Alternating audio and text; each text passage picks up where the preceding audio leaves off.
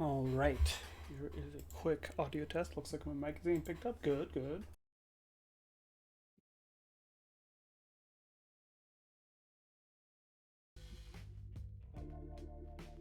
Okay. Oh, Ash, one quick thing. On the Yes. drop-down menu here, it doesn't say speak as Louis. It just says Oh, Ian and me. give me a sec. Oh, no Louis. Quick permissions.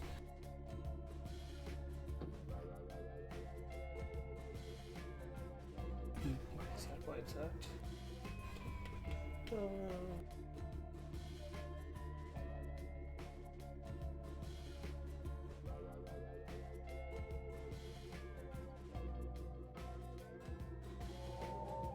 Did that change at all right there?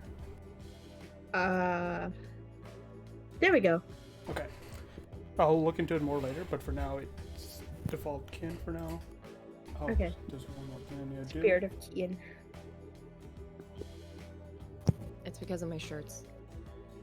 Oh. Oh, I finally fixed Elena's theater thing. Ooh. In that I Elena remade won't her whole break? character sheet and Oh shit. basically hit the restart button. So let me Thank know you if for there's fixing anything it. off, but I Oh, think I wow. copied it over. It says vampire now. Oh yeah, there was an update today for the World of Darkness, and so your character sheet should look a little different. Why?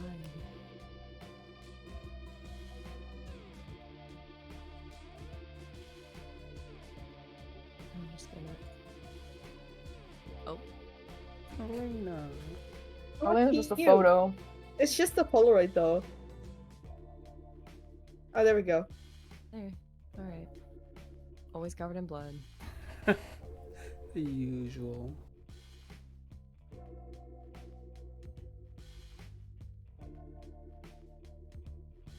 Oh, I think I know why my voice is so loud here.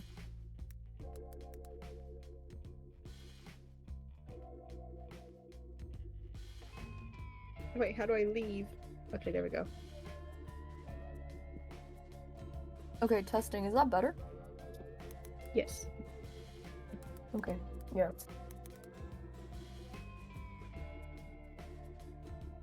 Okay, just one final thing.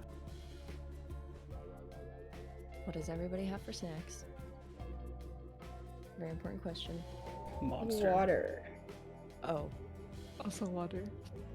damn. Well, it's Maybe not much midway popcorn. through I'll get some high chews. Ooh, we should share those. I have a big bag. You should come over. Bring them on the way to Saf's house to go steal her popcorn. Oh, I'm on the other side of the country, so Yeah, we'll be there. okay. easy.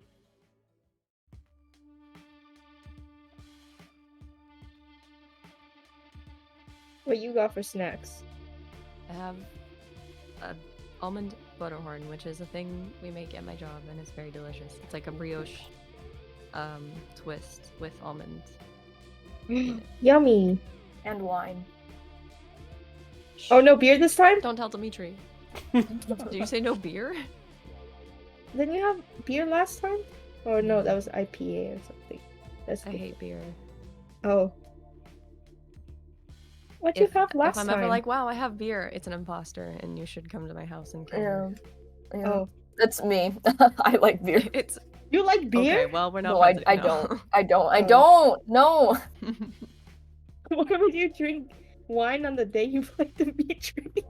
Because I hate Dimitri. Oh, No, I love him. Alright, silly little guy. I think everything is set up. As quick aside, like Barry said, like Amanda, welcome.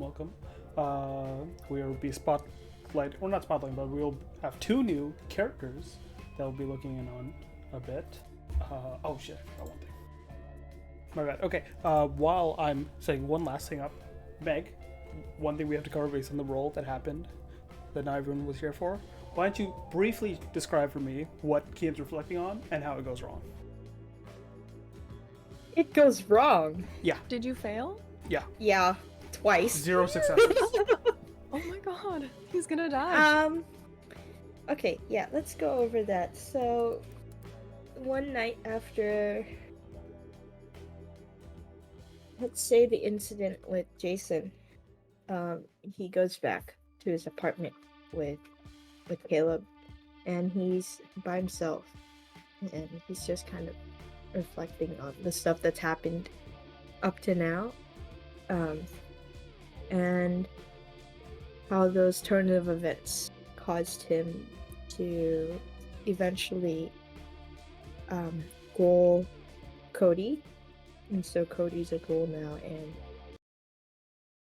having to goal someone as someone who was previously a goal was a lot for him to do, but it was, he believed, the only way that he could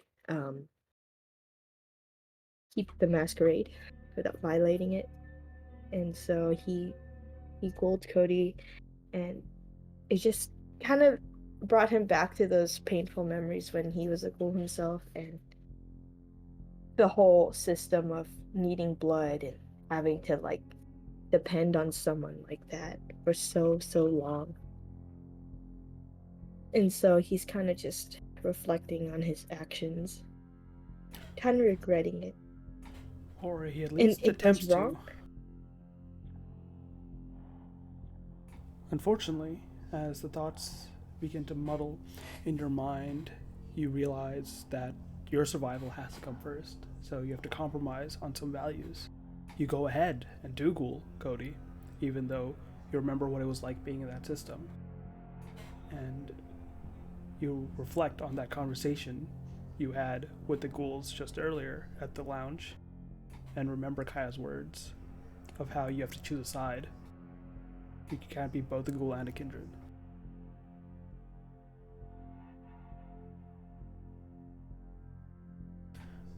I think Not fun. with, unfortunately, those two failures, right? If you get failures on all of your dice during a remorse check, your humanity goes down by 1. What the fuck? Kian is Okay, now that's fine. at humanity 5. And I'm going to say you are no longer... You develop those feelings, right? Stemming off Cody and whatnot. Kian no longer sees ghoul as his equal anymore. You take on that mentality of, yeah, no, you're not all the way there yet, but you can see now Aslan's perspective of using ghouls as tools. Can I remorse later? Nope. No, Nope. I can't. After 5, I can't go back. Well, you can. There are ways for humanity to come back, but unfortunately, the stains added up, and your roll was a 1 and a 2, which are both failures. I fucking hate my dice. If you got even 1 success, it would not have turned out this way. Oh my gosh.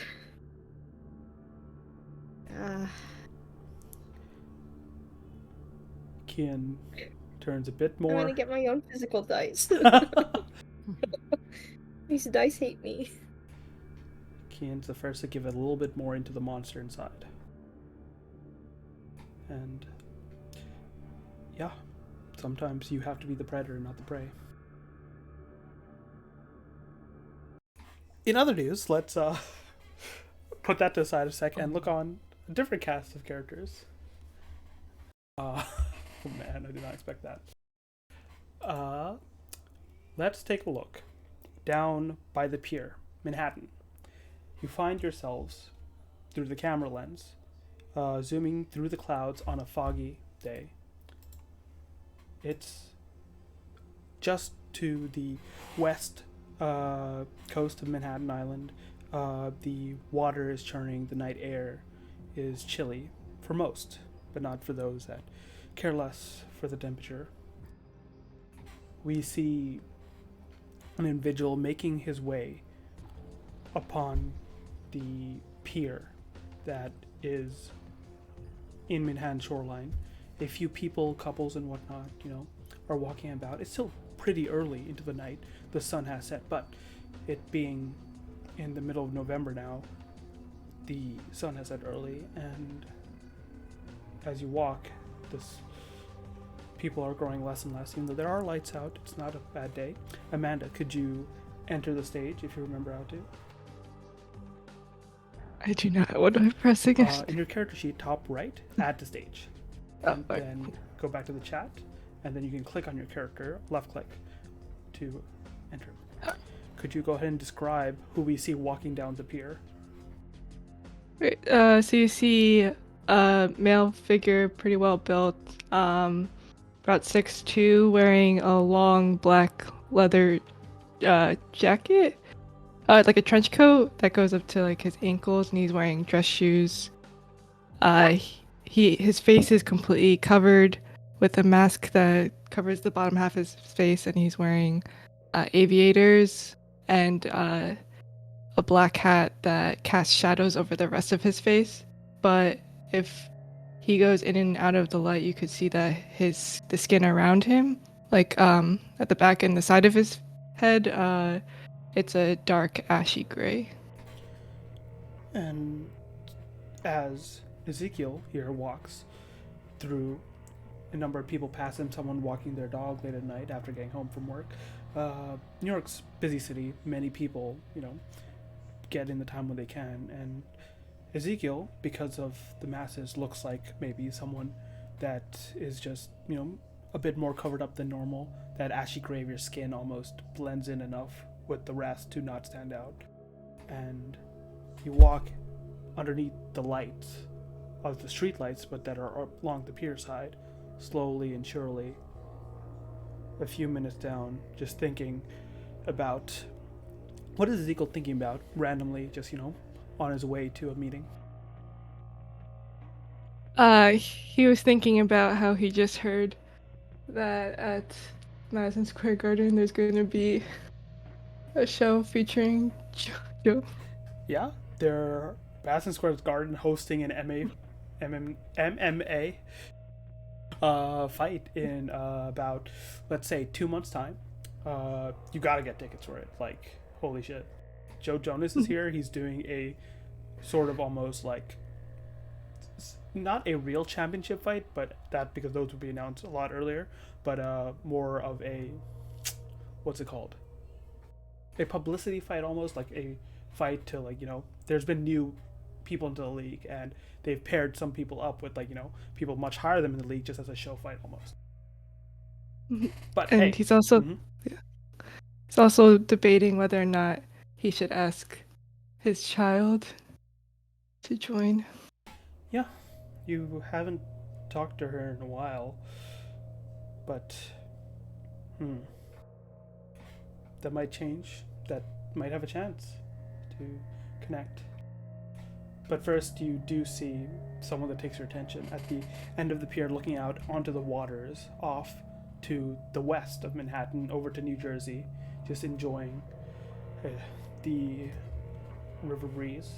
There's a man clad in black, very fine silk suit, turned away from you. Ezekiel would just stifle a cough to make his presence known. You approach and make the cough, but no response. Figure doesn't turn, just keeps looking.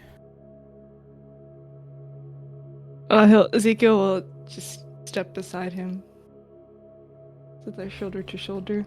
Mm-hmm.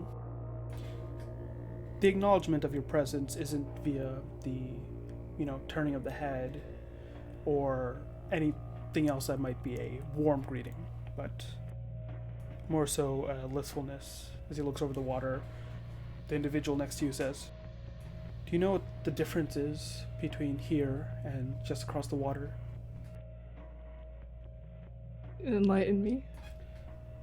Order, structure, understanding of where you stand, where you can find allies and protection, and what rules need to be followed.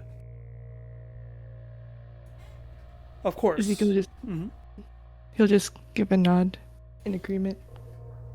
Of course, our influence extends over there as well, but I find it,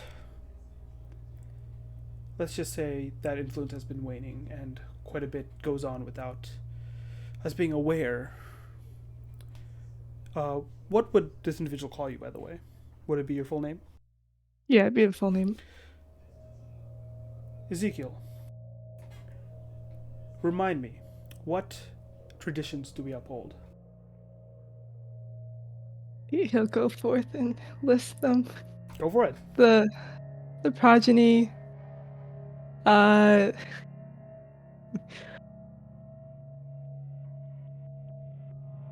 uh, the masquerade, the domain, the counting, the hospitality, and the destruction. Very good. And you understand why we uphold these?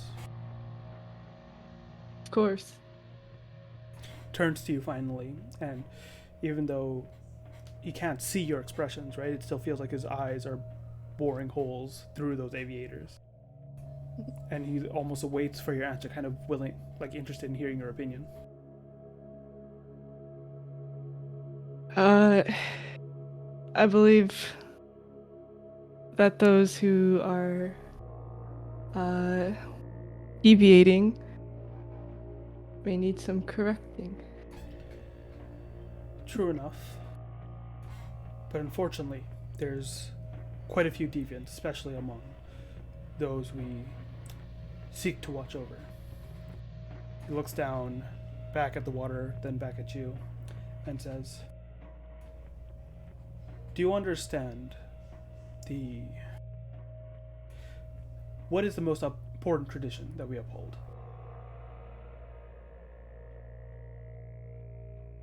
The masquerade? Ezekiel also wanted to ask it like that. Yeah, he's so confident. No, go for it. You're confident. Yeah, it's the masquerade. Oh yeah, but I think Ezekiel would.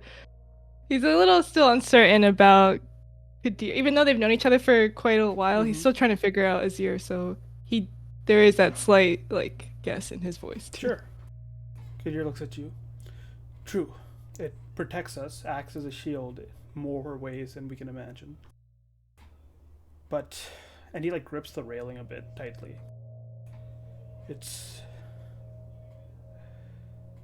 I find myself doubting our fellow kindred too. Quite a few of them speak of their true first tradition, the true thing that is the most important rule. Do you know what that one is? No. Above all, above progeny, above hospitality, even above the masquerade. Quite a few of our kinsmen, and even those younger, especially those younger, consider it paramount above all others to simply not get caught. Caught with what? Breaking the rules, of course. Particularly which ones? Any they can get away with. Often or not, we keep a lid on things here in Manhattan, but from what I hear, there's been a few incidents, even the next borough over, just so close to the domain we watch over. Did you know a child's body was found mangled in a playground bathroom a few weeks ago? Ezekiel wouldn't say anything, but he would clench his fists, and he has black leather gloves, so you would probably hear the leather clench a bit. And he'll just shove his hands into his pockets, but not say anything. In that same park, a dozen or so feet away, a homeless man was also found, throat ripped open. And a week or two after that, police found another body, drained dry of blood, out in just an alleyway. What are the names? Of the perpetrators? Yeah. Well, I can't be sure, but at the very least I know one that was connected to all this. One that made his way onto the island and stole something from us, but that's besides the point. I'm not sending you to investigate these lower activities. I already have individuals looking into it and making sure the right domain leaders, as I'll call them, have it taken care of. I have something else I must ask you to do. Sure, what is it? And he goes, reminds you a bit of a certain kindred, a hound of the prince. A hound is a station, such as you acting as your station, this one acting as his. The hound is more of a investigatory, but more so like stations, finds out something and investigates it like one thing, right? Whereas you are a bit more like, able to move between missions a lot more and specific like field agent sort of hound, versus this is basically someone that's like, also investigating things, but more of like, undercover deep roots. Okay. We had the hound that we had stationed in Queens investigating something, as was ordered by the prince, 6 months or so prior. They're reported to appear in another few months for a hearing in Elysium, but I don't know. We have not heard communication from them recently. Is this an extraction? No. I simply want you to check in with them as well as, offer your services. They've been doing this a bit more quietly from what I've understood, but perhaps they need someone of your talent to actually find out the real strings behind the business. And are there any other priority targets I should be aware of? You should be able to interface at the least with a new kindred of theirs, a Bartholomew they sired recently.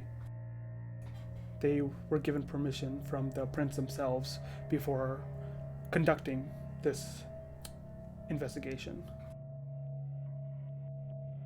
And if I were to encounter deviants on this mission, what are the terms for lethality?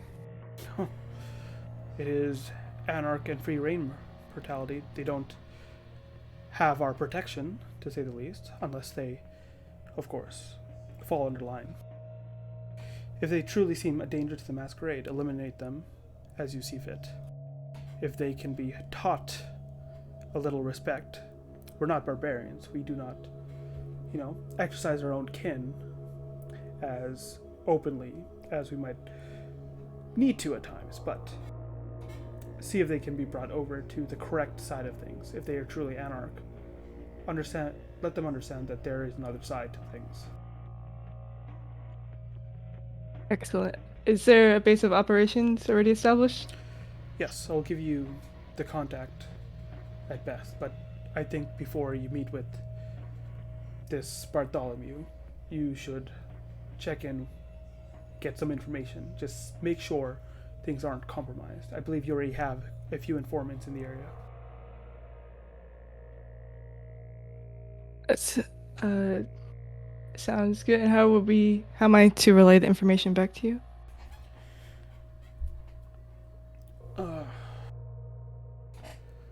Let us meet here in 3 nights' time. Right, see you then. Very well. If you need more time, I will at the very least have a ghoul positioned here each night. You can inform them of any changes to the plan. Got it. And then Ezekiel will just start walking away, pretending like he never even talked to you. Yeah. As you walk away, a last final glance shows Kadir, the sheriff of the Camarilla, watching the waters again as they grow still.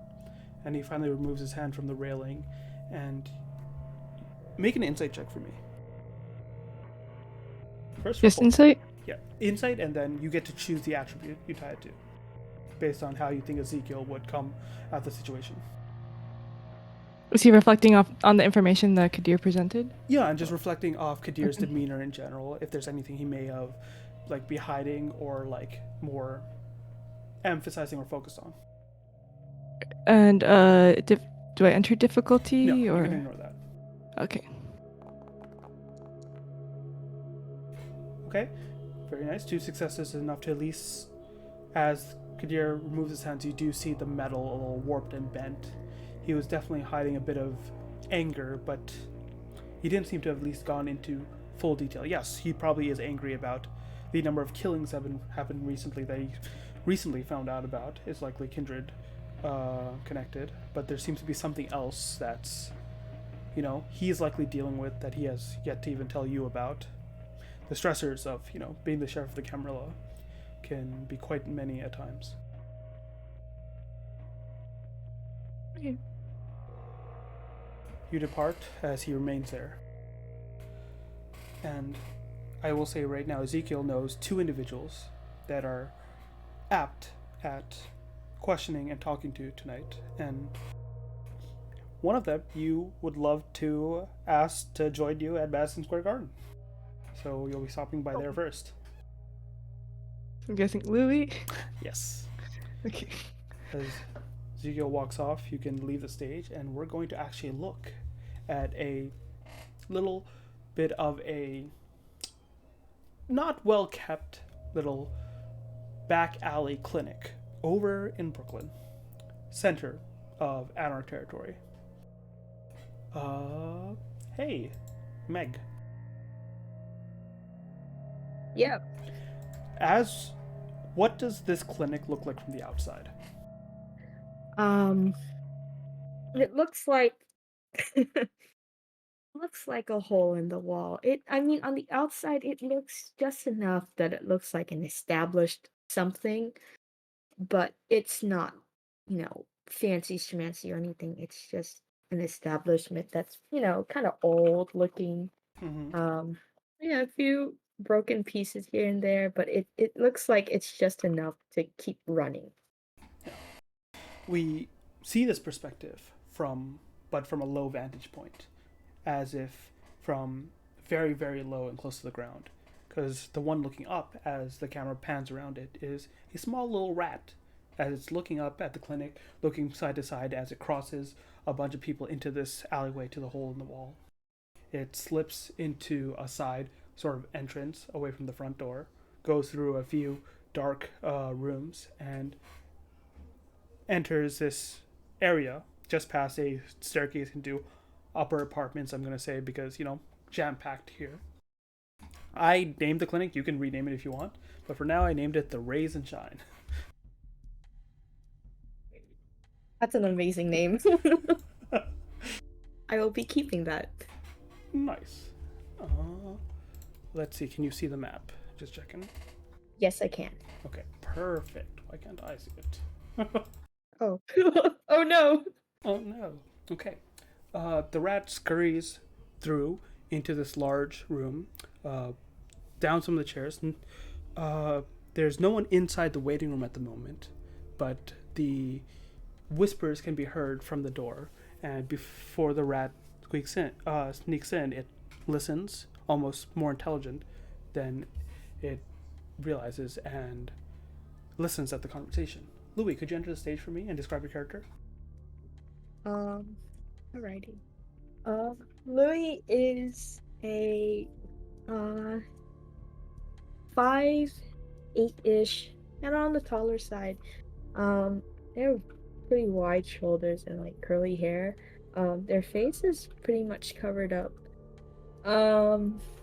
But they have a skull mask and they have two eyes, but it looks like they're a little glazed over. Like it's kind of like cataracts, but like really bad. And they wear like a black canvas jacket and then like turtleneck, and it's like all black and with like boots. Louis, right now you're seated opposite of a chair. I imagine, like, it's not even like a full, like, psychiatry place. It's very much, hey, let's hash this out. So it's like a chair facing another chair, no desk in the middle, a lot more personal, because the person you're sitting opposite of is an individual that has a past close to yours, except fully mortal, a war veteran that you've been, counseling for a while now. It's sitting down, just like, hands like draped over his knees, just, I don't know, it's just, I'm trying to move on and whatnot, but it's such a different, I don't know how you do it. I don't know how I do it. feel like I'm putting up a front all this time. Everyone they just pass street to street. They don't know what I've done, Louis. I totally understand. It's a lot to carry on your shoulders, and it's something that no one person can take all at once. It's a process that takes, a long process. It takes time to get over these, to I guess handle these things. It's not something that just happens overnight. You have to be easier on yourself. Well, I feel like I'm just faking it, I'm just driving this food delivery service back and forth for these people that have no clue how much blood's on my hands.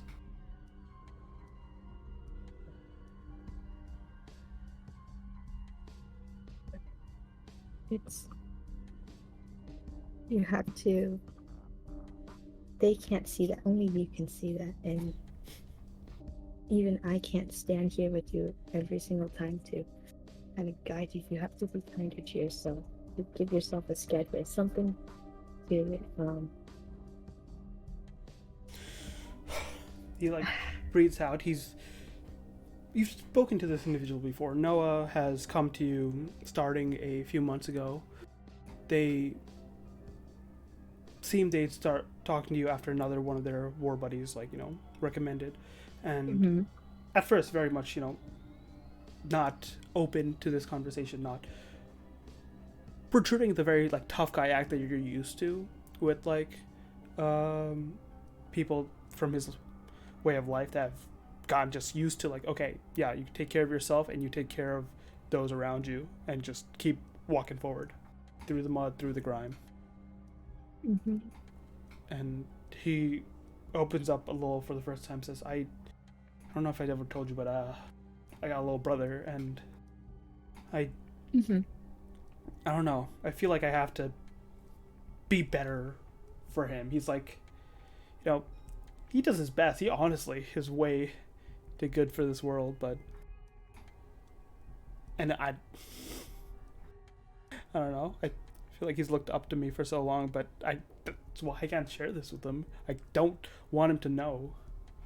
I don't want him to see me weak. Right. And how do you plan? What is your plan, I guess, to right yourself in this case, or be better for him? I don't know. I haven't talked to him in a while. Maybe I should just call him up and stop voiding it. So I heard, he recently got a new job. Maybe I could just ask him about that, how that's going. It's a good start. Yeah.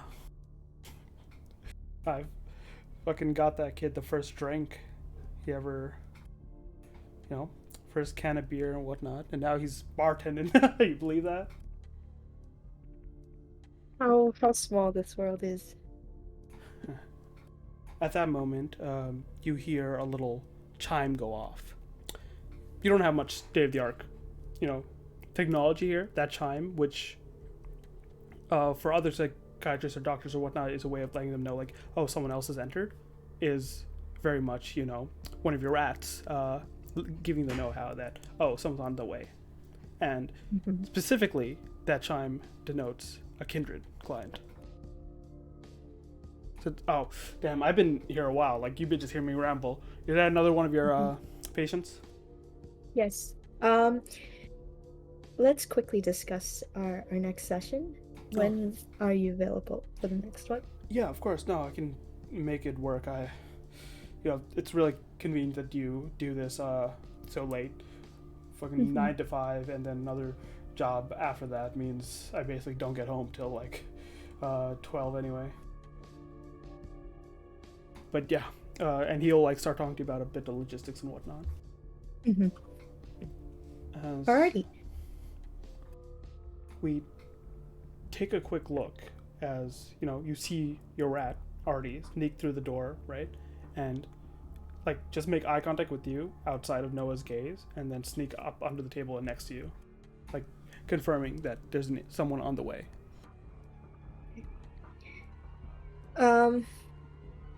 Alrighty, so I think that concludes our session. So thank you for coming in and being a little more vulnerable than usual with our Okay, well, session. don't fucking say it like that. I don't need you pointing it out. This is a place to heal.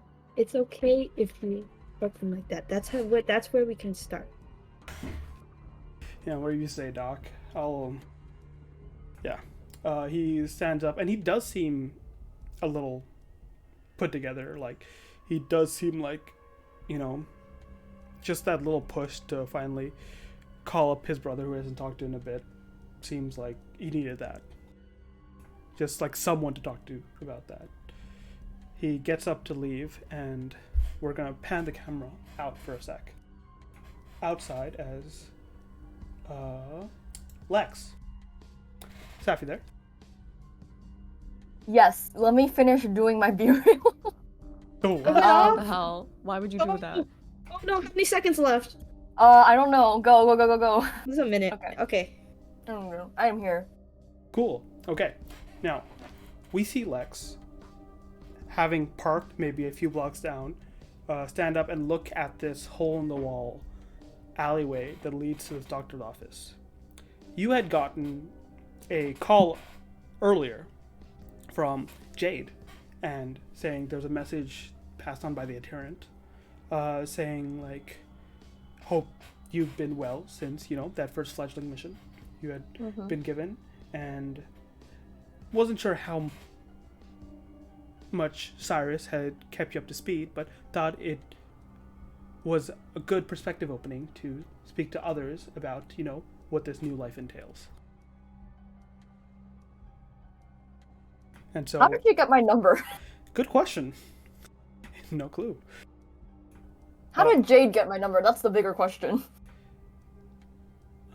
Also, which number is this? This is the new phone. You just Okay. got it, and very much recently after it was called, and you were like, "What the fuck?" If you asked, did you ask Jade where she got her number? Yeah. It says, "Oh, I was supplied this as well as a message from the adherent." Oh, does anybody else know it? I didn't ask. I assumed you had just dispensed it yourself. No, I didn't. Or not that I was aware of anyway.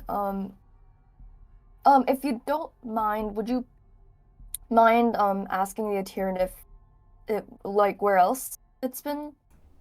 Sure. Yes, Or, I can. where she found it? Yes, thank you. And please let me know immediately.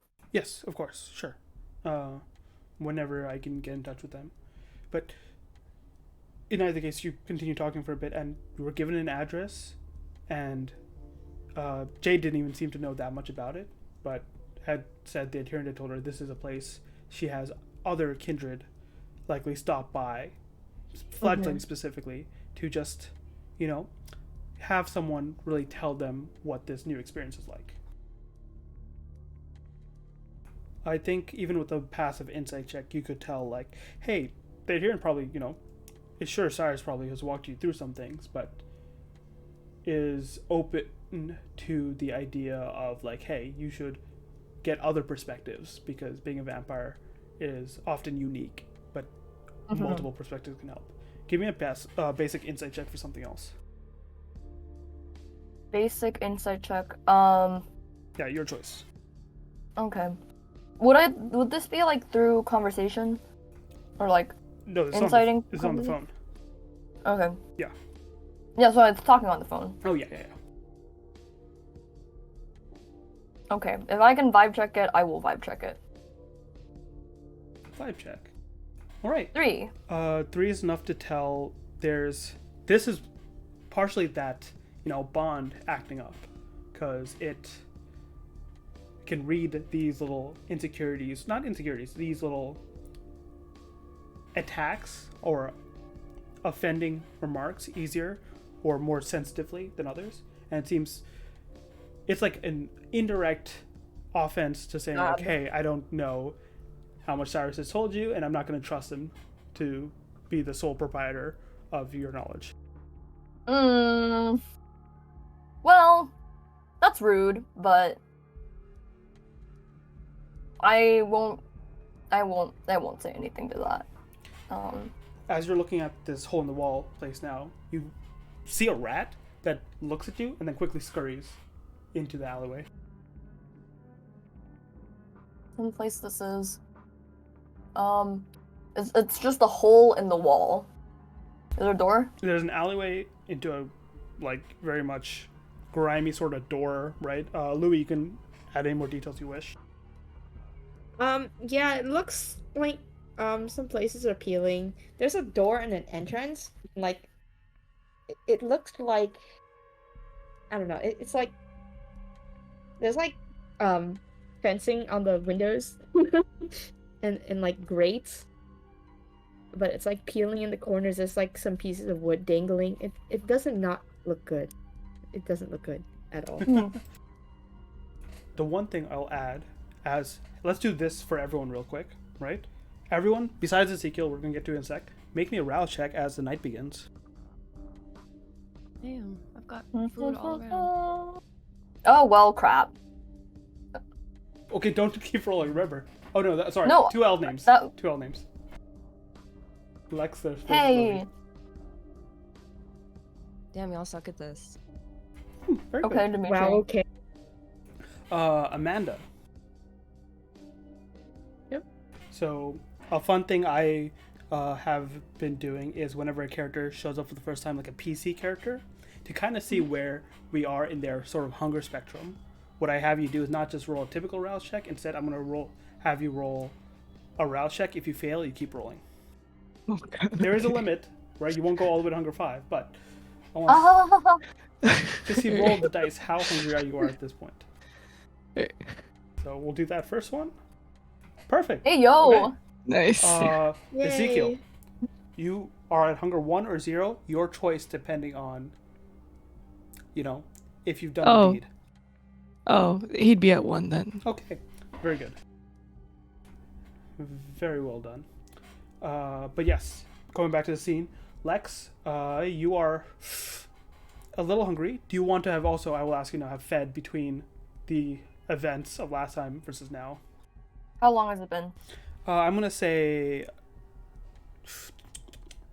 this is the night after. Yeah, sure. Well, let's say it's the night after for now. Or the next night. Time loosey-goosey. It's definitely within the next 3 nights of your Uber service.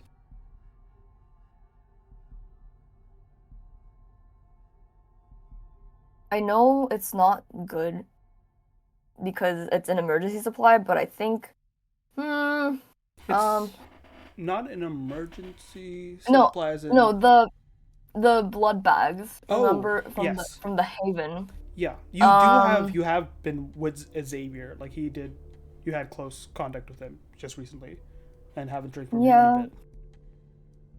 But I want to save that for what's to come. Okay. So,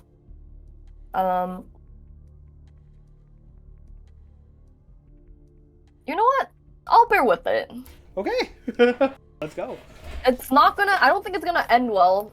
But it's we'll deal with it. Oh, we'll deal. All right, then the one thing I will say, you tiptoe into the alleyway because you feel that blood calling on you, that revulsion. You are a Toreador. This place was not what you expected, and very much like Lex has not been haughty or arrogant, but something about the looks and the discolorment and the trash and the refuse and the rat you just saw is definitely putting you off. I don't like it. Yeah. With 2 knuckles, I will knock on the door slowly, but once. I'm gonna say make your way through the first door and see there's a staircase going up, and can probably tell that there's other apartments in this building. People being cram packed is nothing new in New York.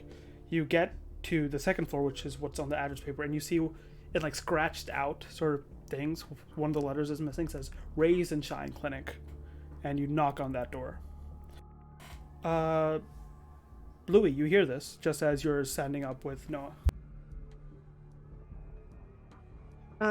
I will lead Noah back out that door. There's only one exit, right? Yeah. Yeah, so I will organize my things and open the door for Noah and then lead him back out to the exit door. Okay. The exit door, the door that you knocked on, Lex, opens, and you see as it opens, it wasn't locked or anything. Two figures inside, one that seems to be on his way out, blonde, blue-eyed, and just like looks at you and is like, oh, sorry, just on my way. You can go ahead and enter DM. stage. Yep. DM, Hmm? does this blonde-haired, blue-eyed person look familiar in any way, shape, or form? Let's make some form of check. What would this be? Sure, let's make just an awareness check. Awareness. Definitely a mental attribute. Wits. Okay. Yeah. Yeah. Caleb? Sorry? Oh, sorry. Sorry. I thought you look very similar to one of my friends. Sorry. That's my bad. I'm so sorry. No, all good. Sorry, don't know Caleb. Yeah, no worries. He just walks on by, nods back. Thanks again, Doc. And walks out. Take care.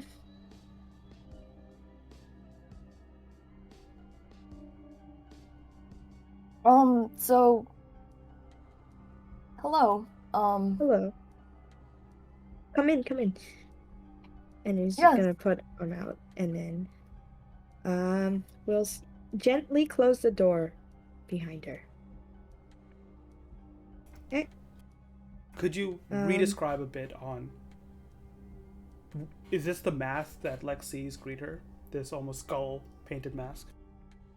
Oh, actually, no. It's like a painted over, not painted over, but it's like,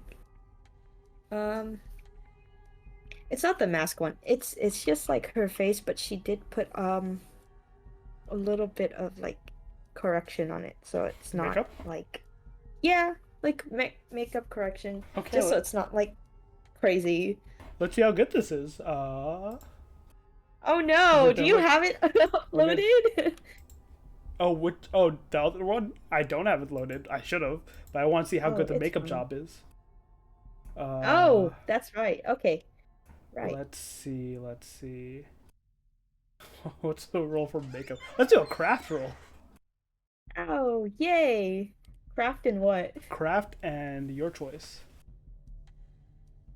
Alrighty.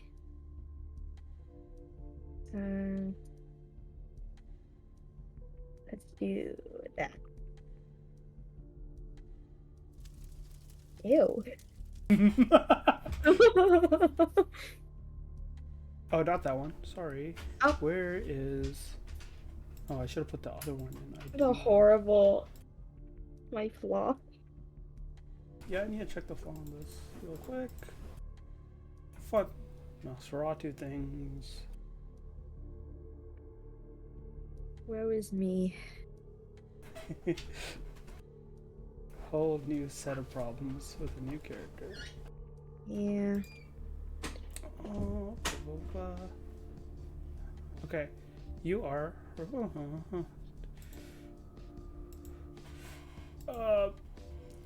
Okay, no, that flaw doesn't say it. Ooh, here you are. Okay.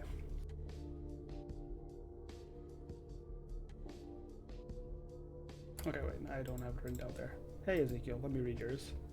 Amanda has written down everything. No.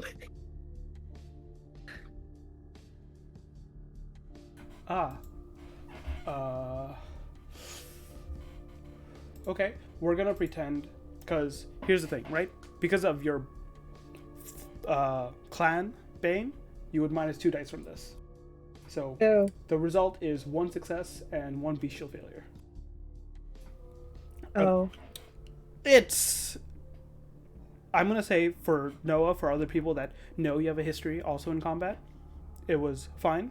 Lex, you see the places where the makeup is peeling and patching, and it is horrendous. It's horrific. It's not just scarring, it is monstrous.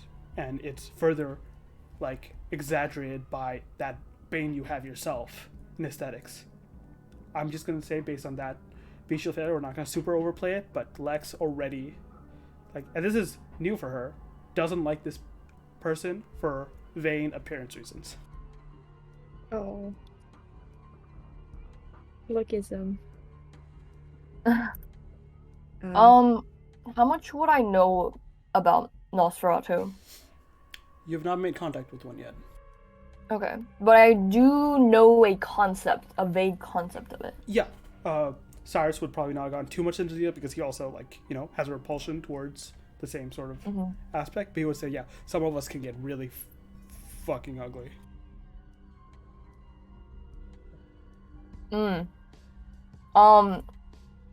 Lex tries not to wince, but like she definitely like has like a slight like wince pass through.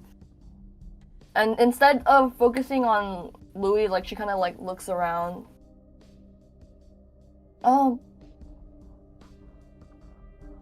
So Wait. what exactly Damn, am do I? I see this? Yeah, but you're kind of used to it. Yeah. Oh, yeah. Okay. And Lex, looking around and not making eye contact helps a little bit, and then you see the rats every so often out of the corner of your eye. One there, one other there, another there. Well, this is gonna be a long night. I will say it out loud. So, what exactly am I here for? Oh, did you not book this appointment yourself? No, if you know the adherent, she told me to come here, or she, they, yeah. Ah, I see. Then you must be a fledgling then. Come this way. Let's go to my office. It's a little more, it's a little better there. Okay. She sounds really reluctant as she follows.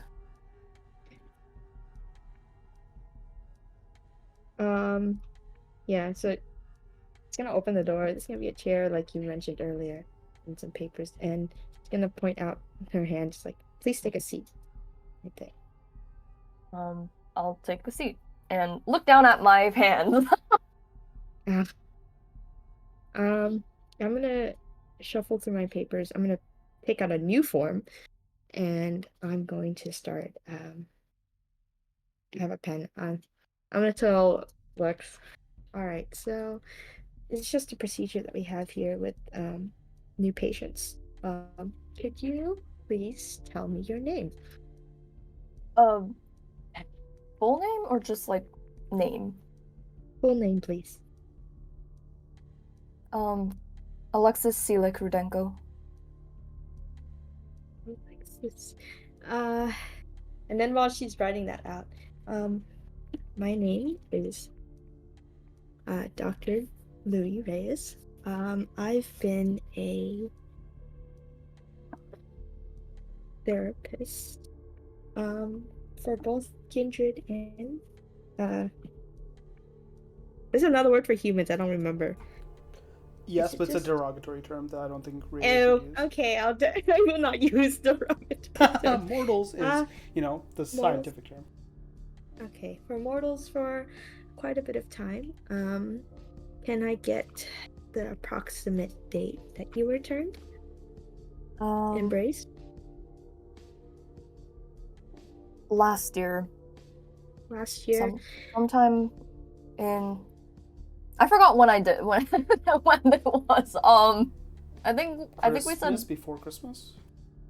Sometime before Christmas. I'm gonna say like probably like September, October-ish. Okay. Yeah. Okay.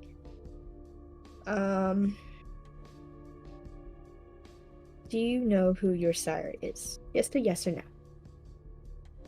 Yes. Yes. How have you been taking care of hunger? Um.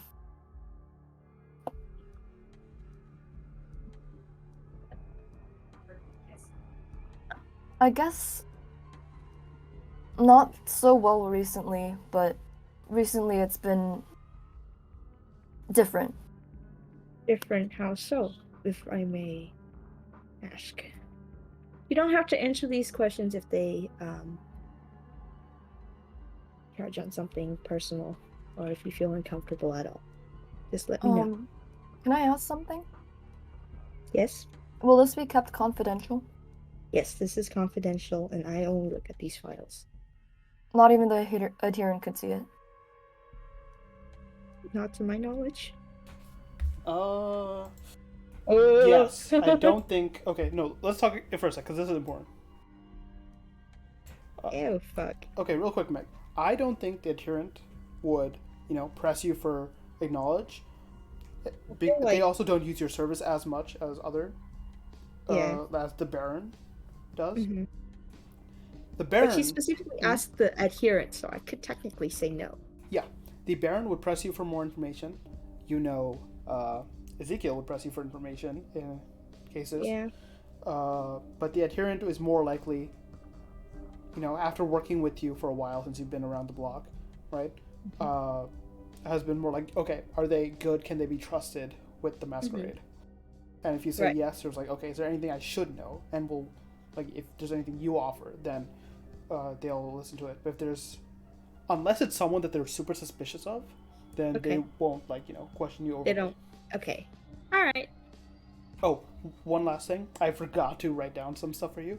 A few things that Louis would know to stress is clan, because you would know about the clan banes and compulsions. Oh, right? yeah. I was going to ask that. Yes. So that would be important because you would know for sure, okay, so not only are they dealing with hunger, but this is specifically something they're going to have to suffer through and deal with. Yes. So it's very much like, hey, this is your medical history. I know you're going to have a risk for this based on your family. Okay. And then the other thing I think that's important is... Oh, what was it? Yeah, I think basic information on the blood bond, because if they've been fledgling recently, they do feel a blood bond to their sire. Right. All right. Oh, wait, no, but Lex just ended, right? Because you said September, October, it's November now. Yeah, but that would be there's no hard deadline, right? Mm-hmm. And also she said she knows her sire, so you can know for sure if the blood bond wasn't continued, that sort of thing. Ew. Right, okay. Yeah. But yeah, you did a good job asking about the sire. That's a huge topic probably, as well as clan. I feel like that's something she would ask because I feel like being sireless after being embraced is kind of a big no-no. Yeah. That means you have 100% of things to cover rather than 50%. Right, yeah. Yeah, and then of course, like we said, clan, and then here, if they don't have a sire, and even if they do have a sire, they might not know about all the clans. Okay. You got this. I'm gonna give you a bonus dice because you're doing a very good job as a psychologist. Takes one to know one. Nice. Hello. Look, Elena's not here. You'll be fine. Sorry about that. Sorry, could you ask that question again? Just so there's no gap. You saw a rat scurry up and whisper in its ear for a moment. That's what they're bothering. Before that, are these rats? Are they your pets? Oh yes, my rats. Sorry, and she's gonna whistle a little bit and then 2 rats are gonna scurry up onto her shoulder, one on each shoulder. She's gonna point to one. This one is Luna, and then this one is Artie. They just help me around, make sure I don't have too many bugs in the clinic. That's all. How big are these rats? They're New York sized, so kind of chunky. Not fat, but they're large. Okay. I feel like because Lex has definitely seen these rats before, she's not alarmed, but she's mildly disturbed. The vicinity of them is what's the worst part. And I don't know if you noticed, in the scene, in the shadows, there's rats moving around. Great. Yeah, I was asking if there's any form of doctor-patient confidentiality. Yes. You mentioned gut here? Yeah. Yes, no. They don't delve into these files unless it breaks safety of our patients. Insight check. Let's get it. Can I vibe check this? Okay, go ahead. Or Yeah. no? Okay. 4? Okay. Louis, up to you. You can even do a blind roll if. Yeah. What am I blind. rolling? Do a what's it called? A private GM roll, and then do either subterfuge if there's something you're trying to hide, or do persuasion if you're just trying to convince. Or Okay. yeah, and use whatever social attribute you wish.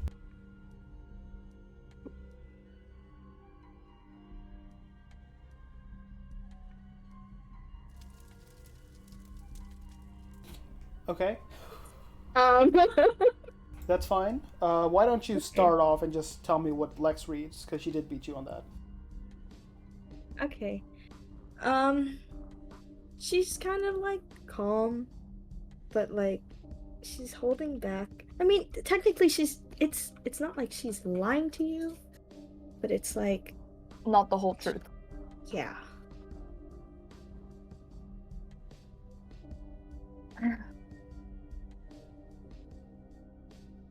Oh fuck. No, that's right. Lex leaves. Oh, okay. Sorry. Was that way? Just leaves the room. Right. You know, Doctor, I haven't met a lot of kindred in my life, in the very short unlife that I have lived through is not the right word, but I'm going to say live through for lack of a better term. And the only one whom I trust with my life,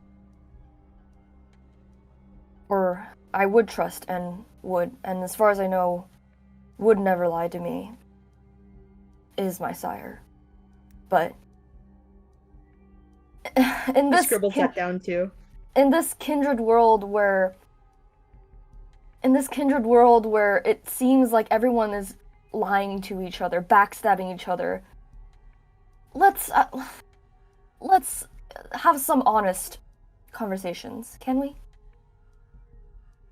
Like I mentioned before, if any of this information or anything you disclose is at risk of hurting other people or groups of people, then I will have to disclose that for everyone's safety.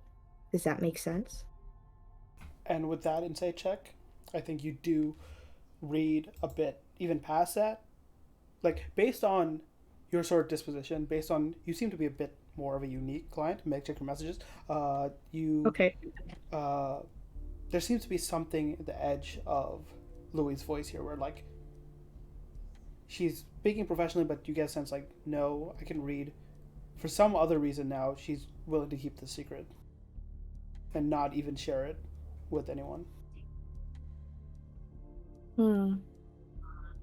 Okay. Thank you. And I understand. What was the question that you asked before? Sorry, I was. Before all of this. Oh, right. I was just filling out your form. She taps the paper back. The paper she was filling out. Could I get your clan? If you do know your clan. I believe it was Toreador.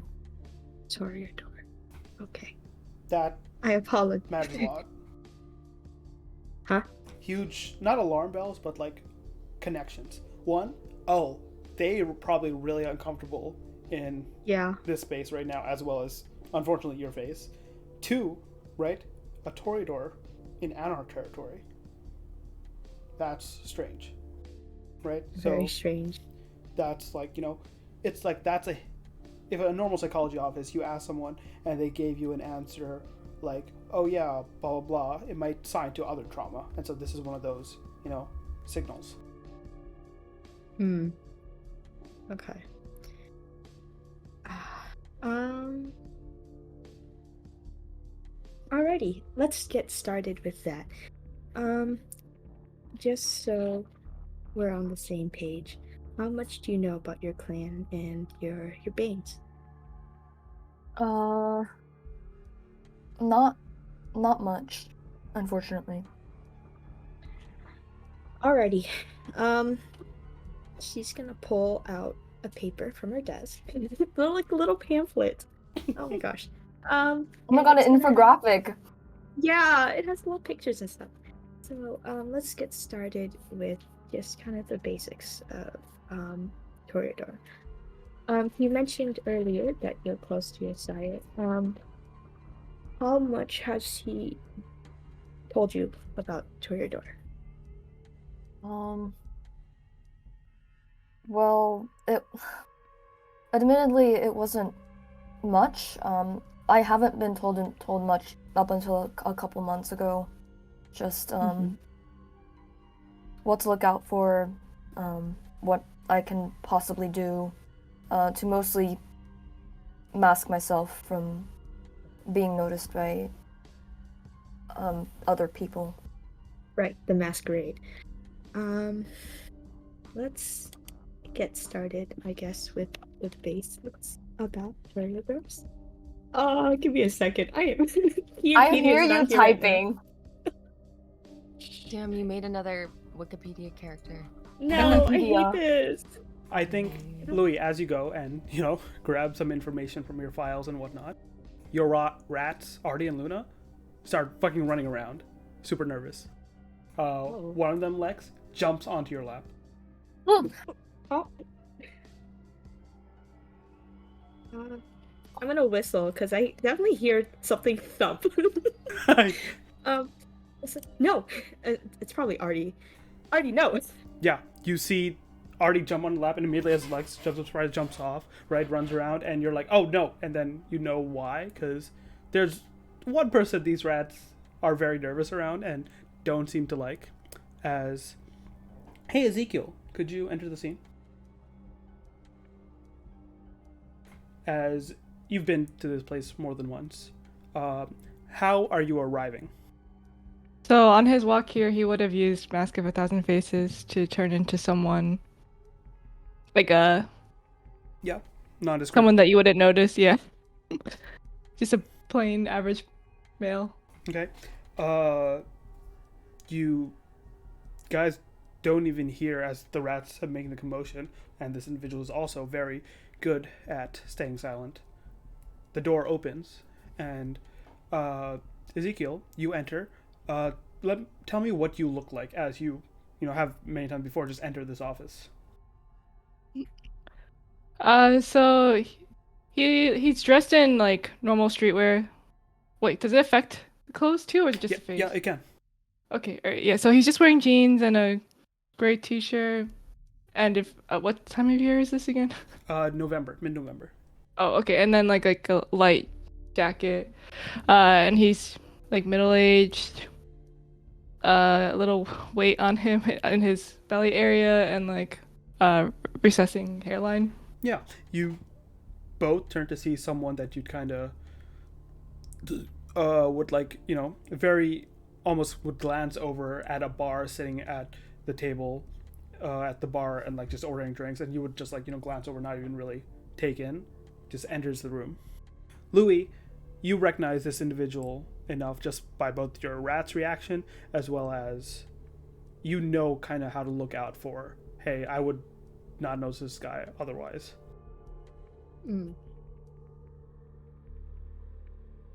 Ezekiel, you enter, and the kind of time with like your dad barges in without realizing you're in the middle of something, and so it's a little awkward at first, like, oh, but then you zero in on a couple things. You're very good at taking information in as quickly as possible.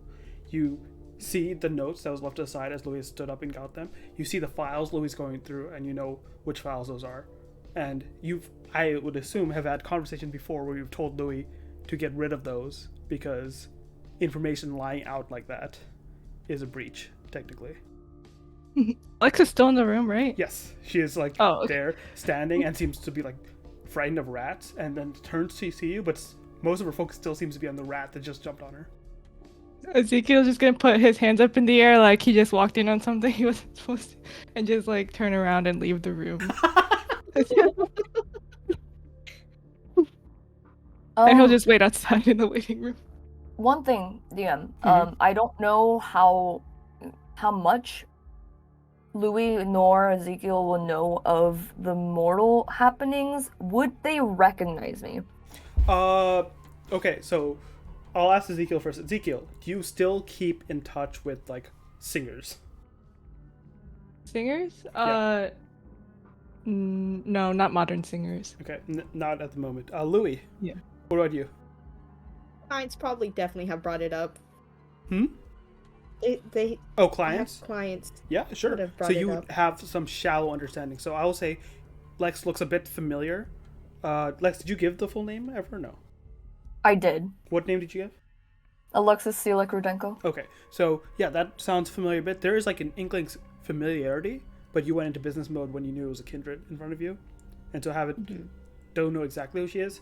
And yeah, Ezekiel, you're like, oh yeah, this just a random person, likely kindred. Although would I Thank know the anything heavens! from like because I need to know things as my job? Is there anything notable? Yes. Anything notable? Give me an awareness check for that glance you got in, real quick, just to see what's going on. Just awareness or Awareness, and then you can choose your attribute.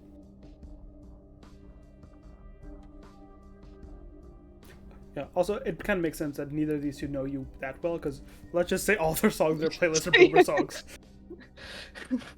That's very good. Lex, I want you to actually take the reins. 6 successes is a lot. How much information does Ezekiel put together just based on, almost Sherlock Holmes things noticing about you real quick?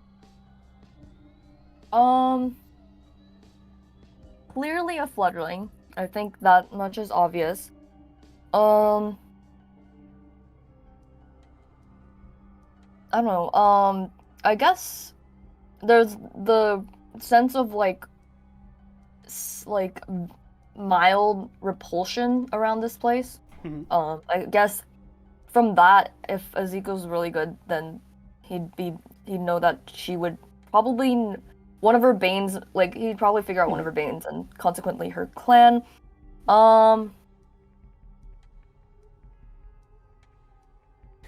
Yeah. So Ezekiel, I think Yeah. right away you see how Lex is dressed, see how her body shape is, like kind of small, trying to stay away from most things around the room. Doesn't feel like she's comfortable in this space. She's dressed very much more upscale than most people that you might have actually seen coming in and out of this place.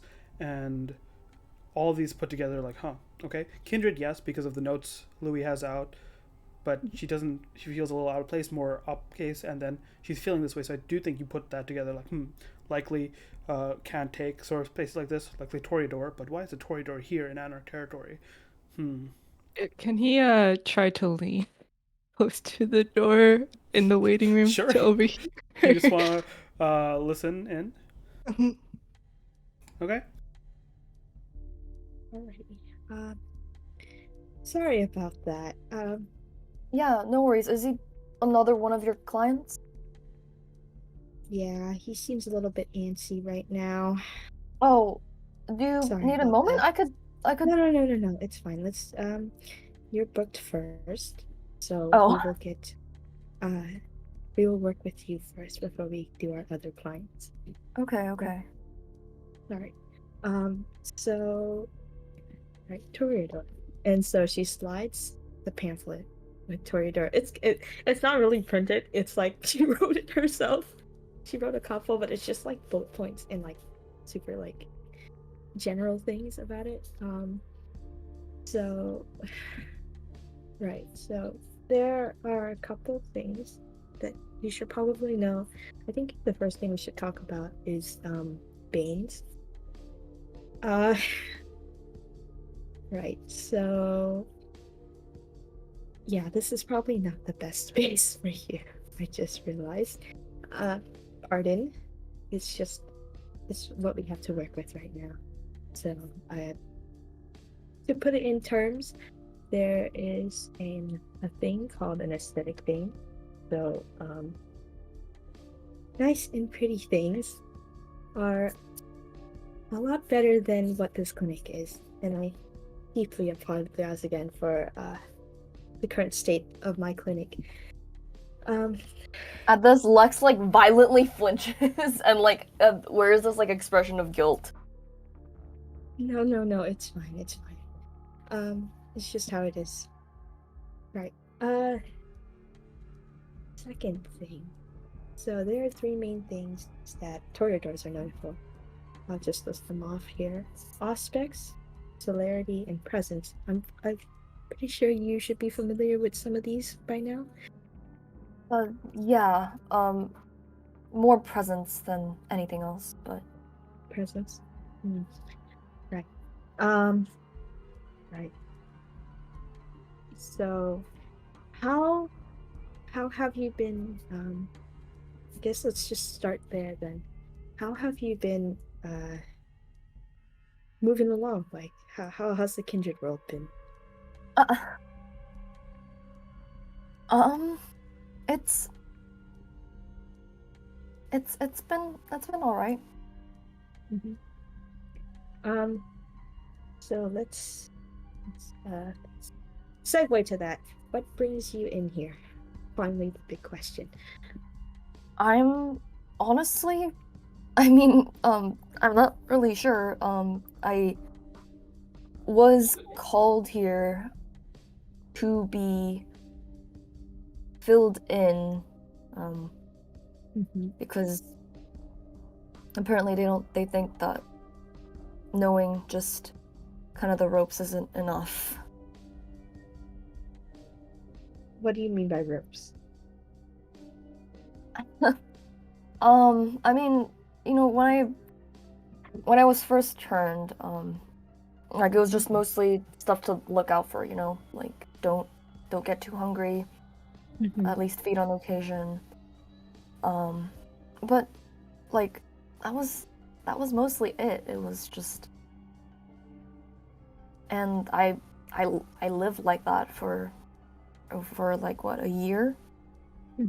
Sure, there are like don't stay up like in the in broad daylight. Like sure, there were moments that I had to as part of my job, but you know, that's how it was, and it was good. And then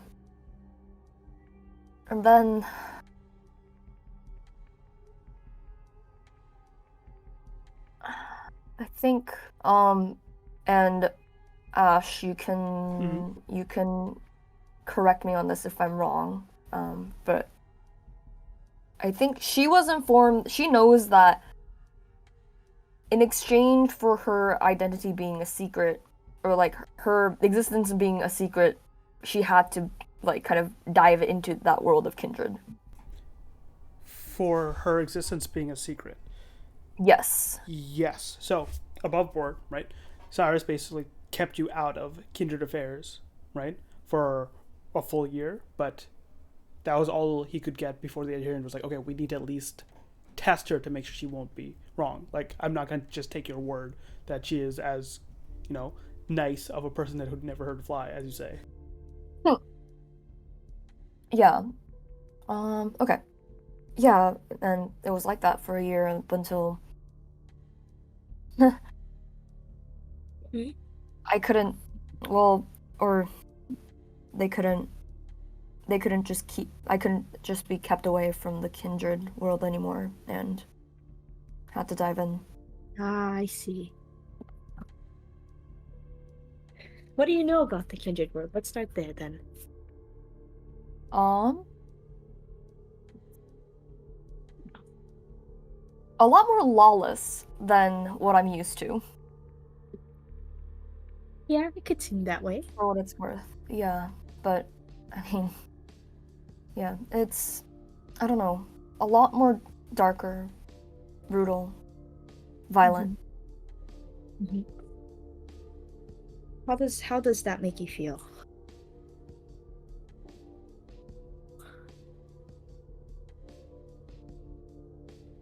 I feel like Lex would stay completely like silent as she like looks down at her hands. Like she's been looking down at her hands, but like she's like extra looking down at her hands. Uh, let's rephrase that then.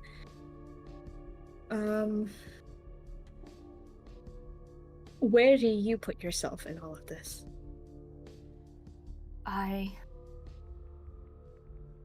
Well, frankly, I don't want to. I mean, like, here's the thing, right? I owe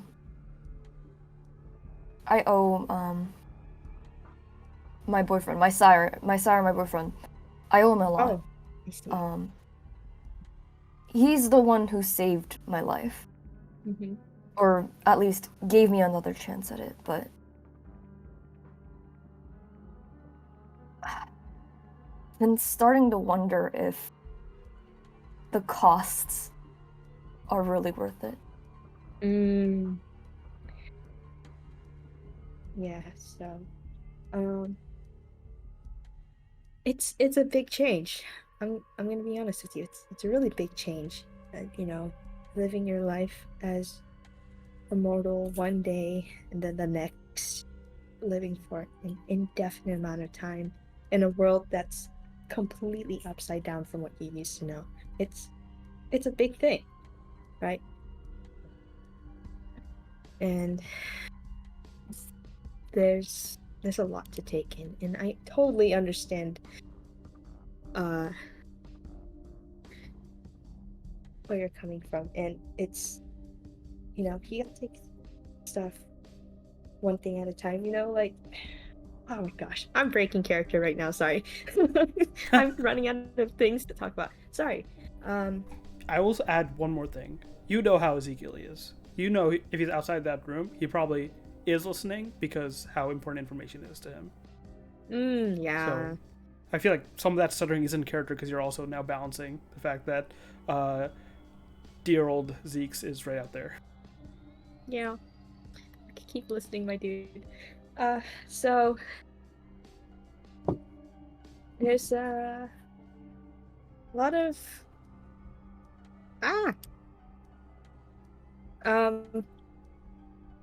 but yeah, there's we can totally discuss this at another time because I feel like right now would have been a good introduction for this type of stuff. We can arrange another time that you can meet up again and we can discuss, you know, the whole Kindred World thing.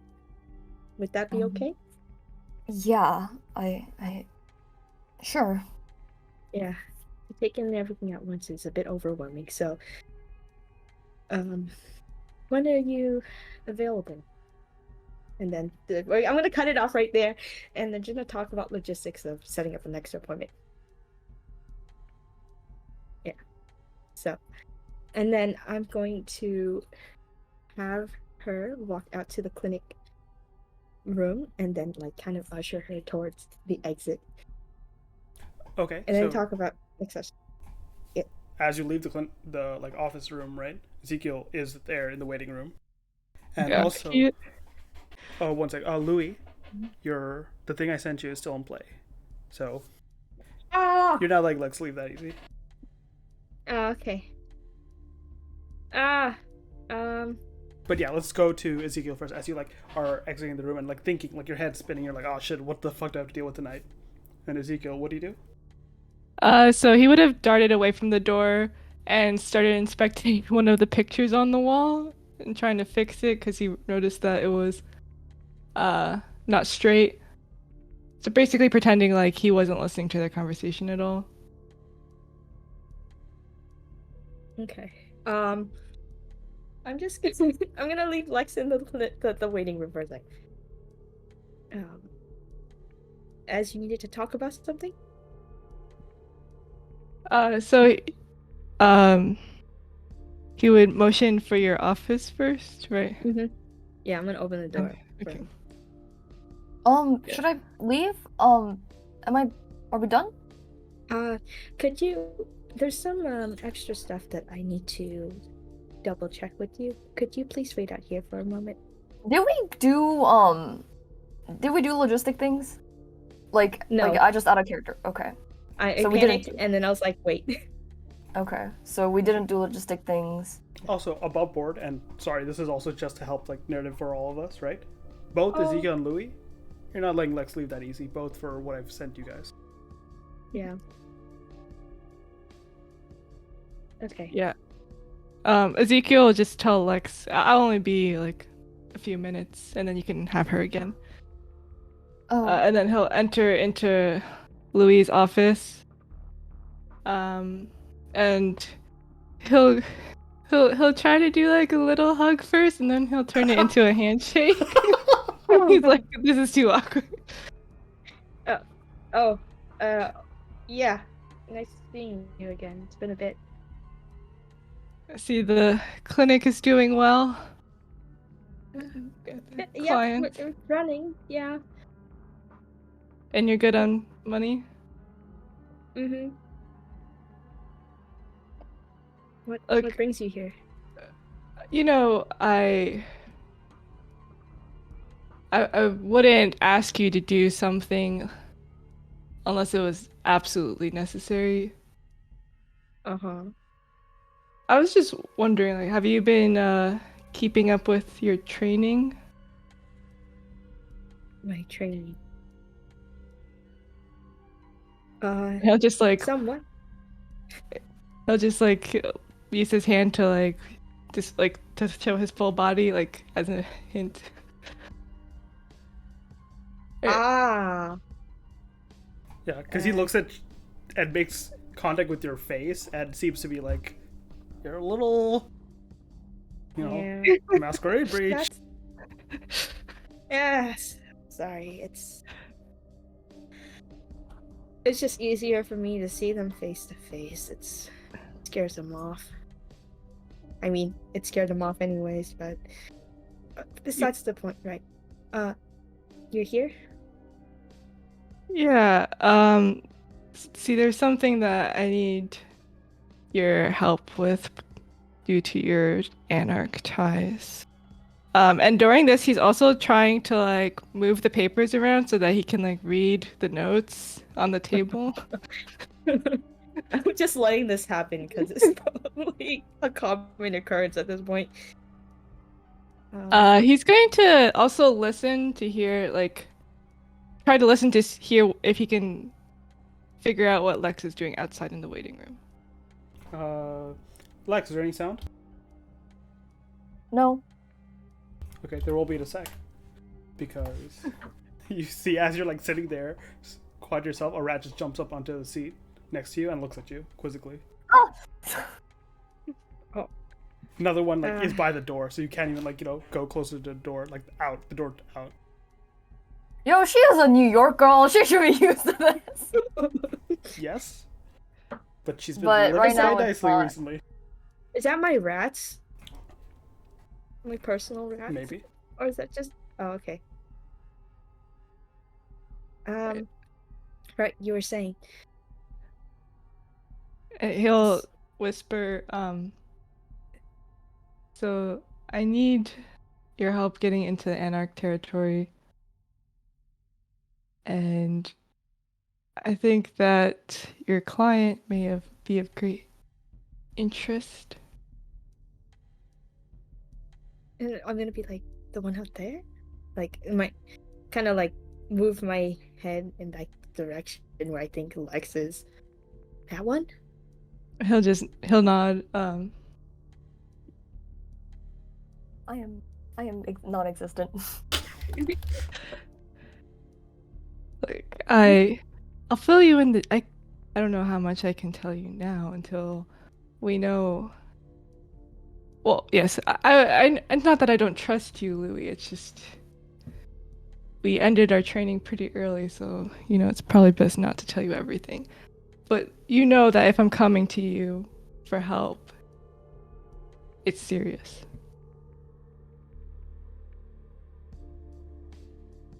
Right. Okay. All right. What do we need to do to get there? You just need to weigh in. We need to weigh in. How long have you been seeing that client? Her? She just Mhm. got here. Hmm. It's her first session. Are there any techniques that you... I don't know if you can fudge the rules between you. The therapy, it's to maybe like some sort of exposure therapy that you can suggest that would draw her to where we need to go. Well, we could take a nature walk of the sorts. I don't fucking know. I'm sorry. Yeah, we could say, I have a, Ash, I'm gonna pull it. I have a friend who knows a friend deal. Sure. Oh. Okay, yeah. So I'm gonna say I have a buddy in our territory that we can. I'm gonna say right hang now, out with. you know the Baron of the territory you're in. You also would know other kindred that were fledglings that you knew before and have, settled down and become home theirs. And then I think I just sent you the real group of people that you have kind of affiliated with now, but there's another reason you might not want to talk about them.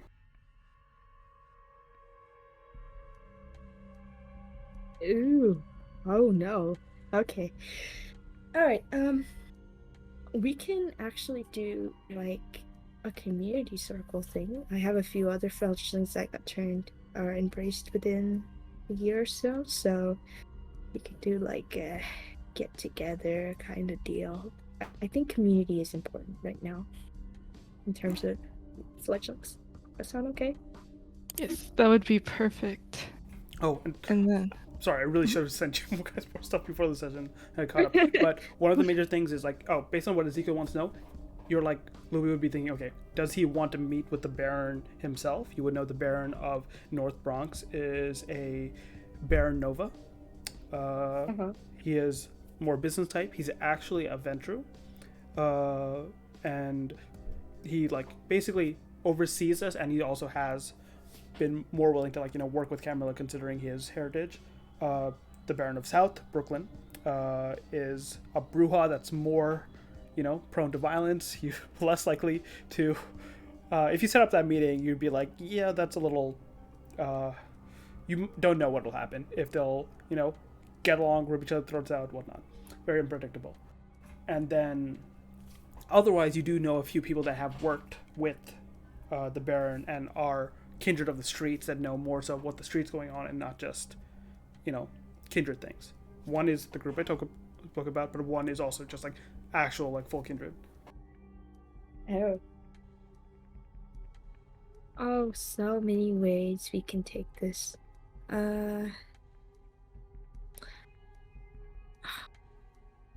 Is there any? There's no way it would be a toreador. Is there one? Do I know one Of where? in our territory? Nope. I don't think so. No. Fuck. Oh. Right, that's one of the alarm bells that probably came off when Lex was like Toreador, and why you didn't expect it at first, even though she was like feeling weird. What do I do? All right. I guess if we can. Do you have any? Do you have any? Any bright ideas? I think the community one was fine. Don't want to raise suspicion with our new client. Are other fledglings? Yeah, within the just recently that I met with. Or maybe a community session for fledglings. It's like a group support. Yeah. Okay. That's a good idea. In the meantime, I think if I were to be present, I should probably present myself as a vampire or kindred. Okay.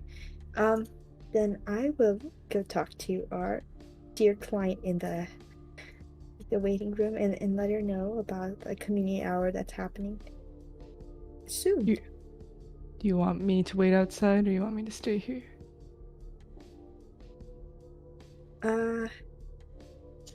You can come with me. It shouldn't be too bad. Alright, Alright. I'm gonna pack up my stuff, so I'm basically getting ready to like leave. So I'm like putting away papers and shit and stuff, and getting my mask and stuff, and I'm heading out to the waiting room. Almost. Okay. Question. So when I have Yeah. Mask of 1,000 Faces on, Mhm. it alters the appearance, right? So if she were to touch me, you would feel what's underneath, right? Yes, I believe so. Okay, alright. Sorry, continue. Okay. I pack my stuff and get out there. And Lex is still there, right?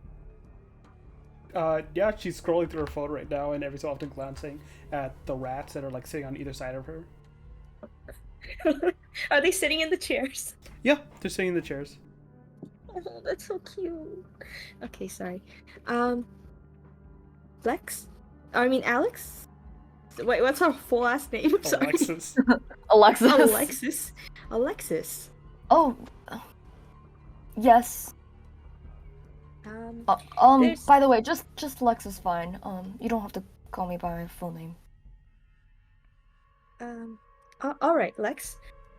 So we're actually, me and my client here are gonna head out to a community hour with a couple other new fledglings. If you're welcome to come with us. Real just quick, some- that would probably take some time to set up.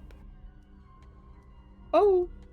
But, and I'm sorry if I'm pushing this, Ezekiel, you do know the other thing that you would like to go to, that you want to bring Louis on.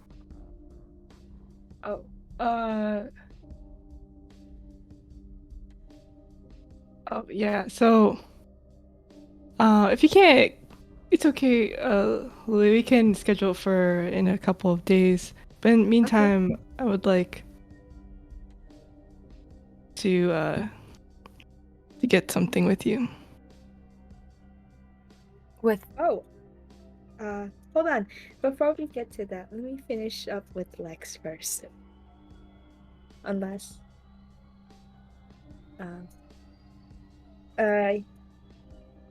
oh wait, sorry. So yeah, you're available to meet next time, right, Lex? that'll depend on my schedule, but I can We can work definitely- with your schedule. Yeah, I should be. I don't know when Yeah. I actually don't know when. Yeah, it's. We can I have really you don't talk know. out the logistics, basically, right? Okay. Without Okay. actually having to do dates, you know? Ah. Okay. Insert available times here. Insert agreeable times Insert here. agreeable time, maybe, and Insert then. contact info exchange. Very good. Yay. Okay. Alrighty. So that should be all. Sorry for the hold up. It's just something came up. So right along this way, and she'll open the door for Lex for the Oh. exit. Thank you, thank you. Ezekiel will wave and say, "It's a pleasure meeting you. Seeing you soon." Oh. Insight check. Just like, Sussing everyone out. She's in a very strange place with very strange people. I think. You shouldn't judge people on their looks. Give me a subterfuge check, Ezekiel. And this is not just lying per se, but this is more so just you're a mysterious guy. In general. And anything for Yes, my... you get to choose your action based on how you think Ezekiel is trying to present.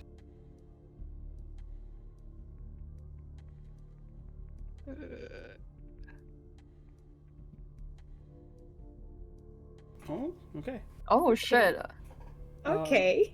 I think, you know, it's like, I do think, like, just based on what you did over here, right? And how you know Louis is, you know, you know a little few things about Louis in that like they seem to really understand. This is the first time you've had like a kindred therapist sort of giving you like a real, you know, talk to talk that like this is a medical condition and not just like, you know, the craziness that it all is. And so this person's connection to that, this person's like definitely not mortal, right? And almost the vibes you're getting from Louis to Ezekiel is almost like Ezekiel has a higher station. He looks like a normal. He looks like an average person. Yeah, he looks like an average person. You're like, yo, this guy doesn't stand Oh, like up. this person outranks Louis. Yeah. Ayo. Also, one thing, Ezekiel, I'm going to sort of push for like, hey, you know, like the phrase, you know, keep your friends close, keep your enemies closer. Mm-hmm. You kind of like, it's very easy to lose kindred. So you kind of don't want to let Lex go that easily. Louis, same reason, but for the other reason I sent you. And so, sorry, this is a little railroady, but you're kind of thinking about dragging Lex along because just to, you know, test the fledgling to see if they're involved with anything. Maybe they even work for the person you're trying to get in contact with, Camarilla-wise. Right? Maybe there was a mix-up. Maybe they didn't. If she's a fledgling that was sired recently, maybe she's connected somehow to this Aslan. You didn't actually get Aslan's clan information. Maybe it's a Toreador. Okay.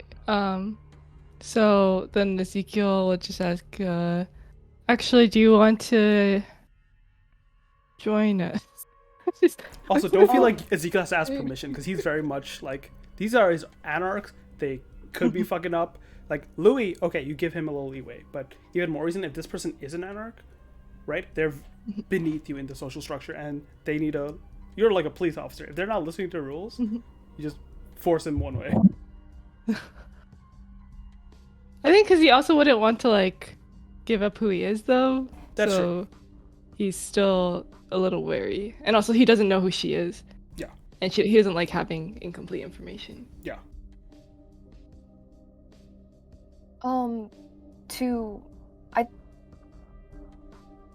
Where? Sorry, was I supposed to meet with this person today? Yes. Oh, okay.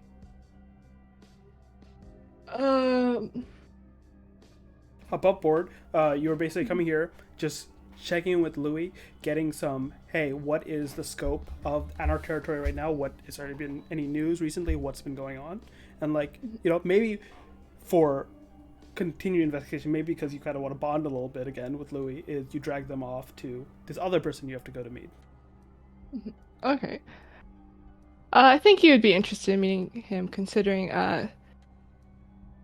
I'm sorry, I just caught a glimpse of your notes in Louis' office, and he'll give like a little Oh no. look inside eyes at Louis.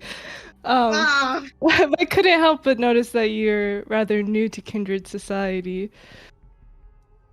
It would be my pleasure to introduce you to some fellow Kindred who could help you through this transition. Oh, is that so? Well, Louis gonna facepalm. and Lex, like, like, her expression sort of, like, flickers into this, like, really charming smile. Well, I would love to. What was your name again? John James. John James. Louis just like wheezes. Sorry, I got something to stuck Like- my throat. You mean the... Hold on. Wait, no, it's the other person No, is it's a John different person. Jones. Yeah. Yeah, no, that's different. You mean the U.S. the representative for Michigan, John James? No, I have no idea who that is. Oh, I'm just a boring Amazon worker. But who is Insight John check. James? No, I he's just made that up. He's an American businessman and politician serving as the U.S. representative for Michigan's 10th congressional district since 2023. A member of the Republican Party, he was its nominee for the U.S. Senate in 2018 and 2020. Okay, I think He and just Pia? because narratively makes sense, right? Instead of thinking it was that person, you thought maybe it was the other person because you actually saw a name in the news recently called John Jones because there's a big, I think one of your agents was talking about, getting theater seats and whatnot and setups for Madison Square Garden because at least it's nearby and you might be able to fit it in. And the date they first tried was booked by an MMA fight with John Jones. You're like, oh, John Jones? Oh, no, John James. Oh, I guess it is two different people. I would like to insight check that. That's a little. The insight check from before is going to stand. Okay, so it's a little, but like.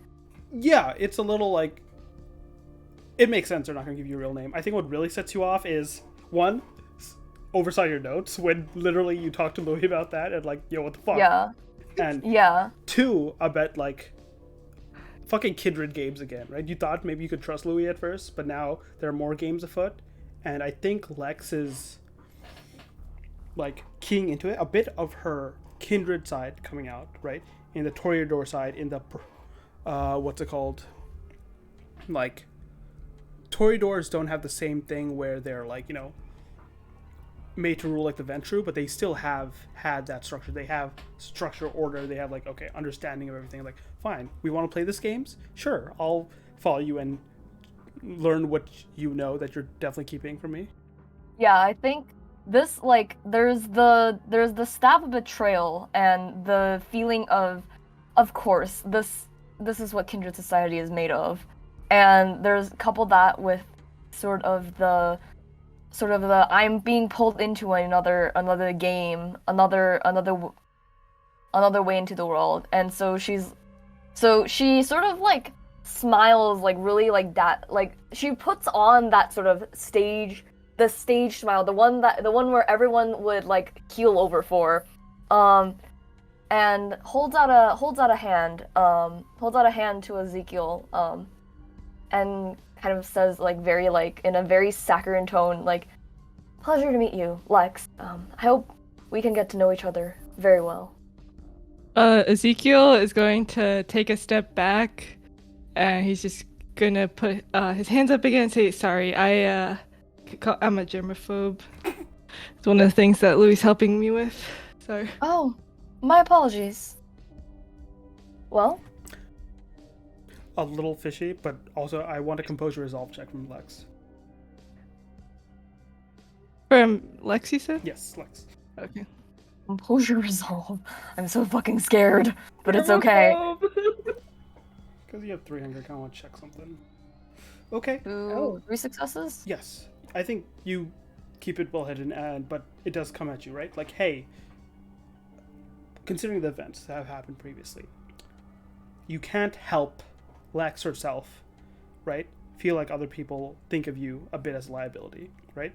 They, not being able to fight, but you went with Elena and Eiley, and they were like, talking about the events and almost not including you in like, yeah, we're gonna go fix this shit and save this stuff, and like not even thinking like you're something to protect, and you're like, no, I'm not. I'm a fucking Kindred 2 now. And that's when I'm like, hey, you have a chance on your own without having anyone needed to protect you to go and figure out some shit. Yeah. I think it's like putting everyone's putting her on a pedestal. Yes. And while once she relished in the spotlight, she is tired of it. Yeah. Alright, Ezekiel would he would tell Louis, so the place that we have to go to is this Morgan, Jersey. Do you have a car? I got a bike. Oh no. Did you walk here, Zeke? Yeah, he would have walked here. Okay. Or taken like No! transit. Okay, 2 things you would know. One, and it's fine to walk. It is about an hour walk because he came from Manhattan into Brooklyn, which is across the bridge into Anarch territory now. 2, what's it called? Subways are not good for vampires because there's rumors and there's dangers down there.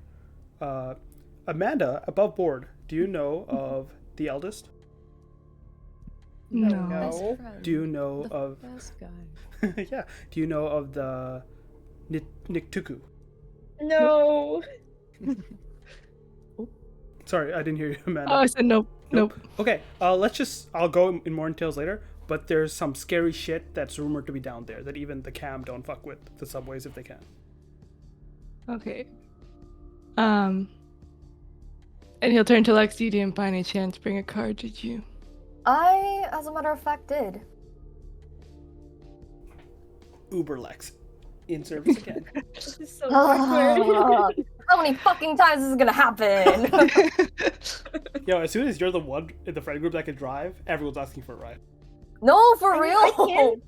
I can, but it's just. I don't know. Well, Ezekiel will just smile and say excellent, and he'll start leading the way out. Just out of the building. Not even I waiting guess for in the that others to case, I'll pull. grab my bike helmet. Are you sure you don't want to ride? No, it's okay. I like driving. No, I insist. Oh, Louis. Oh, wait, I'm far. Never mind, I'm not there. I want to persuade him. Her. Oh, sure. Give me a persuasion check, Louis, if you're trying to not be persuaded into this. Let's see. Give me...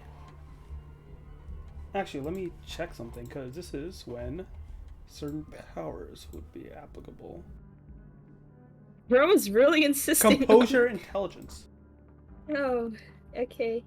I would like to use. Would my merit come into effect? Awe comes into effect, and yes, that merit comes into effect. I don't want. I mean, if awe comes into effect, then I won't complain. So that gives 2. My merit gives 1. So 3 additional dice. And I'm using. Oh wow! Well, I rolled pretty badly. That's fine. Oh Okay, my well, we'll god. see how I roll. You can't say anything until I roll.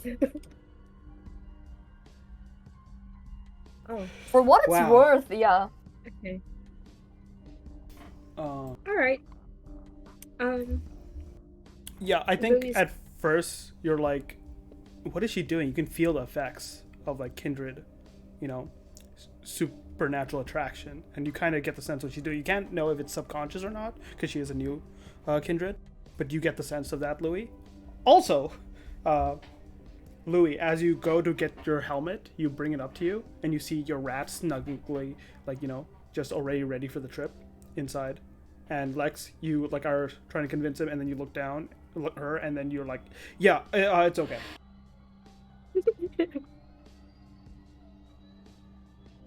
I'll still kind of keep that smile, just waiting for Louis to respond. It's alright. I got my rats with me. I wouldn't want to make you feel uncomfortable in the car. Well, alright. I will see you there then. Alright, see you there. I'll be right behind you. Lex, I have a question. Hmm. Name something that has exuded beauty that you have interacted with so far in tonight's events. I know it's hard. She was scrolling through Bluebird. Okay.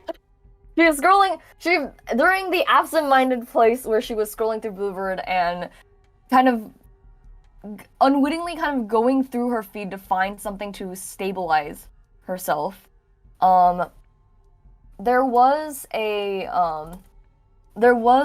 sort of new attraction, a new exhibit that opened at what is it? Where is it? In the Museum of Modern Art. Mm-hmm. It is a...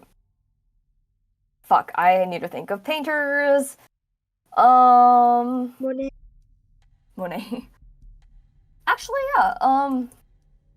Yeah, Claude Monet. She's always really loved Claude Monet's works. It's very it's not only a very beautiful mixture of light and dark, color and the lack thereof of it. But the beautiful scenes of nature, it reminds her of what it's like to not be in the city, what it's like to just be within nature and just be in a like petite little cottage. Nature, huh? Yeah. I'm so scared. I'm trying to think of anything else that would be connected to nature, like, as narrative. But the only thing I can think of is that question you texted earlier, as well as, the rats that were in the helmet a second ago. Do you know what the Toreador compulsion is? Yes, I do. Okay, so with the double B shield failure, I'm thinking of how that comes into play currently. I'm gonna sit on that, but let you as a player know that is something, if there's something that you think would apply, is gonna come into play in the next scene, not now. Okay. Okay. Lex walks out quickly away from the rats.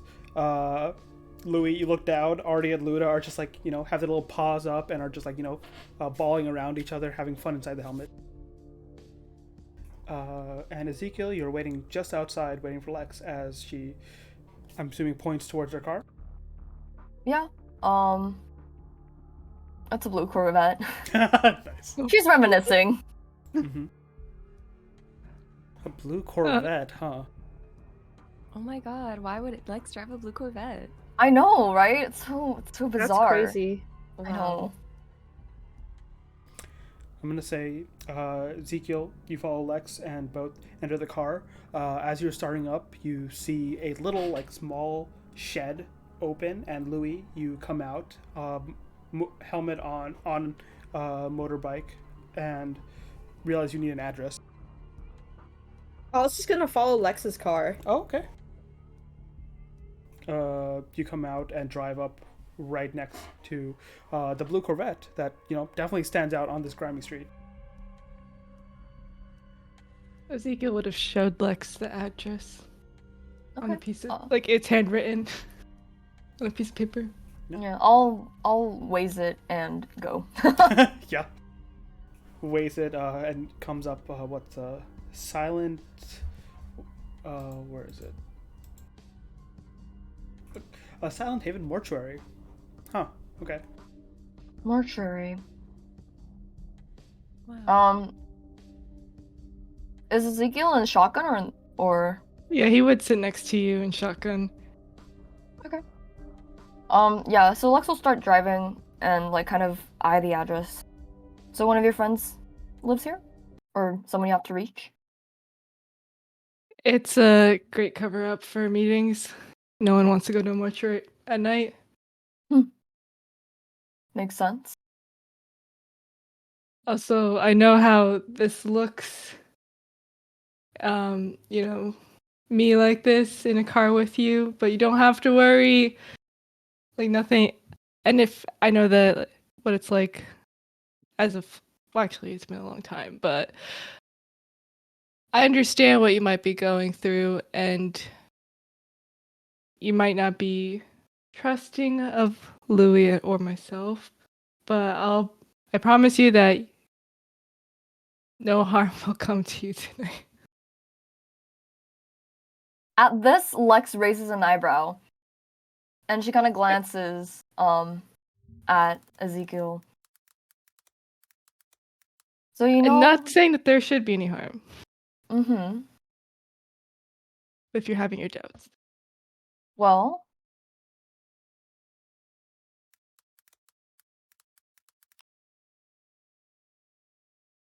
I suppose we'll see. And she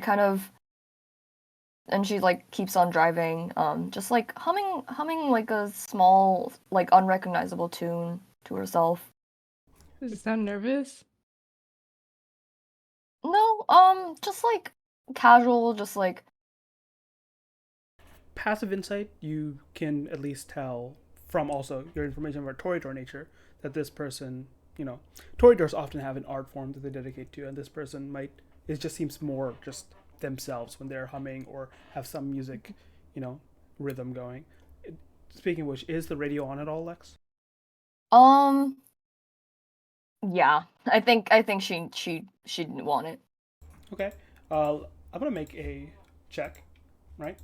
Oh no. Oh no. High or low, Lex? I've been rolling pretty low lately, so I'll go with low. Okay. Low. Your song doesn't come on. Ah, Watch it roll high. shame. Oh wait. Oh no, it was in public, so I'll just roll again. Oh, Wow. perfect. Hey, the dice do not like me tonight. No, I didn't get the other ones, but we did get this one. A song comes on as you drive through the streets out of Brooklyn, over the bridge, back into Manhattan, because you have to go that way to get to Jersey. Louis, you remember being in this area, and do your best to just continue the drive. As the radio's playing, Ezekiel, the voice sounds familiar. The voice sounds like the person that's sitting right next to you on the radio. He's gonna shrink in his seat a bit, but not say anything. And he's really wishing right now that he had chosen a different form. Because anything he says, he realizes as like this middle-aged male is gonna sound really weird.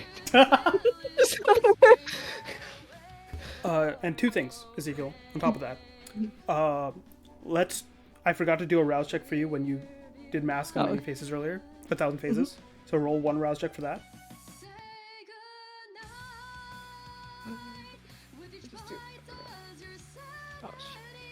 Okay, a little bit hungrier. And now that scene has ended. So if you want to keep it up, you need to make another one. I'll have to do it again. Yes, as we are transitioning to another scene. Okay, good. Okay. The car continues, unless there's any other conversation or anything you all want to do on the trip. Louis, explain to me where the rats are, by the way, as you're riding. Where's their Oh my gosh. seats? Yeah, you know how my jacket has pockets? Yeah. They're in each pocket. But Nice. I put little like harnesses on them so they don't fall out. Little pocket pieces. Okay. Yeah. Yeah. They're just like, have their whiskers and heads out, just like feeling the wind on their face, kind of like dogs. Yes. Very good. You were saying, Amanda? Oh, I would ask Lex at this time. So if I also glanced at your notes. Sorry for my intrusion, by the way. It was right there and it's hard to not look. As a fledgling, do you have any connections to the Kindred world? Have you made any? No, not that I know of. And I believe I saw something about your sire and him doing, like, embracing you through untraditional means. I'm afraid that I don't really understand what you mean. Well, Okay, out of character, I wish I could redo this again. That's so Anyway, good. sorry. No, Anyway, anyway, Amanda, sorry. this is actually Saf making a cover for the song. oh, that's cool. That's nice, yeah. But Ezekiel would explain that typically permission is required from like the prince or to sire a child. Well, I don't think I really know much about it, but I'm pretty sure he did, for all it's worth.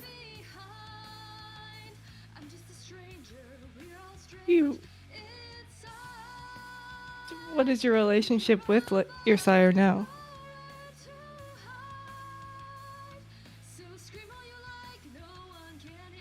Why would you like to know?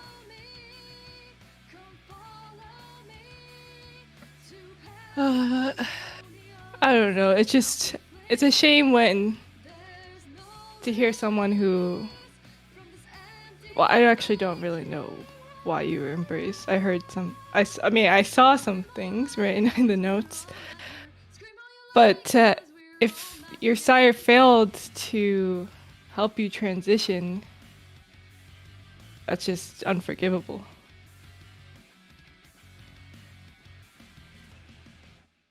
Well, I think for what it's worth, the transition was as smooth as it could be. And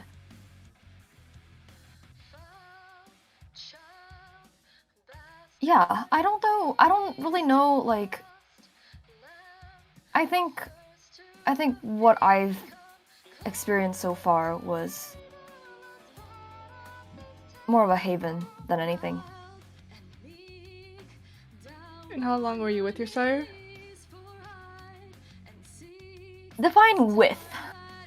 And she, like, kind of does it with, like, a very, like, sideways cheeky smile. Oh, I mean, like, before he released you and you were on your own, and your consequences were your own.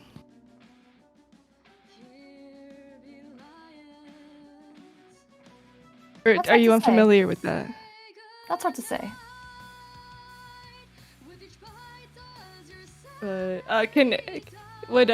I roll to see if Ezekiel would have noticed that she was a little suspicious there with the way that I said with? Yeah, go give me both of you give me insight checks for this, because I feel like there's something both of you can read at the moment. Okay.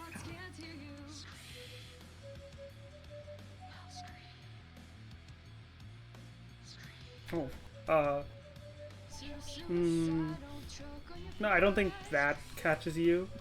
The width, you do. I will say, like, the insight check is enough to at least understand why she might be a bit hesitant. In that, she's in Anarch territory. They don't have the same, ideas of progeny and accounting. So she seems to not be unsure, right? Sometimes, Anarch kindred stick around, but the stereotype that Cam like joke about are like, the Anarch being barbarians. They don't keep control of their own, right? They embrace just on whims. Lex, these questions are a little odd because they're introducing ideas that, like, the first time you heard some serious ideas of the whatnot was from, that night Cyrus finally took you to the lounge and you heard about these rules and a bunch of other stuff and whatnot, right? He mostly talked to you about, like, okay, abilities on hunger and whatnot in the first year, and then he had to introduce you to Kindred Society and the politics of it all after that meeting. Mm-hmm. I'm gonna say with 4 successes, it starts occurring to you, but you don't put a lid on it in terms of if the conclusion is, oh, he's talking about Camarilla philosophies and ideas. You're about halfway there. The full connection's in there yet. It's a little, but it's sus. Yeah, it's like this guy is like, one, being above Louis in station, and 2, like having the same sort of adherence to rules, and even maybe more so than the adherent.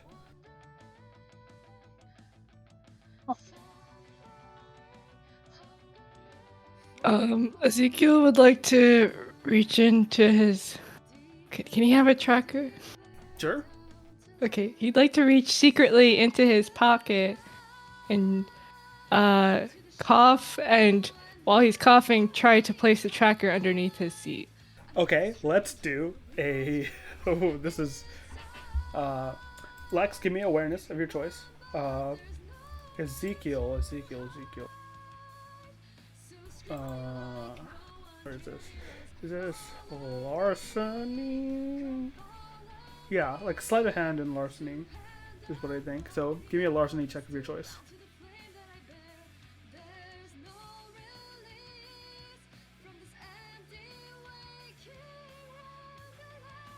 Oh, also, Awareness? as a reminder, Blood Surge is a thing. You can choose to do rouse check in order to add dice depending on your blood potency. But yes, awareness for you, Lex. Well, okay, we'll see. Yeah. Yeah. Slips down under there without anyone the wiser. Ezekiel would just remain silent for the rest of the ride unless questioned. Because he realizes that he's going to need more time cracking Lex open. Yeah, and you kind of get the sense, like, acting too suspicious from the get-go is, like, likely to make them more reserved. Yeah, and he doesn't want to resort to any other means yet. After that awkward bit interaction, you guys do cross a bridge and make it to Jersey, where you come, exit, Louis arrives right after, right? In front of a... What does the morgue look like from the outside, Nora? Let me Google pictures of morgues real quick.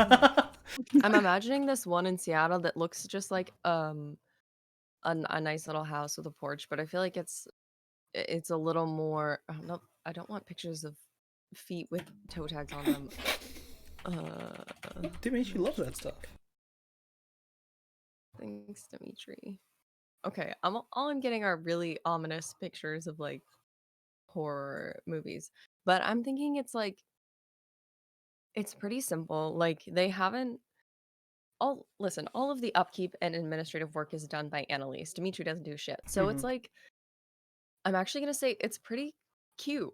Like Oh. it's nice. It's I was gonna say it's like kind of rundown looking, but this is Annalise we're talking about. Like it's there's a relatively fresh coat of paint. It's sort of like a big house. It's not super decorative.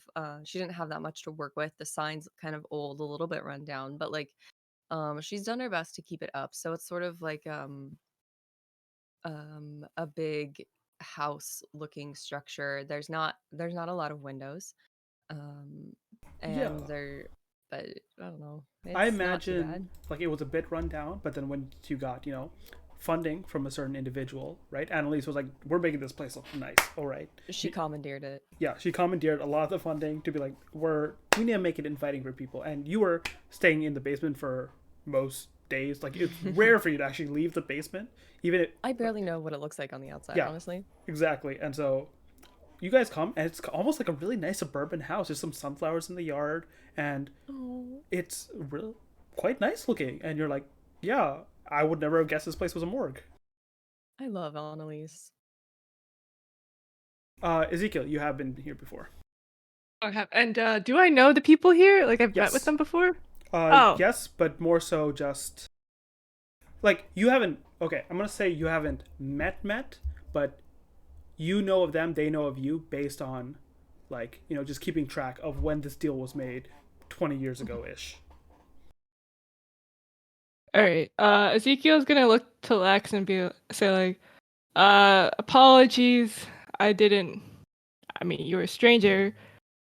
And he's just gonna convert back to his usual form. He's gonna drop the math.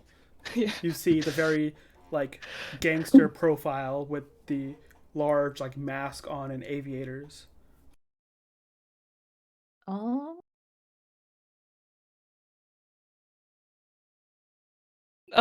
My real name's Ezekiel. Wow. What is? Okay. Lex like violently like almost like jumps out of her seat, but like, whoa. I didn't know if you were trustworthy. Well, Uh, a little warning next time. And she smiles, but it's like tight. You can't see how Ezekiel responds, I but he think. just gets out his car. Yeah. I think Lex, you finish just parking and whatnot, and taken back by that, and that's when you glance at the very nice morgue, and this is when that compulsion comes into play because it's actually the first thing. It's so much nicer than that hole in the wall clinic. Like, oh, Wow, excuse you. and this is almost completely your like aesthetic too, because you make sort of like goth style, but still like aesthetic videos and music videos and whatnot, right? This is that feel. It's a morgue, but it's pretty and nice. Your compulsion comes into play over this place. You're like, Bro, you and Annalise are gonna be best friends. Oh my goodness. What is this place? Is this the mortuary?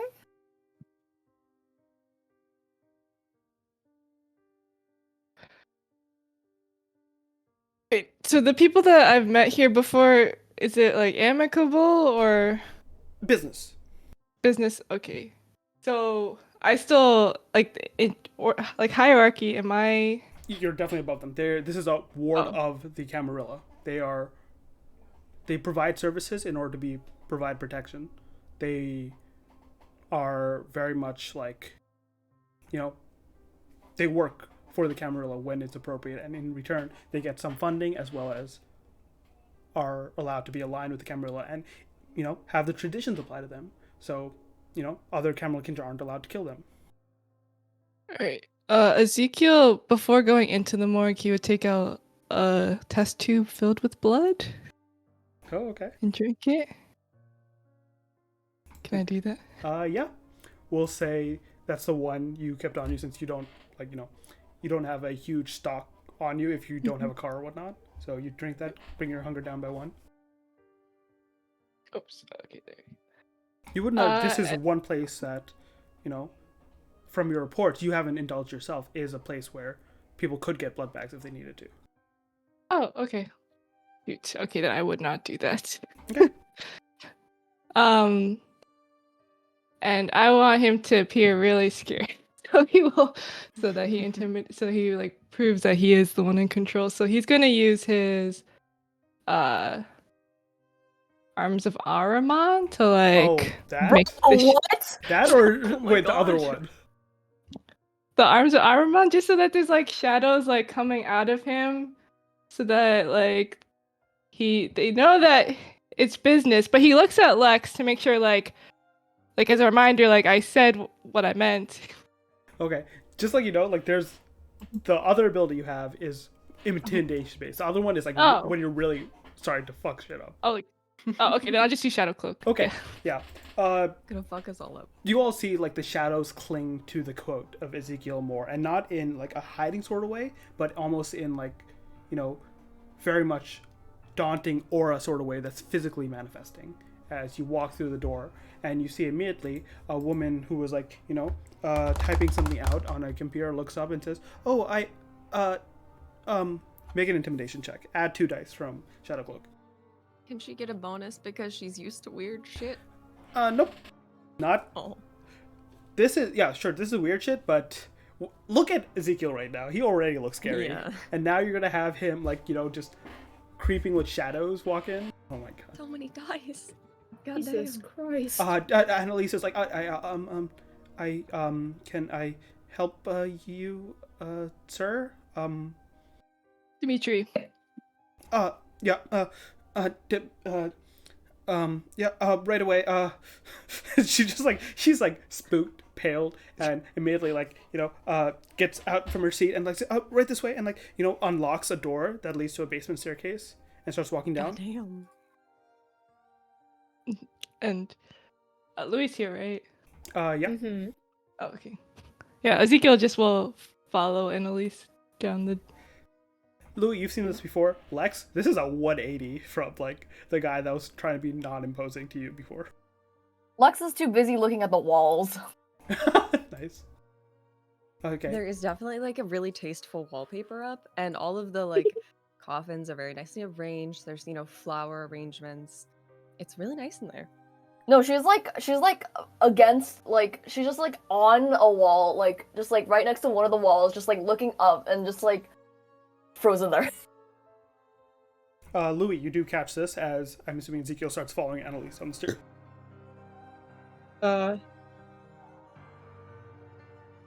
Lex, are you okay? Oh, what? Oh, You doing oh, okay? hey. Yeah, I'm perfectly fine. He didn't weird you out in the car, did he? No, he was perfectly fine. Insight. Okay. Yeah. Lex, don't roll anything. Louis, give me that insight check. This is just gonna be against the set DC. Okay. Gotta roll my mouse. Also, Dimitri, why don't you tell me something that you're doing down here that's taking quite a bit of your focus? I've been thinking about this all night. Oh, I've had nothing better to do. I realized like Dimitri has been at this for a while, but he it's probably been like a slow, like he hasn't really had an opportunity until obviously recently to like sit down and really be thorough and like test hypotheses and like really sit down and figure out more about like how kindred work and everything. And I think he has started since um things happened with Annalise. He started like every periodically taking samples of um her blood, I mean, with her consent and his own vitae, and like studying them like very carefully. Like he has a whole selection of like, here's all the samples, they're very carefully labeled, like doing all of the relevant blood tests you can think of. I don't know, like I feel like he'd be especially interested in like healing properties. So maybe like I don't know how vitae works, if it works like normal blood, but like particularly seeing how her blood has changed. Sure.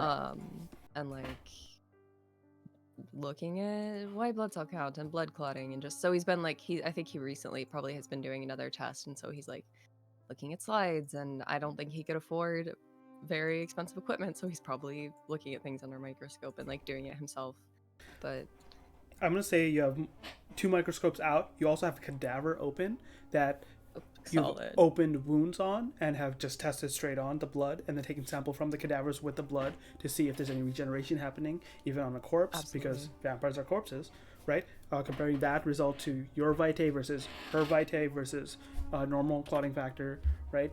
And you're very much focused in tuning in. You are in your element. If there's one thing Dimitri enjoys, it is this nice, peaceful, quiet research where nothing else interrupts you. You can be alone with your work. Yes. What music is playing? Because I kind of like the idea of like, when he's in his zone, he just has something that's reminiscent of better days in the background. Man, I'm not gonna go look up. Choose from your playlist. But he. Oh, fuck you! I'm going underground. Do it. Fuck you.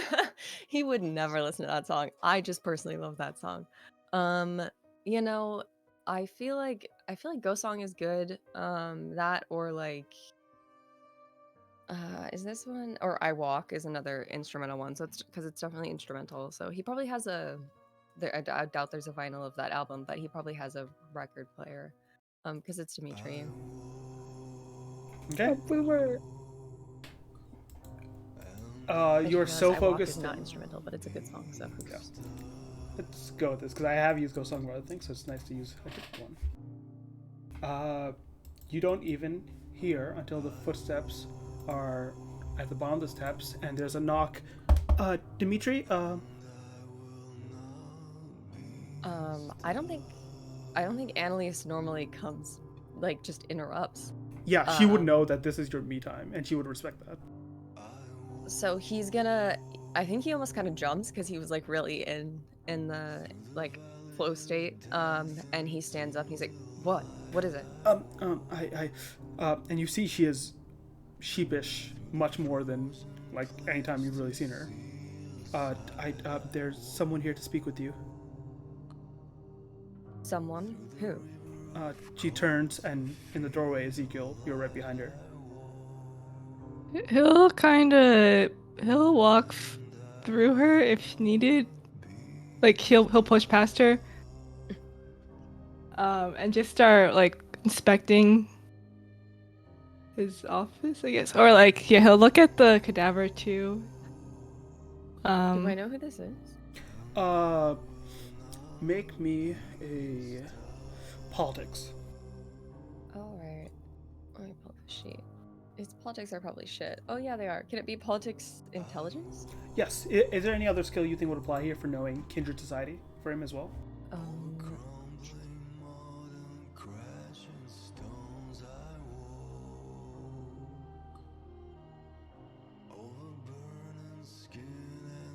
I feel like all I can think of is something like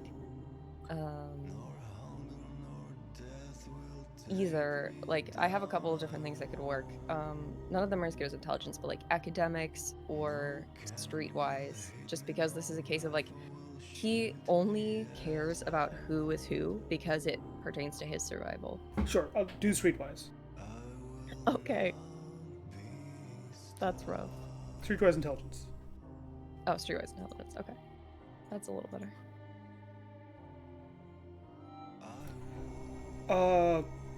at the very least, from the way he carries himself, the way dressed, right? And from the context that you would have, at the very least, a sneaking suspicion and, camera alignment. Annalisa's like looking at you and back to the figure as if like wanting to disappear. He'll look at Annalise and he'll go, "You can go back upstairs." Yeah, thank you. And she just goes back up.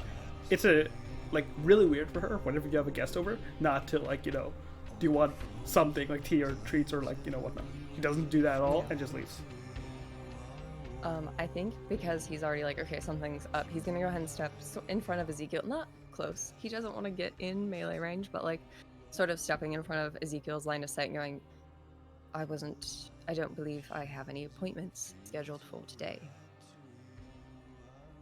Ezekiel will take some time to respond to it, but he'll first peek over Dimitri's shoulder at the cadaver and comment, nice work, very clean cuts.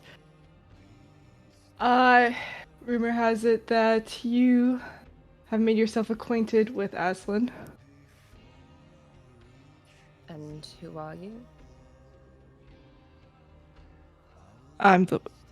We don't need to know who I am, but let's just say that I'm here for your protection.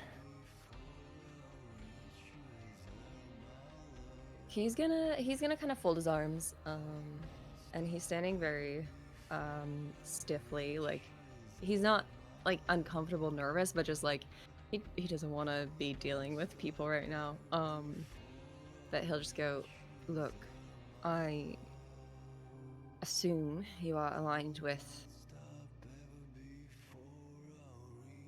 those in power, and I'm sure you have a job to do, but I'm not in the habit of disclosing information to strangers who waltz into my establishment unannounced, and who scare my receptionist. So if you would like to introduce yourself, I would greatly appreciate that.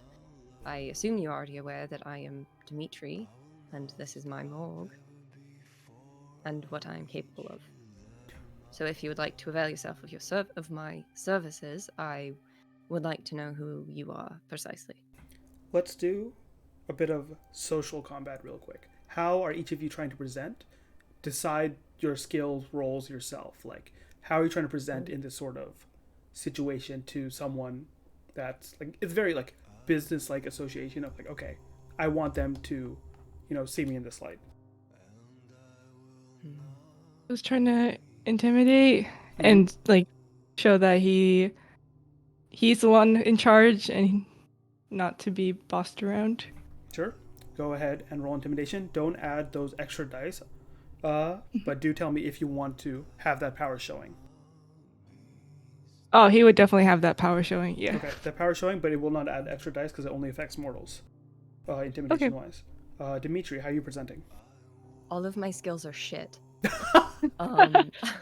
Why is Dimitri not better at this? Oh, Jesus Christ. Okay. Well, his angle is, he's like, this is business, and he's not opposed to doing business, but he's like, look, there's protocol to be followed here, there's like etiquette to be followed here. I'm kind of thinking etiquette. He doesn't have any dice in that, but like,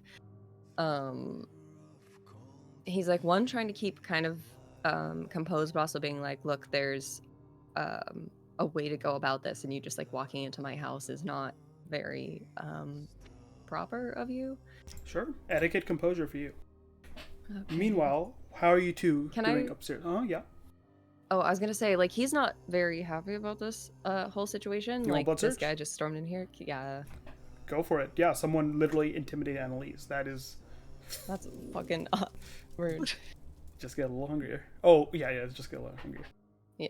Thank God that you can't fail on that. Oh, well, not for most things. How are you doing upstairs, Louis and Lex? I rolled insight. Oh, shit, I completely forgot. Sorry. Got 3 successes. And sorry, jumping over the place. This was an insight that you got. Oh, okay. I'm gonna say with the 3 successes, it's enough to be able to read into Lex's like looking around and whatnot, and connect it to her Toreador nature, and feel that, almost a relief to be in a place nicer than where was your home. And it's not because of your home, but it's because of the that aesthetic fixation of a Toreador. So you basically, as a psychologist, see someone with one of the symptoms of their mental illness acting up.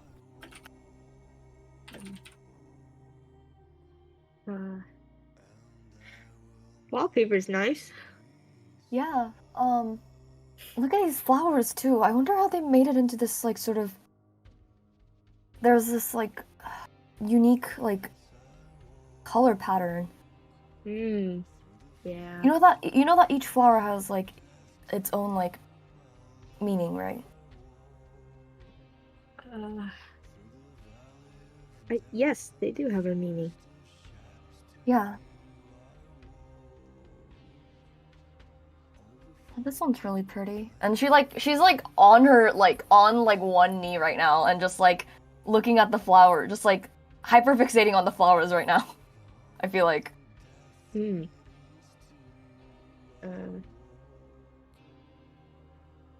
Yeah, they look nice.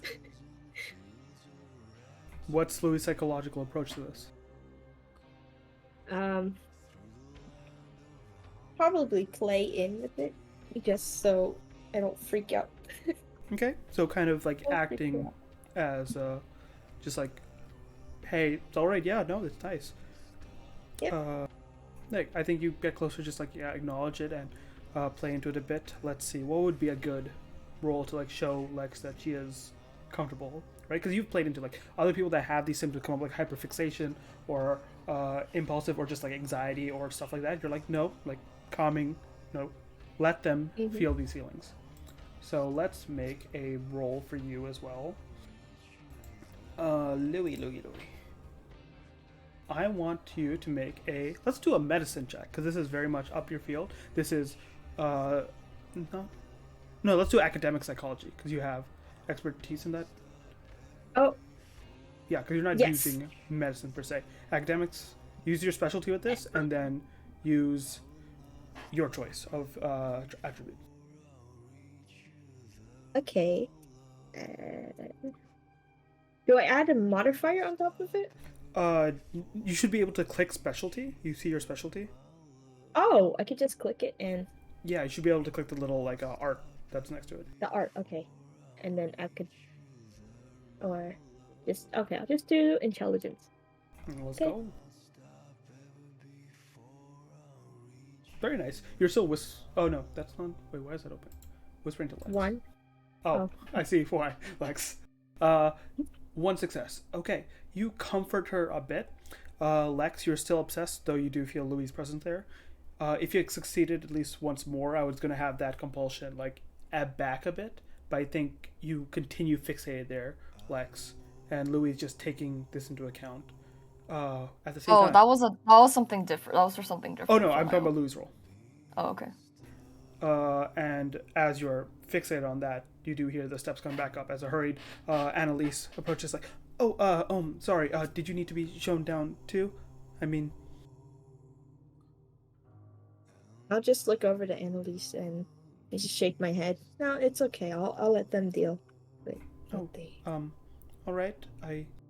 Let me know if you need anything. Seems you coming in with Ezekiel, she's also a bit off guard with you. She, like, looks at you're not wearing your helmets anymore, right? No, I'm wearing my mask though. Yeah, but you're wearing your mask. You're like, yeah, the cover up, not just the cosmetic. Okay, yeah.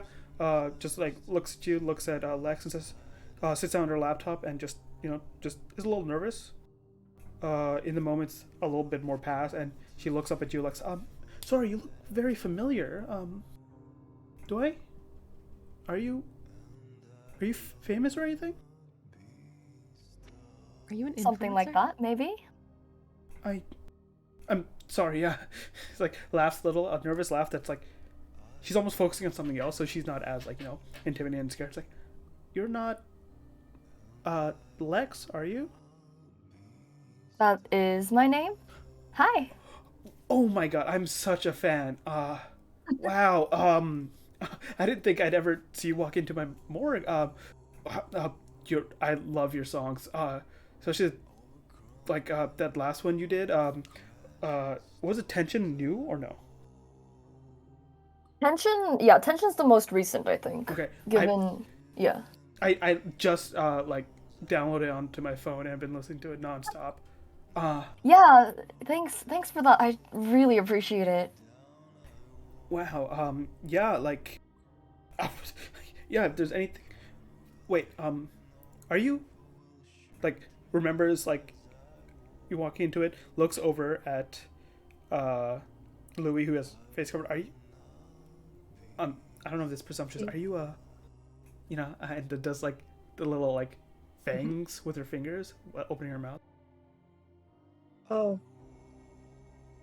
I don't know if she would have had a chance to do this, but like if somebody walks in unannounced in the middle of the night, this is the kind of thing where like Dimitri expects her to do a little like sense the unseen, check him out, and then report to him. But that kind of got interrupted by Yeah, she's Lucille's entrance. a little so. intimidating, and then is to forget about that, focusing on the fact, holy shit, one of her favorite like artists is here, and now like, holy shit, one of my favorite artists is that part. Oh, I think Lex is just gonna smile and just kind of lightly shake her head. Look, what's your name again? Oh, Annalise, and you see, how old is she, Dimitri? She looks like she's in her early 40s. Yeah, I quite a don't bit have his thing pulled up. older from you, like this nice older caretaker of a woman, and just seems to be doing here. But she seems very enthusiastic now, talking about your songs and being a fan of yours. Yeah, Annalise, I'm just here on behalf of whoever these guys are. Doesn't matter who I am. Let's just forget about it. Oh, sure, but so it's true. What's true? Are you like what's the word? Dimitri's always reminding me. Are you a vampire? No, a kindred.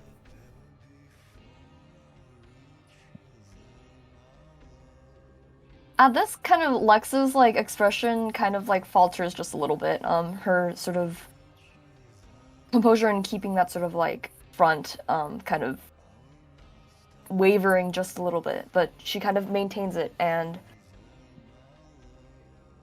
she kind of lets out a resigned she kind of gives like a resigned smile and kind of shrugs and she's like, Annalise, honestly, I don't really know what I am anymore, but. Oh, is that new lyric for the song? Maybe. That's actually a good idea. You have a really creative mind, Annalise. Why don't you tell me more, just a little bit, and maybe I can input some of your ideas into my newer songs. No, I'm not telling that way. I do bake a bit. If you want to try. Oh, yes. Shit, I keep doing that. But no, I'm not that talented. I mean, on the contrary, if you've seen the state of this morgue, it's absolutely gorgeous. Like I haven't been able to take my eyes off of it. Yo, she jumps up and like comes up right to you and says, "Oh, you really do like it?" Yeah, it's absolutely gorgeous. The flowers that you set on each of the coffins, magnificent. And oh my and God. with each of especially with the chrysanthemums. Oh my! Absolutely Dimitri never poetic. like comes up and really checks it out. He says it's nice and all, but thank you. Like, and most people that come in here aren't the flower type. It's so nice to actually see it's appreciated. Oh, and not just by anyone. Oh my God. She's very enthusiastically just. Tell me more. Tell me more. I'm willing to hear. And I feel like they're just gonna keep talking. Yeah, they're just gonna ramble, and Annalise is having so much fun being able to forget about the scary experience just a while ago. I love it. Let's go back, Louis. Are you doing anything? Because they're just gonna keep rambling to one another. Are there? Oh, wait. Are there vents in here? Oh boy, are there? Yeah. I wanna. What's this? Squeak, squeak. Squeak, squeak. Off a ghost passing. Okay. Who are you sending? Yeah. Artie, Luna, or both? Will it cost me more if I send both? No. Oh, okay. I want to send each one. I want to send both of them. Okay. Because they are I- your famulus specifically, this is free, no rouse check. Okay. That's the benefit of that first ability, making them your famulus. Okay. Right. Okay. So yeah, I'm gonna kind of let them shimmy through the vents and Okay. see. Do you And then want? I'm just going Mhm. to yeah, no, I'm gonna have them do that. Okay. Do you let me check the other ability? Do you activate Feral Whispers? Is that something you need to activate? Um yeah, let's do it. Oh wait, actually, Feral Whispers is the one where it sends It lets you it's talk like to. iMessage but rats, right? No, that's the other one. This one lets you talk to your rats. Oh, yes. Okay. Now it's a roll for that one, I think, right? No, because also these are your families. You to talk to any other sure. creatures, you would need a roll. Okay. But yeah, I think one of them stays near your shoulder or like near your ear. Another of them crawls into the vent, and so they're basically going to be communicating with you in low scritches, low like rat whispers about everything they see. Okay. Okay, we'll jump back into Ezekiel and Dimitri here. I still have to roll. Yes. As go a side note, Mhm. I forgot that Danse Macabre is on his playlist, so he would 100% be listening to that. Okay, I was like, let's get that guy on. As the playlist shifts because you have a playlist of your own, and it shifts to that. Wow. He or oh. Oh no. Damn, he's so worried about Annalise. Yeah, he is. Huh. Everything from this point on, you see, Louis, just letting you know. Dimitri, you feel it, but then you also see the powers that Ezekiel employs. And you know that power is an oblivion power. And suddenly your mind is racing. Is this guy a member of your clan? Is he an enemy that has hunted you in the past?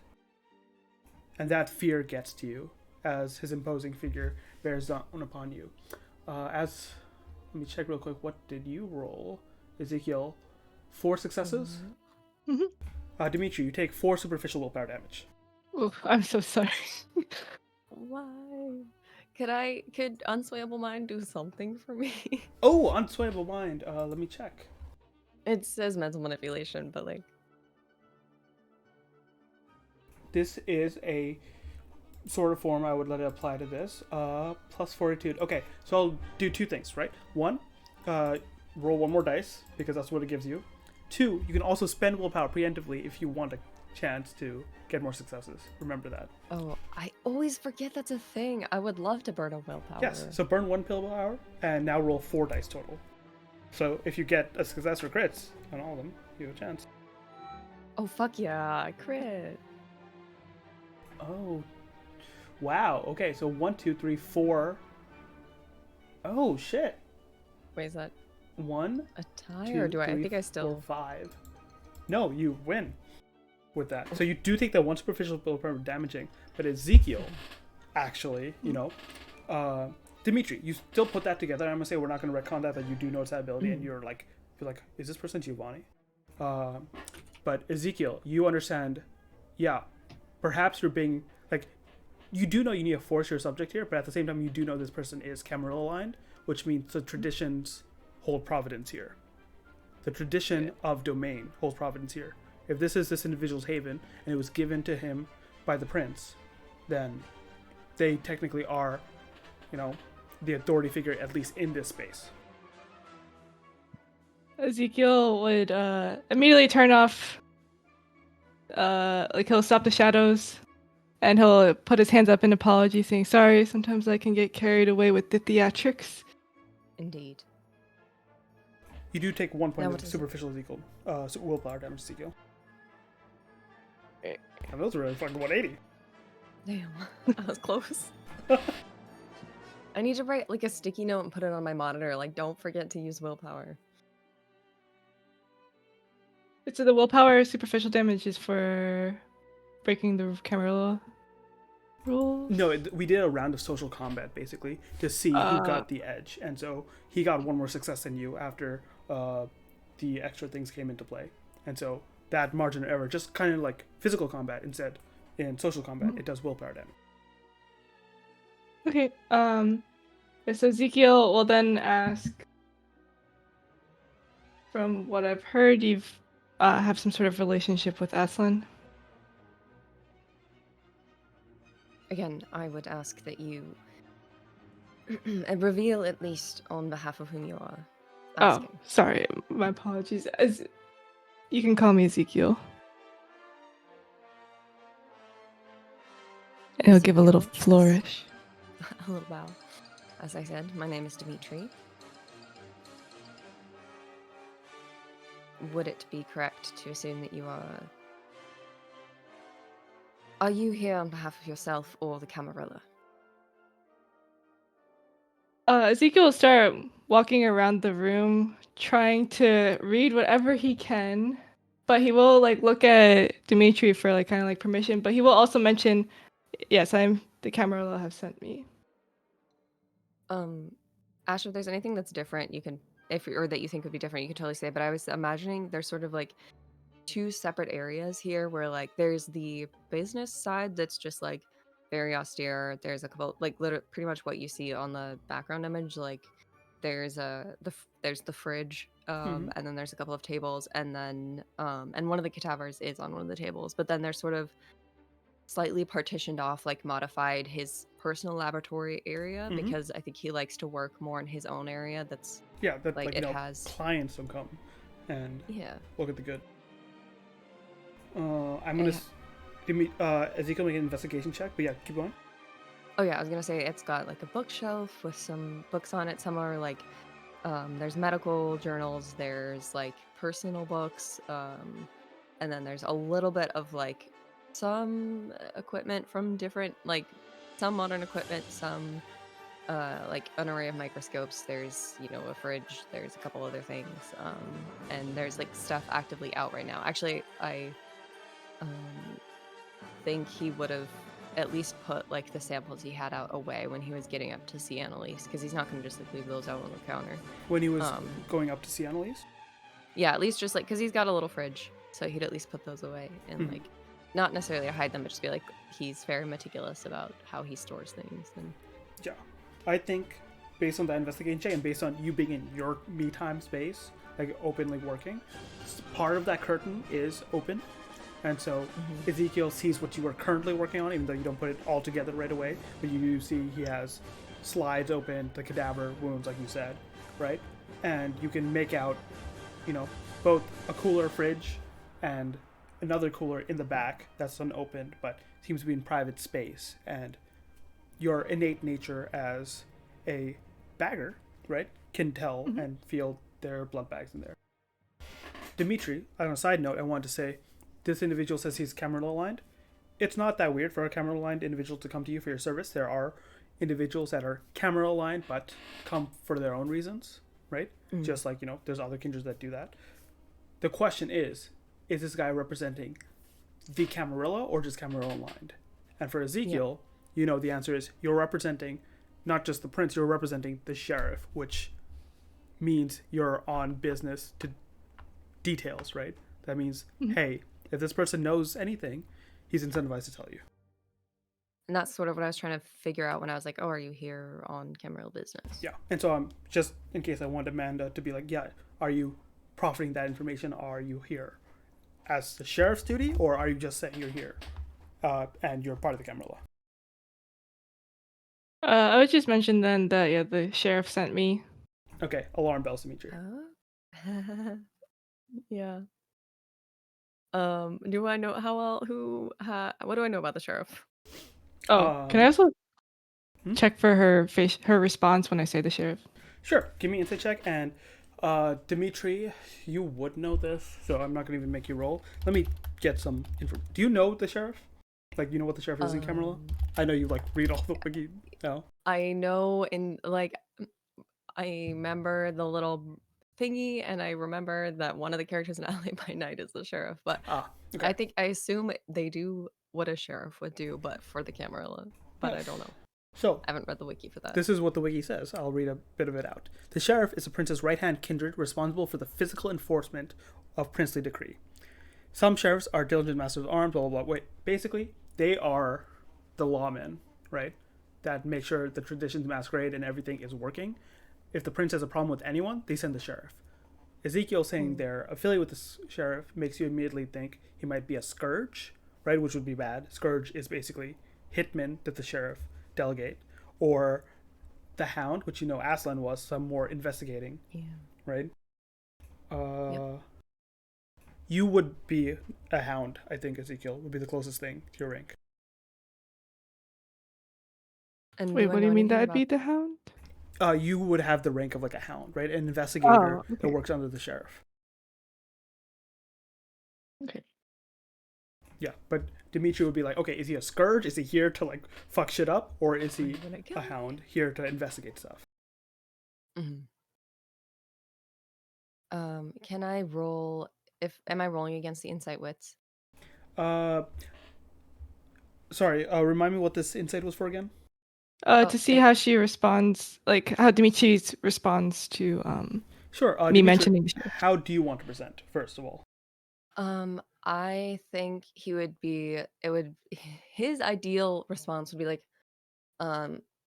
would be sort of a either like a interesting, or like an just sort of like acceptance, because he was like, okay, are you here on behalf of yourself or the Camarilla? And so when he says Camarilla, he's like, okay, that just answers my question. Like, he doesn't want to, I guess he basically wants to just look the same. Okay, subterfuge and either composure or manipulation, depending on how like guilty Dimitri feels.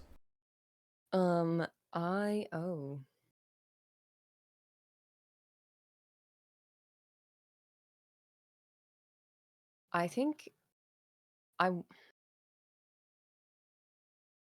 were you thinking like composure would be for if he does feel kind of weird? Well, like- manipulation if he's like trying to actively be like, okay, I'm trying to hide stuff. Composure is if he's like, okay, I just don't want to give anything away.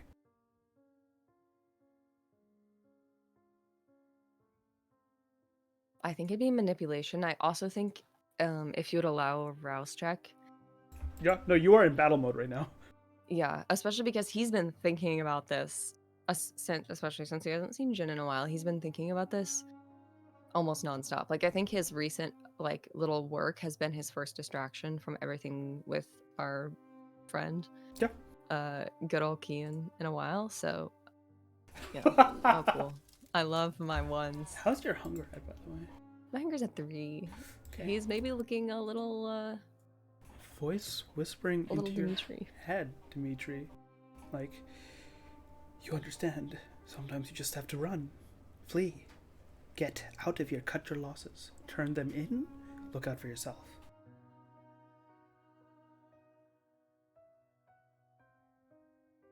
But still make the roll, by the way. Okay.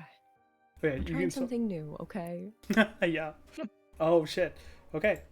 You hear the voice as internally you feel that indecision, like, is it worth the risk for Kian? Does he have a plan? Can he safeguard me? Can he protect me if things go to shit? But you want to try backing someone for once and not having to run away, not having to flee, and not having to, I don't know, leave this morgue, leave Annalise, leave the few contacts you made behind. And so you put enough emphasis in, like, Ezekiel, yeah, you don't read anything off about this person. He's like, all right, yes, I understand your position now. He seems like a very loyal Camarilla person right now in front of you. Okay. Ezekiel will continue wandering through the room. He can sense the blood bags? Or no? He knows this is a kindred layer, and based on your information gathering, right, he'd be like, the most likely place for blood bags to be would be there. You know, that fridge in the corner away from you. Near the vent. Yeah, near the vent. Yeah. Alright, so he'll start heading over there. And as he's about to open it, he looks to Dimitri to see if it's okay. Then he'll also just continue conversing. So The sheriff has informed me that you have had contact with Aslan, who has failed to respond in several months. Has he? You've been reaching out to him. The sheriff has, but Not reaching out, but just No? hasn't reported. oh, Right. it hasn't been recorded. Okay, so Yeah, Aslan has but been I've just heard would be him, reporting right? it normally. Okay, but that's all I know, right? Yeah. Like, okay. There's been no word from him. Is that so? And when was the last time he was heard from? Was it 2 months? Is that what you said? No. 1, 2, 3, 1, 2, 3. Yeah, 2, 3. Wait, what did I say? Timeline's weird. 6. Went into as an undercover agent 6 months ago. Yeah.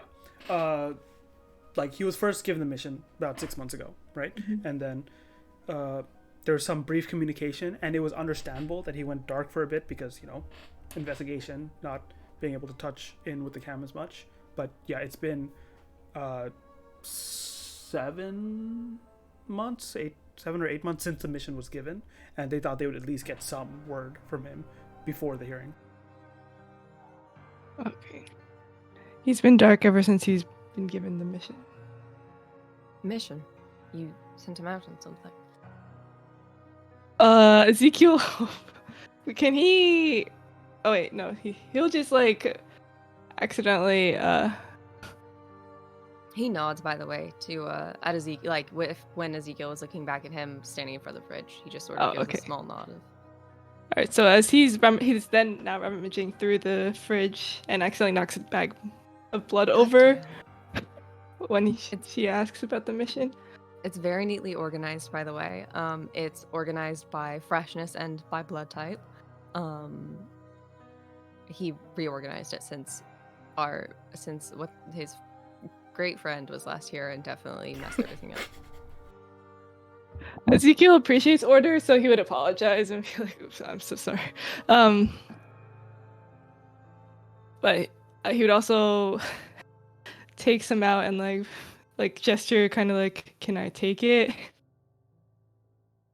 How many is he taking out? 2. I'd say 2 bags. Demetriel kind of eye him for a second. And then go, very well. And then he'll head over to, I guess, another working space. Do you have like test tubes lying around? Yes, because right now there would be some out there because he was working on blood sample stuff. There aren't that many empty ones, but there are a few. Like over in his personal laboratory area, there would be a small rack. Okay, so he'd continue towards that area and start like emptying some into some test tubes, some of the blood. But he'll continue the conversation, not answering your last question. So have you heard? But you know of this Aslan. Yes, we are.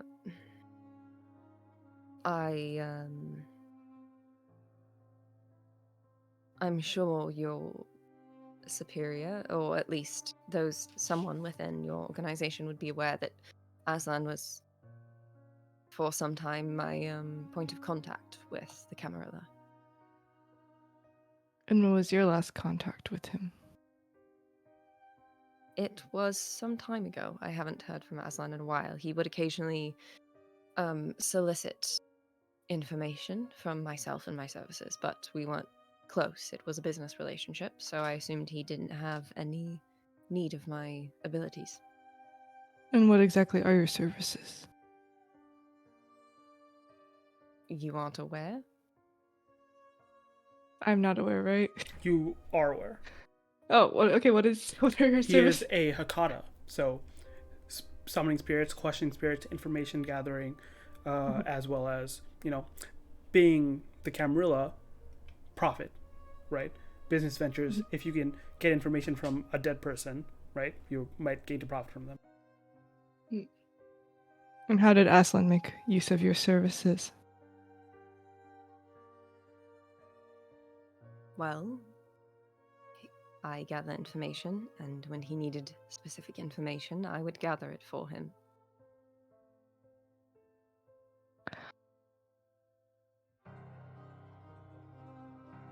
Exactly. Was your relationship just business? He's gonna kind of look at Ezekiel and go, "Look, I like to be left alone. I like to have my space. I don't make a habit of developing relationships beyond business."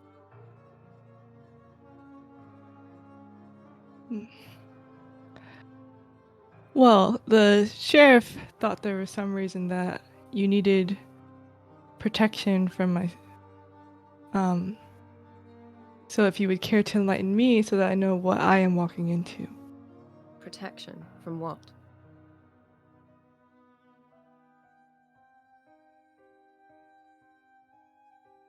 What is it that she needs protection for? Did I get those details? No, not Okay, I'm gonna say the sheriff didn't tell you this, but this is from your own investigation, right? Dimitri Hakata, right? The information as, someone that collects, and, this is your trade, is Dimitri's Hakata, who is not... Do you know of the Hakata, by the way, Amanda, at all? Vaguely. I don't have any players with that clan. Okay, so there's two different branchings of Hakata. Hey, Nora, actually, why don't you explain, Harbingers of Asher boy. versus Giovanni, and a bit of their history. Okay, well, Dimitri Archive. Hakata have kind of a weird past because their antediluvian Cappadocius was in the 1400s, presumably diablerized by one Augustus Giovanni, and so the Giovanni sort of became like the dominant bloodline of the clan. And other Hakata weren't as, I don't know if I would say they didn't have as much power, I would assume, but also I think, and I don't have the Wikipedia pulled up, so correct me if I'm wrong, but that I think it was the Diablerie that put the whole Hakata sort of on the Camarilla shit list. So they were in, a lot of them either were hunted or went into hiding for a while. And the Giovanni, I think, were the ones that eventually, like, they didn't join the Camarilla, but they sort of made up with them. And the Harbingers, I think, are sort of like I don't know if they're necessarily the original descendants of Cappadocius, but they're like follow him, not the Giovannis. They're not so much aligned with the Giovannis. I'll help you out a bit, but that was very good. Gained some afflatus, which is the bonus die thing. Basically, the original clan was Cappadocian, like you said, but it was usurped by a subsection of the clan that was pulled in, and the Giovanni took control of it by killing the antediluvian that was in charge. At first, they were on the Camarilla shit list for doing this, right? You don't want someone that's, just usurping another major clan. But they were able to get away with it long enough and hunt down most of the Cappadocians that were around until eventually there was a ceasefire and the Giovanni were put in neutral terms. As in, they weren't given a seat on the Camarilla, but they were like, okay, fine, you have your uses. Now, the Giovanni clan, very powerful, very business-minded, very also necromantically charged. They have access to Oblivion, one of the few clans that does. The main thing, though, is there was an event in 2004 that Ezekiel would be aware of called the Family Reunion. The Cappadocian that had survived, right, as well as a lot of subsections of the Hakata clan, because they were broken up, there's a bunch of subsections, all came back together, and that's when they labeled themselves the Hakata for the sake of this unity, because a lot of shit was going on. I was like, hey, we need to stop blood feuding. Dimitri, on record, was a harbinger of Asher, as in one of the Cappadocian line that had been on the run because the Giovanni were hunting them, until recently they were able to settle down because the Giovanni are no longer hunting them because of the family reunion. Alright. It's a lot, sorry. Yes. Damn, would Ezekiel know that he's a harbinger Uh, or Cappadocian? not anyone else in the Camarilla, but Ezekiel would. Oh, dang. You know my secrets. That's my job. Let's just say that I know a bit about your history. And that you could use of my services. He sort of stiffens at that. They're like, I know a bit about your history. I'm gonna be honest, I have no idea what we were talking about before we got into the Protection from Dimitri. Oh, yeah. Protection.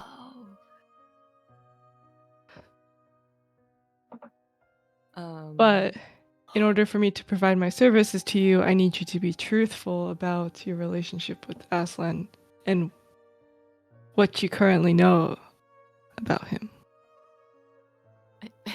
He's gonna kind of laugh a little bit like, what, are you worried I'm hiding our secret friendship from you?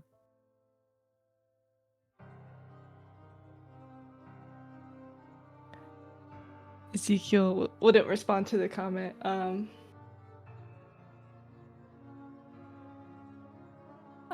Sorry, I'm reading the chat. I'll just say I believe you for now. Sorry, I didn't. He doesn't say that. Why is it?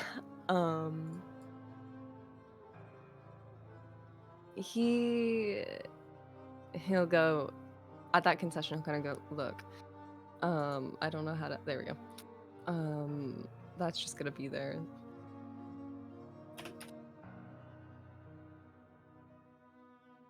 So would you like my services or should I head out?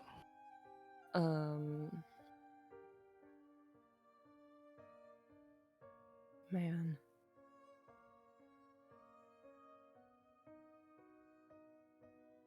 He'll kind of uncross his arms and look at Ezekiel. I can provide you with information about how often he contacted me, about generally what he was looking for. I don't usually like to provide the content of the services I offer, but I assure you, I have not seen Aslan in at least 6 or 7 months, I think. Whatever the actual date is for when I last saw Aslan. Excellent. I appreciate your cooperation. He'll pull out a notepad with a pencil, ready to hear what you have to share. But I do actually have to get going because it's late. Oh yeah, sorry. It's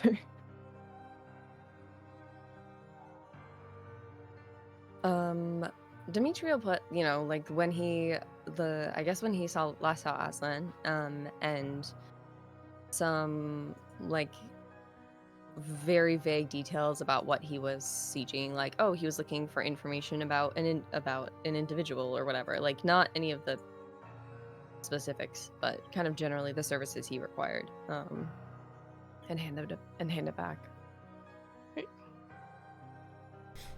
Very good. I'm gonna, because you have to leave, Amanda, I'm gonna have one last thing. You would have certain devices, just like that tracking device. I'm gonna offer this. Do you want to leave a listening device here? Oh yeah, definitely. Okay. I would have left it in. Don't do it. Oh yeah, I was like walking all around the room, so I could just leave it underneath by the test tubes, I guess. Is that like in the center of the room, the test tube area? It's over on one side. Yeah, the cadaver's in the center. Yeah. Oh, I guess he. Right in the chest cavity. He would inspect the cadaver again and like give you some praise, saying that like he understands like how precise the work has to be and how difficult it can be. But and then he'll try to slide it underneath the cadaver table. Dimitri, awareness. I'm gonna say you can't blood search for this because this is not a thing you are preparing for. This just if you catch it. Ezekiel, larceny. Reminder, you can blood search for this. Yeah, I'll blood search. It's a rouse check, right? Yes, make a rouse check, and then we add 2 dice to the skill check when you make it. Can I awareness intelligence? Because Dimitri has been watching him walk around. Like, just because Yeah, it's yeah, not you're somebody he just trusts. someone's walking in around your his space. Oh man, let's see it. Ugh.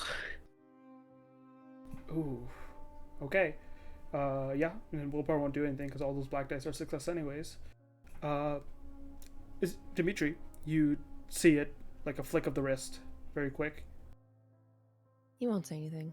Okay. But he will make a mental note of where it went. Sure. Ezekiel, you get the information, you get the contact info, and you can do as you wish. He will, before Ezekiel leaves, go like, you...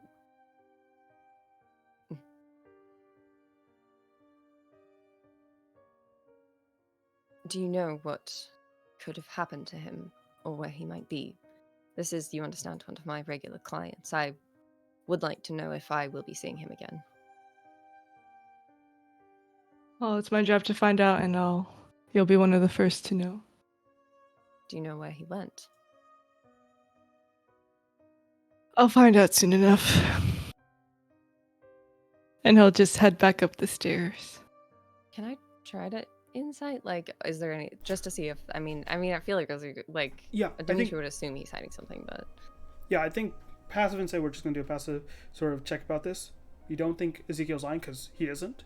Ezekiel, I'll also say, you're not sure Aslan's missing yet, right? Because it's normal, right? Cameros sometimes have a hard time communicating because they don't use technology as much. And, if you have a hound and investigator that's like undercover deep in, they're less likely to communicate. And so more so you just think, okay, I need to check in to see what happened, what results are. You're more so like, okay, here's a check-in just in case I'm here if things go bad. And so Dimitri, you can read, like, Ezekiel's not like, oh yeah, doesn't know if Aslan's in or out of the picture. He just thinks, maybe he needs some updating. Okay.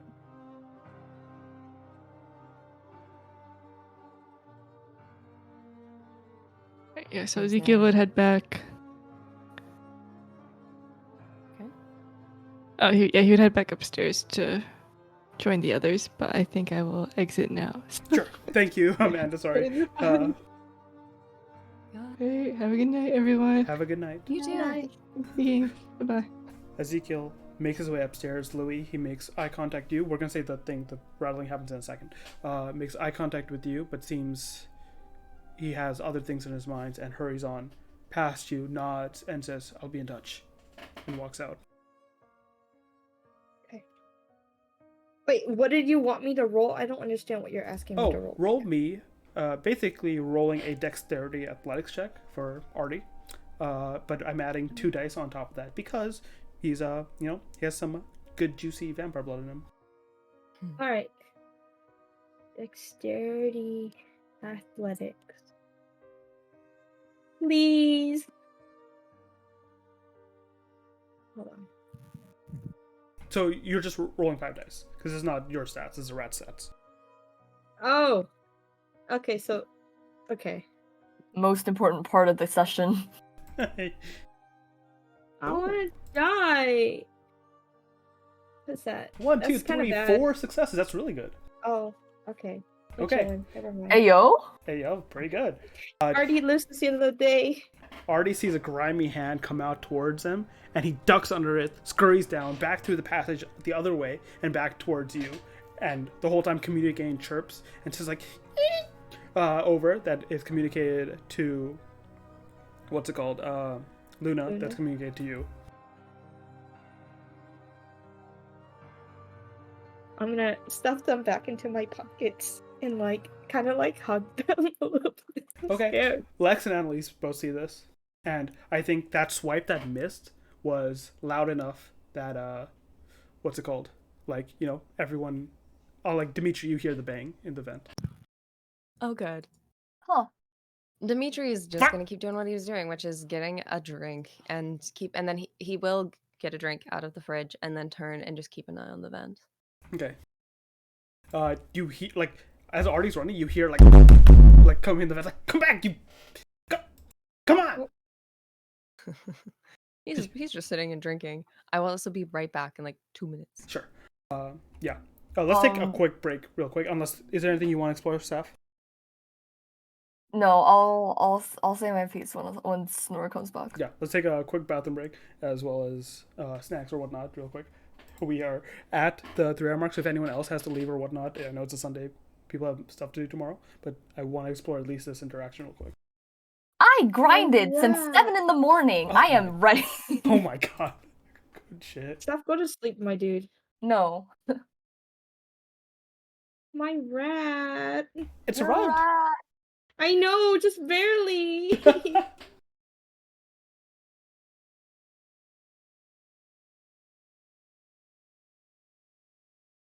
You're a little rat.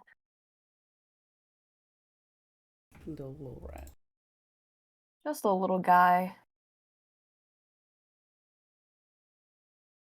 He's very little. Wait, so they see me grab my like my pockets. They see you like put your arms up as you hear it, and Artie just like jump from the vent and jump into your arms, right? For safety. Oh. Okay.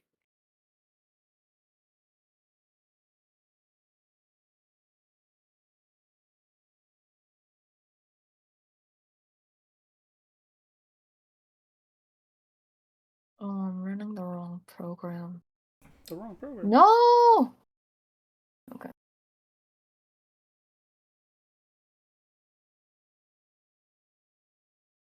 Six F 6G K 9 L7 HTY. Fuck. This is not the right one. Beep boop beep boop. Okay, quick break. Boop, boop.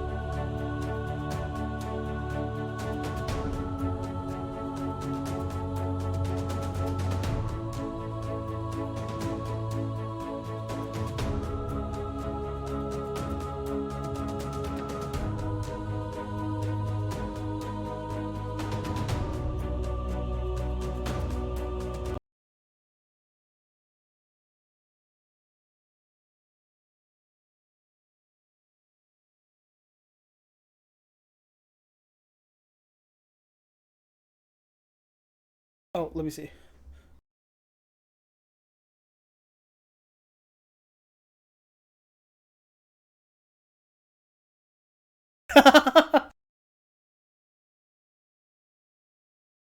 Yo, there's only one way to find out.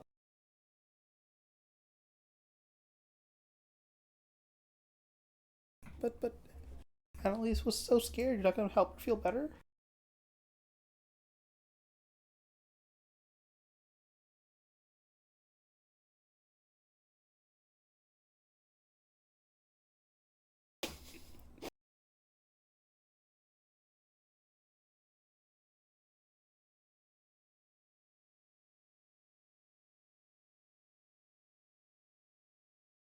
Oh, what?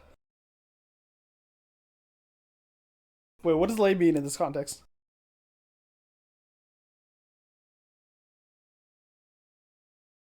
Oh, okay. Okay. Okay. I was like, damn, you take him to the lounge?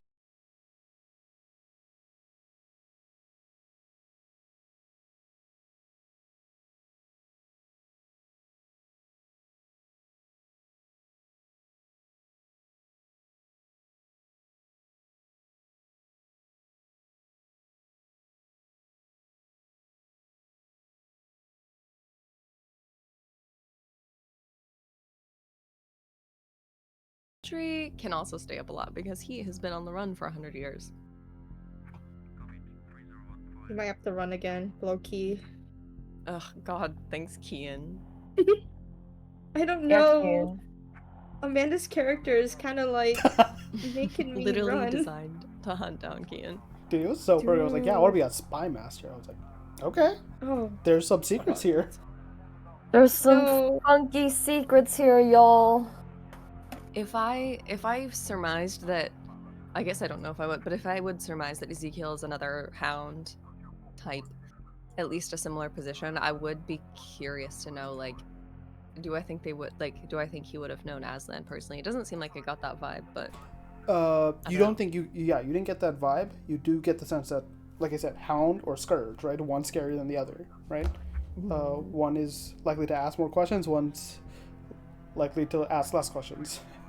But they're both, being under the sheriff, likely mean they're enforcers, have martial aptitude. And then, what's it called? In general, like, you don't think they would work together because hounds, at the very least, and from what you understood from Aslan, often work alone because it's just easier to obtain information when you're the only player in the field. But yes, let's pick up where we started. Y'all enter the scene once again as upstairs, Annalise looks at you out of the conversation with Lex for a moment. Louis says, is everything okay? Is that a rat? Yeah, I saw it. I saw it crawling through the vents. You guys should check your vents. Was that a thing? Oh yeah. Oh, sorry? Like a bang, like there was like a sound, right? Like something thumped on the thud? vent. Yeah. Oh wait, are there more up there? What? I don't know. I just caught this one. It just jumped out. I'll release it back out. No. Don't worry. I think. Do we have traps in the back?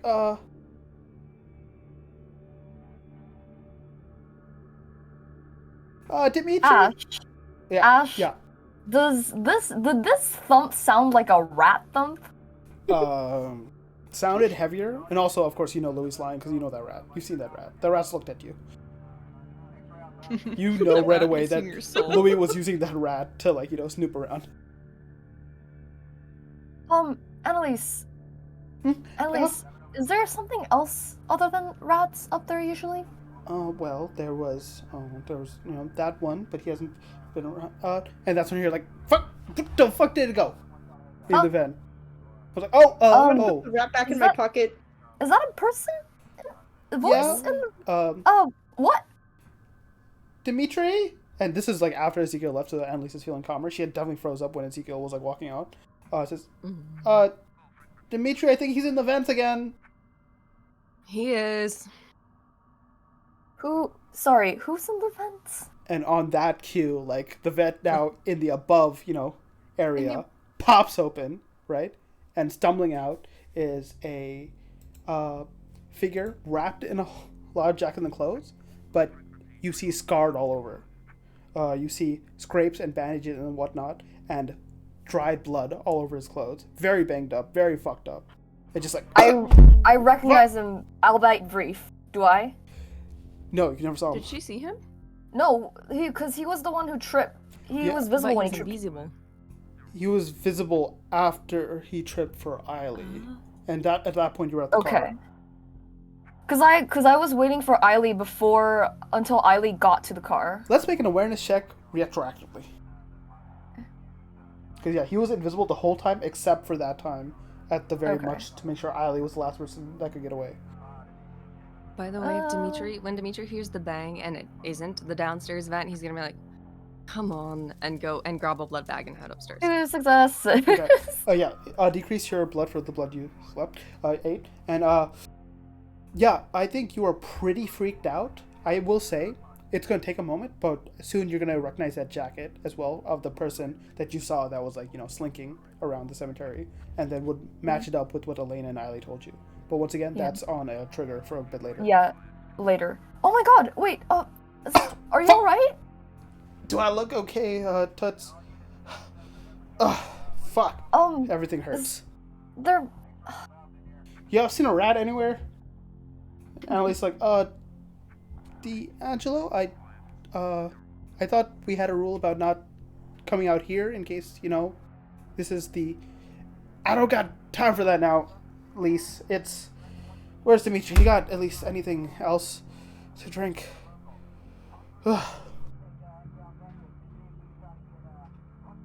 At that point, would Dimitri be pretty much like- upstairs? Okay. We go upstairs. He'll kind of walk, up the stairs and then stand back against the doorframe and look him up and down and be like, "You look like shit." Yeah, it was not a good one. Not a good one. And he looks around a bit, like Hold out the blood bag. first time really taking stuff in. I'm like, oh, thank fucking God. Grabs the blood bag from you, right? And looks around like, Like, looks at you for a sec, Lex. Is like, I know you from somewhere, and... Oh, shit, hey, cousin. Sorry? It looks at Louis. Oh. Oh, and this is my first time seeing Louis and Lex. Wait, Yeah. do we know? What? No, I don't know him, You don't know him. personally, do I? No. No. But he obviously knows you. I just nod. Like, cousin, you see a rat anywhere? I was like, fucking trying to fucking call that thing escaping from the vent. I'm gonna shake my head. Just like bites into the bat and like, makes a huge mess. And Annalise is like, oh no, that's gonna stain on the floor. D'Angelo, could you please refrain from staining my carpet? I know a guy. He can get you a nice clean carpet. Persian, at a discount too. At a discount? Yeah. I think you mean for free. Yes, for free. And he's like sits down and just like starts chewing. Just give me a sec. And he'll like actually like literally like take it, drink a bunch. You see a bit of his wounds trying to close a bit, but then like stay open. He's like, fuck. What happened? Try and like see? Can I don't know, like sentient scene, sight him? Like, is there anything weird? Sure. Sense of scene passive. I don't know. Oh wait.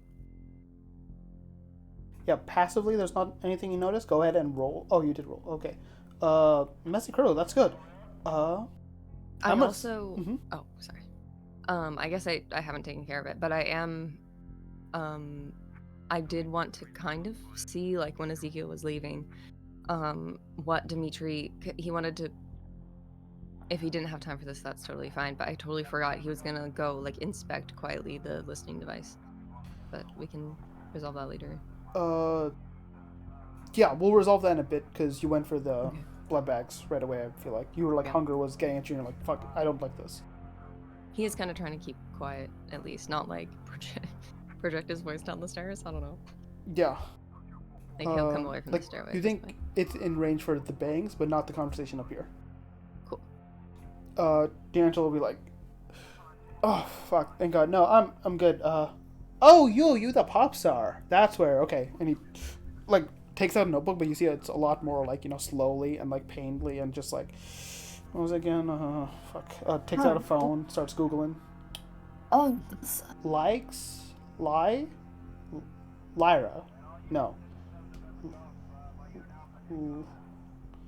Lex. Oh, thanks. Perfect. Yeah. What happened? Like my God. Like this looks too rough of a patch for you to. Yeah. Like, what did you happened? get yourself into this time? No, this is you. Yeah. This is me. No, it looks I at didn't Lex. do I'm like, anything. yeah. Oh. You were there yeah. with that night. What? Oh. Put it together, yeah. Oh, it was you. Oh my God, thank you. If it weren't for you, Eileen would have. Thank you. And like Lex is like, even though like she hasn't like she's never met this man. She's like on her knees, like holding D'Angelo's hand, not even caring about his like scarf and appearance. Just like It's grimy as fuck, by the way. she doesn't give a fuck right now. It's like, oh, Thank you. what the what? Yo, is this the kind of look y'all get? It looks at Dimitri as like the only other like Nosferatu kindred, like, you know, this, I should fucking, I don't know, you just got like fucking beautiful girls looking at me like this. Damn, yeah, you're welcome. I'm your hero. Fucking Private Eye does it again, saving one damsel at a time, and he's like fucking just like taking it in. I appreciate it. And you gave Elena the note. The note, the oh yeah, wait, looks at you, then thinks, and then looks at Dimitri, and then was like looks at Louis. I was like, okay, wait, I need a picture of like, you know, what I walked into. I kind of like was running for my life, so I didn't give a shit. But you're here, he's here. It looks like you, Dimitri. You wrapped up in the Hikata shit here? What? The cemetery, the shit I told you about? Is this? Ah, This is you in don't know. regards to Springfield. Yes. That. What happened? This. Point to himself. What happened? A lot. But wait. What about you, cousin? You in this? Also, enter the scene if you can. Oh, okay. Just as a reminder, looks at you, Louis, and says like, I thought Queens was outside your purview, as well as here, cousin. Don't you work for that Baronova? I'm on some separate business. Cool, okay. Dimitri, first time you guys here, looking at both of them, and we're like, what the fuck's going on? Baronova's a name you recognize. Baron Anarch of Brooklyn. Baron Nova? Yeah. And he said, don't you work for him? Yeah. Okay.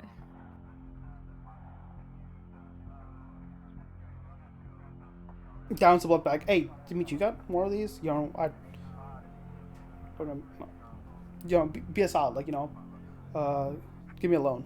And he'll just start walking down the stairs. Wait. Huh?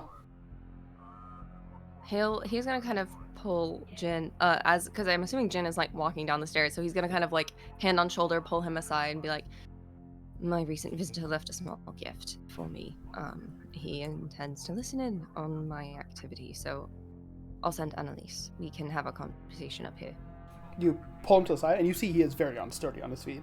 Like, right? And it's not even that exaggerated. D'Angelo may be exaggerating a bit to, you know, play into his klutz demeanor, but you see a part of that is his knees buckling.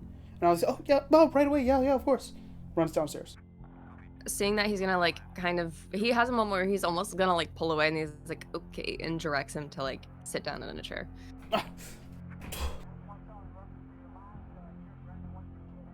Wait. All right. What happened at Springfield? Wait, hold on. He said you were wrapped up in the Hikata stuff. Are you also? He's gonna he hasn't actually really seen Lex and Louis yet until he came up. Yeah. Can I get a read on them? Like, if I still have unseen, whatever, sense the unseen, like, active, or, like, sure. Just in general. Make me one more roll for Sense the Unseen. I'm going to say off the bat, though, nothing stands out besides, you know, kindred natures. And you do know from earlier that these two enter with Ezekiel based on just Annalise, his response, and might have even told you, like, on her way down or whatnot. Or texted you even. Let's see. Yeah, I think 2 successes, nothing apparent about these two besides kindred nature. Yeah. He'll kind of go, like, is there a reason you didn't leave with your friend from earlier? He's gonna look between Lex and Louis. Well, let's say I got convinced to go to therapy and then got subsequently dragged here. He just looks confused and then looks at Louis like for an explanation. It's nature walk. He doesn't know what that is. No, that's not the point. Look, the two Hikata, the ones in the Springfield Cemetery. Do you know about them? You were there. I was. What did you see? They have their own sort of mausoleum, and according to and like gestures kind of like helplessly to D'Angelo because she doesn't know his name. D'Angelo. She into my friends, but we gotta see about that. But hey, if you touch my hand like that again, you can call me whatever you like. Much appreciated, Okay. D'Angelo. Yeah, as D'Angelo said, he relayed that someone was being tortured there. And he's gonna kind of look to D'Angelo now, like, you were doing more investigation into them? Yeah, but it was something else that led me there. Okay, I'll be real honest now. No, tricking. I need a drink and heal a bit. Mechanically, he is chock full of aggravated wounds, just basically barely out of torpor. Has Annalise come back yet? Yeah, Annalise has come back and says, beautiful Lex, why don't you tell Dimitri here what you told me? He's actually an expert. He caught himself. He can even advise you on what the fuck's going on, because I feel like Elena would love to know this. And I'll fill in any details in a sec once I get more of a drink. Okay, thank you, D'Angelo. It. And I'll offer him like a really like sweet smile, cause he's been helpful, and I'm grateful. So just like a really nice, pretty, dazzling smile. He takes a point of superficial willpower damage. Oh. Immediate social battle failure. Yeah, he's like, oh my god, like he's not used to actual beautiful people looking at him nicely, considering his demeanor, his facade, and his looks. He's helped out. That counts for something. If he could blush, he would. Huh? If he could blush, he would. Oh. He can't. Right. So, where was I? Yeah, someone is being tortured there. And I know, like, me, there's a couple other friends whom I know, other kindred. They want to do I'm assuming that somebody wrote in the group chat about that full-scale, like, assault. I was gonna have Elena text the group chat and be like, not details, but just be like, because I think Chrissy was saying that Kai would push them, and she would have been like, where's the thing? Basically, something about them. Oh, so he looks like this now because he just fuck it, he's drinking. Be like, oh, we located 2 Sabat, and are planning an assault. We'll need backup. Is basically the group chat text that she sent, and I will definitely send after this. Need backup. 2 Sabat. That still would ring any sort of bell. Okay, I'm gonna assume Lex would probably. I think Lex would probably make the association, especially considering if they had that one conversation that we never did. I forgot about that too. Goddamn. Yeah. Someday we'll do that. Okay. Alright. Yeah. Let's see, where was I? Yeah, 2 Hakata, and some of my other friends, other kindred, they want to launch an attack on them.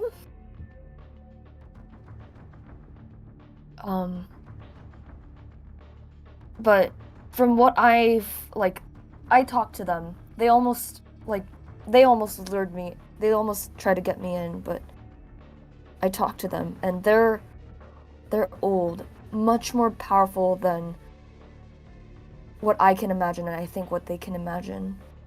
And if we want to win this, and if we want to save that tortured person, I think we need some form of intel.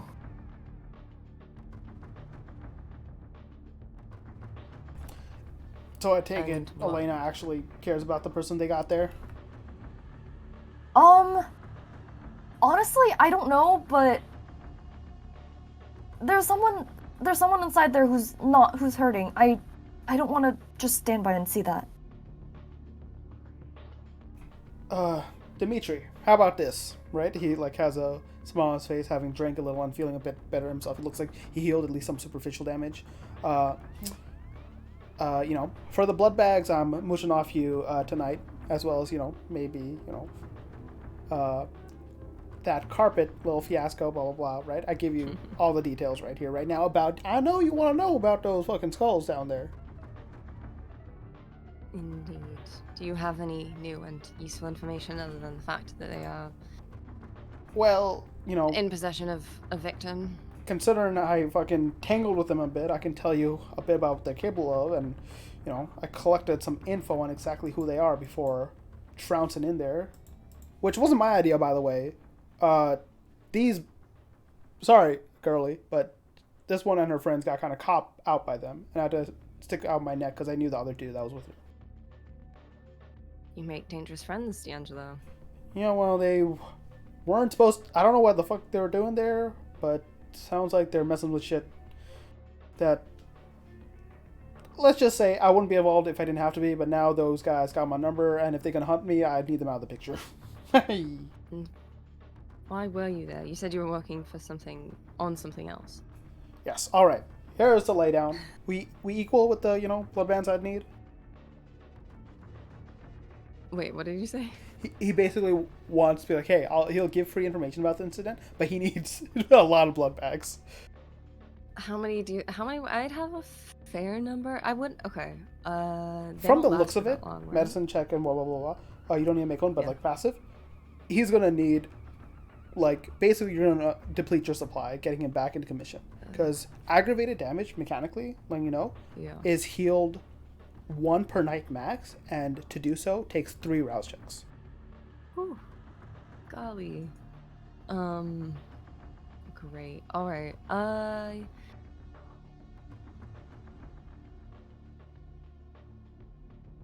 Dimitri's gonna kind of because he knows that if he depletes his supply for D'Angelo, he's gonna have to fucking scrounge for himself. Which he's done before. He knows how to scavenge, but he'd at least set aside something for himself before basically turning over the rest of it to D'Angelo. So, but he'd agree. He'd go fine. Yeah, I just want some bags. Plus, you always got Miss Cheery over here in case you really need a drink, right? He gives D'Angelo a death glare. What? Hey, fine. You ain't like that. You ain't like that. Damn. Sorry, Toots. Maybe he's just not interested. She was like, wait, what? Yeah, but anyway. Would you please go get the rest of the bags from the fridge? Yes, of course. -1. Okay. And he's just like, you the man. Now, breakdown time. Okay, above board, D'Angelo's gonna go into, montage. You don't want to tell me the whole session I was there for? He's basically gonna tell you. It's a pretzi! He's gonna tell you, and since Louise there as well, you're gonna know about this. He's gonna tell you about Lena, right? Basic information about her. Bruja came down from upstate and, does jobs here or there, mostly for ministry and in Queen's territory, right? And he went on a mission to find someone that she asked him to look into, and found them, tracked them from upstate where she had come from, down here, being tortured by 2 Harbinger of Skulls Sabat.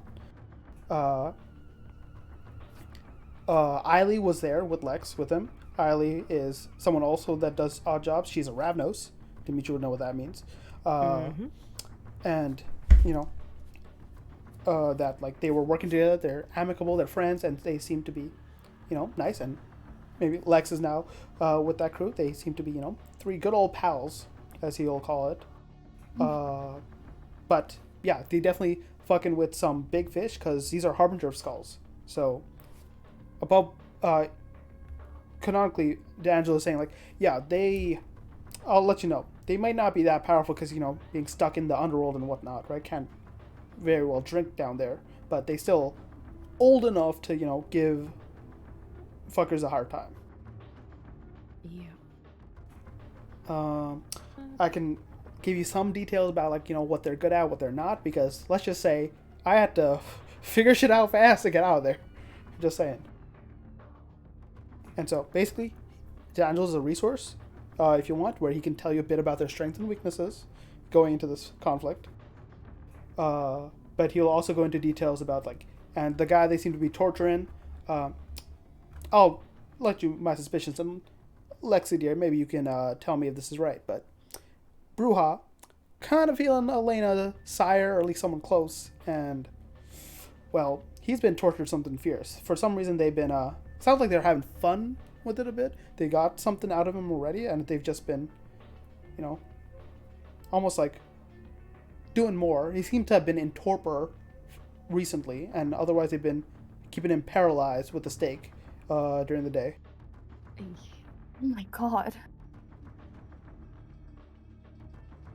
Lex, I think Elena has not let on that it's her sire. No, she doesn't know that, but she's still horrified either Yeah, way. D'Angelo is basically saying he's making a pretty good educated guess. It's her sire, based on the information he found while investigating. Yeah.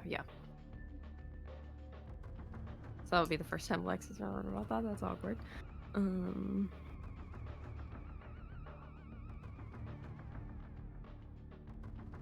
Did Lex say that they were talking? Lex mentioned we were talking about planning an assault, right?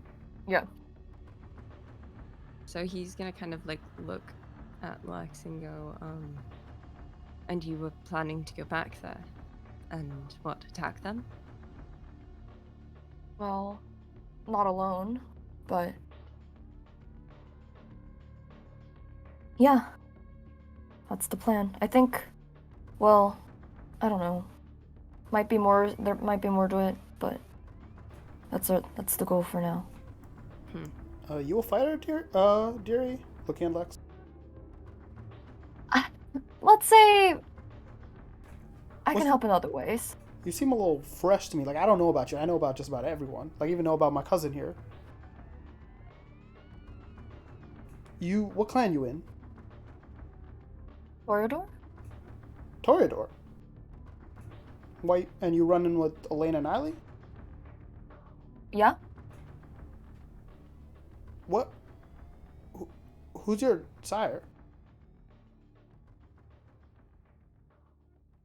At this, her brow kind of furrows. Do you know him? Would you know him? Probably. I know just about everyone. Eleanor, Eiley are good friends. That's why I stuck my neck out for him. Does the name Cyrus ring any bells?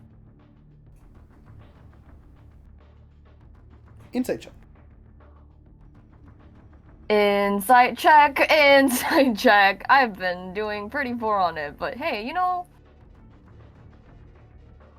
I'm decent for what it's worth. Blinks twice. Hey, cousin. So, what about, if we're going to war, you bring in the Anarchs into this? Baron Nova? Do they know the spots are crashing down? Oh yeah, is Springfield an Anarch?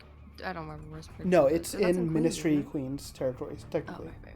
It is east. It's east enough that it's starting to get in the outreaches, and if you go far enough east, that's more Sabbat territory now. But it is encroaching, basically. Oh, sorry, Megan might not be here. But yeah, D'Angelo looks like he tried to deflect for a second, and it's just blinks twice. You do see he knows something, but, and he's just he just tried to avoid the topic. Okay. Meg, are you here? I don't think Meg's here. But D'Angelo's I'm muted. oh, you're back. Yes, Yeah, you are muted. Have you been muted this whole time? Have you been saying stuff? I only answered that because I was kind of just, observing the conversation. Mm-hmm. Oh, just standing. this is all new to Louis. This is attack, Hikata, Yeah. The word that really stands out to you is probably Sabbat, because you were there for Battle of New York.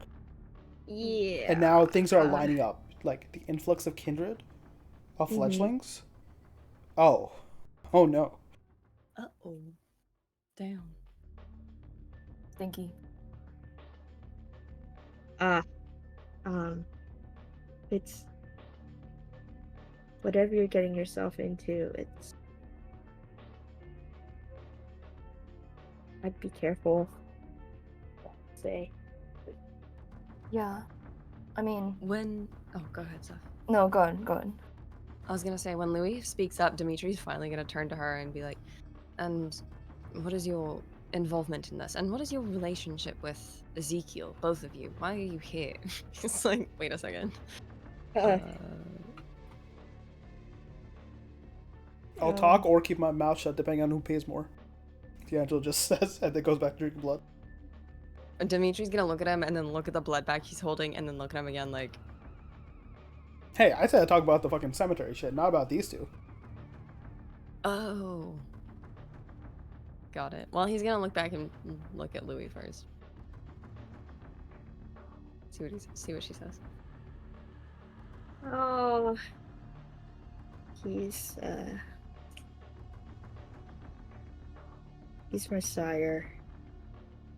Ezekiel. Yeah. Then you're aligned with his organization. Absolutely not. Can I insight check that? He's speaking the truth. She's speaking the truth.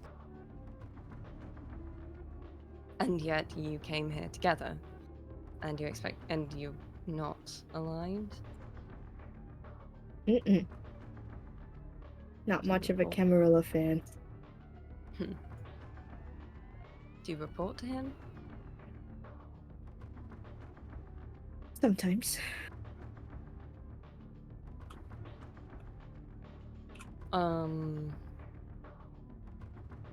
Dimitri's just gonna make a mental note not to talk about anything sensitive in front of Louis, but I think this current conversation isn't like, I mean, she's heard enough, so. Have I? I mean, like, you know what we're talking about, like the Hakata, the Sabat.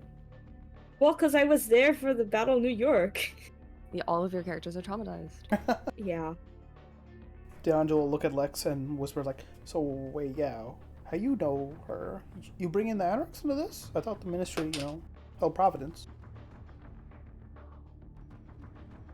Sorry, who's he referring to? You, Lex, because he saw you were together with Louis. I met her for like, this is the first time I met her. She's my quote-unquote therapist. Wait, Now, how fresh are you? I was... Very fresh. Hey! I was embraced a year ago. About a little over. A year? Yeah. And when you start seeing Louis? Again, today was the first time. Passive insight checks, you see D'Angelo's like gears are turning.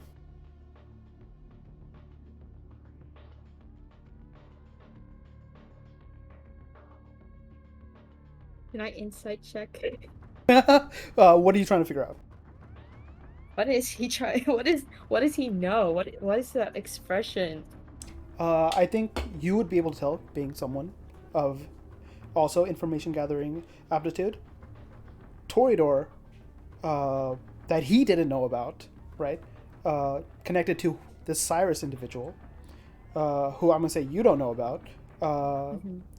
Sired a year ago, but just recently introduced to the Louis of the Anarchs, who looks after fledglings, right? A year is a long time to go without having, talk to you if they're just like, have a good relationship with their sire. So definitely suspicious of the fact that she was flying under the radar for a full year.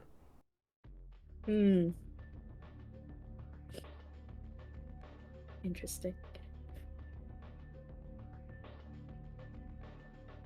You mentioned strengths and weaknesses for the two Hakata? Yeah, yep. And I do have a vested interest in y'all dealing with them, so I can give you a couple details. It looks at Dimitri, and this will be a continuation of, the little snooping you want me to do.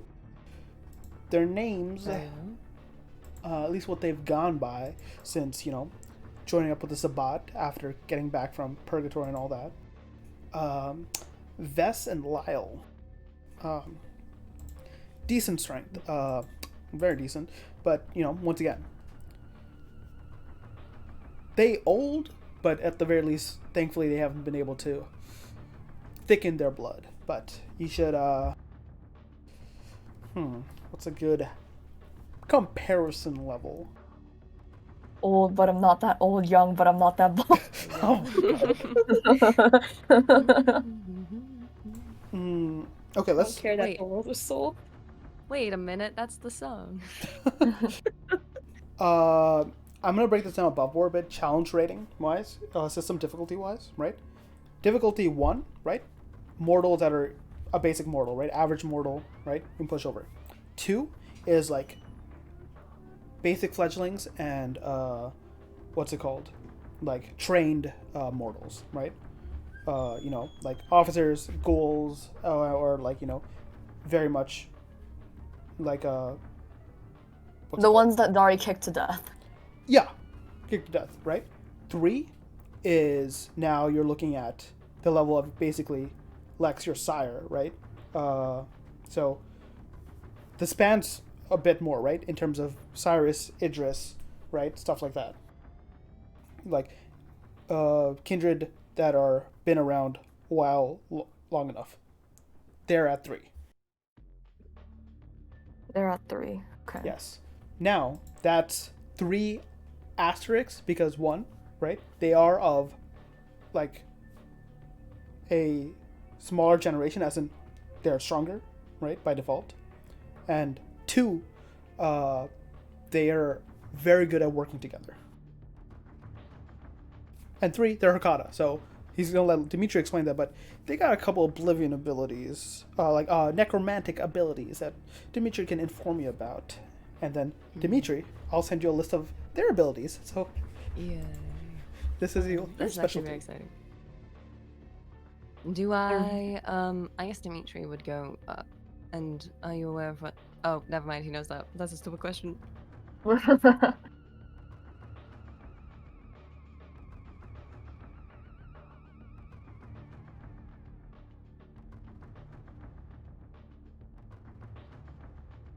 And this is also, what's it called? I'm going to give you above board information. D'Angelo doesn't know all this, but these are speculations that you're able to make, right? And Okay. based on that, this is literally their Oblivion set to be wary of. Oh, look, they're right there. I forgot you sent me that. Yeah. Buds. I'm going to make a list, go and keep talking as you do. Okay.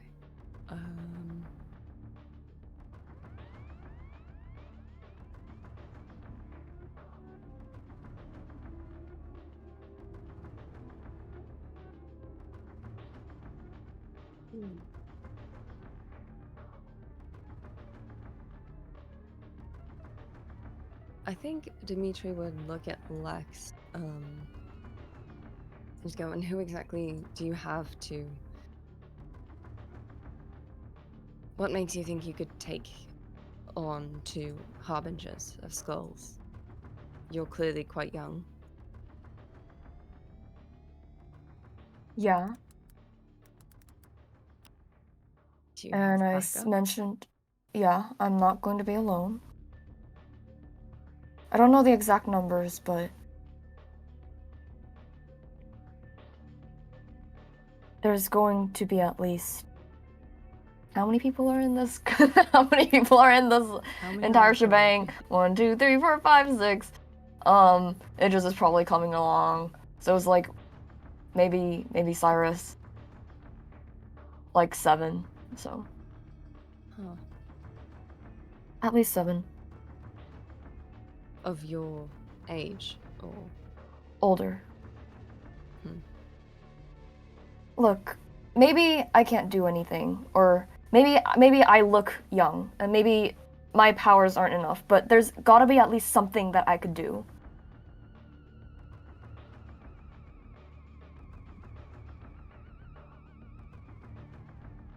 Well, at the very least, you can... Look,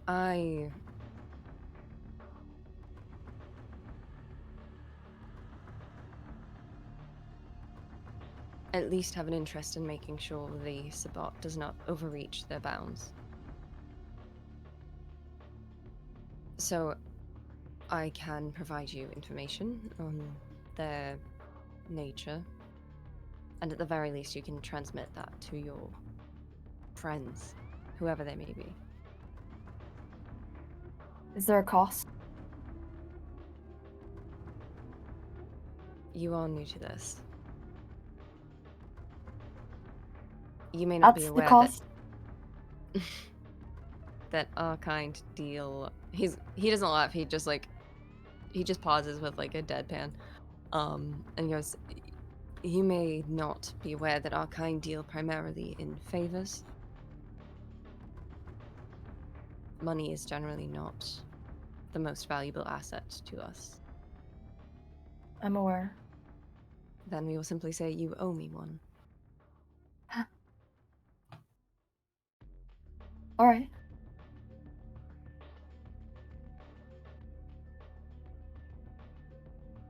He kind of, he'll look at Louis and go like, "Are you going to be involved in this? Seems you two just met." Depends how far it will get. Are you going to discuss it with your sire? That I have yet to.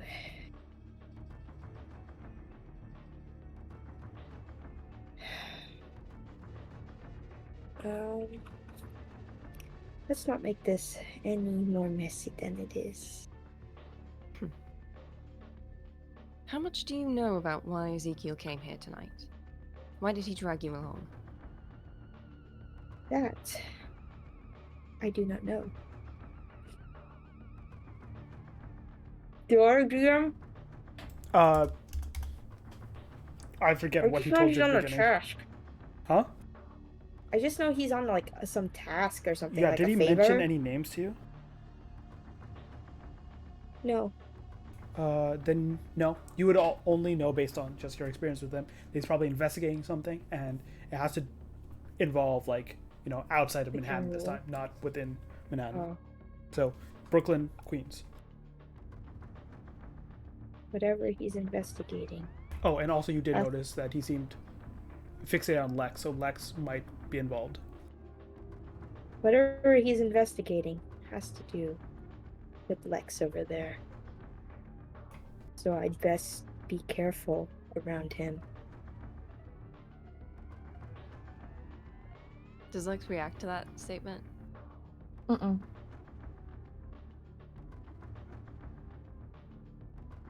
Or at least there's no outward reaction. You're Toreador, correct? Yeah. Let me look at something really quick. Oh, now I have to read that. Goddamn. More I need stuff check. to read. D'Angelo will look at Louis and be like, "Wait, you mean old Zeke's has been around?" Oh, right, you Yeah. got here after he left. Yeah. We had a visit. Oh no. You He's think? gonna look at Jen and I don't know if Dimitri is socially capable of communicating with the eyes. Like, don't fucking say anything. He'll be like about to say something, that would be like giving something away. It's like, cool, it's cool. What do you think he was here for? He's not good at lying. He simply had some Camarilla business to attend to. I see. You know how they are. Yeah, don't hounds do that. And he's, awkwardly also trying to convey, he's like, yo, is it hound stuff? Like, the other hound stuff? Like the other hound we know stuff? Yes. Dimitri's not. Yeah, he doesn't say that last part, but he's like, he does use the word hound for that reason. He'll be like, yes, well, hounds in their business. Yeah, dogs be dogs. Both so awkward. That's it. Dimitri doesn't say anything else. D'Angelo looks at Lois and says like, I see. That is good to know. Drinks more blood.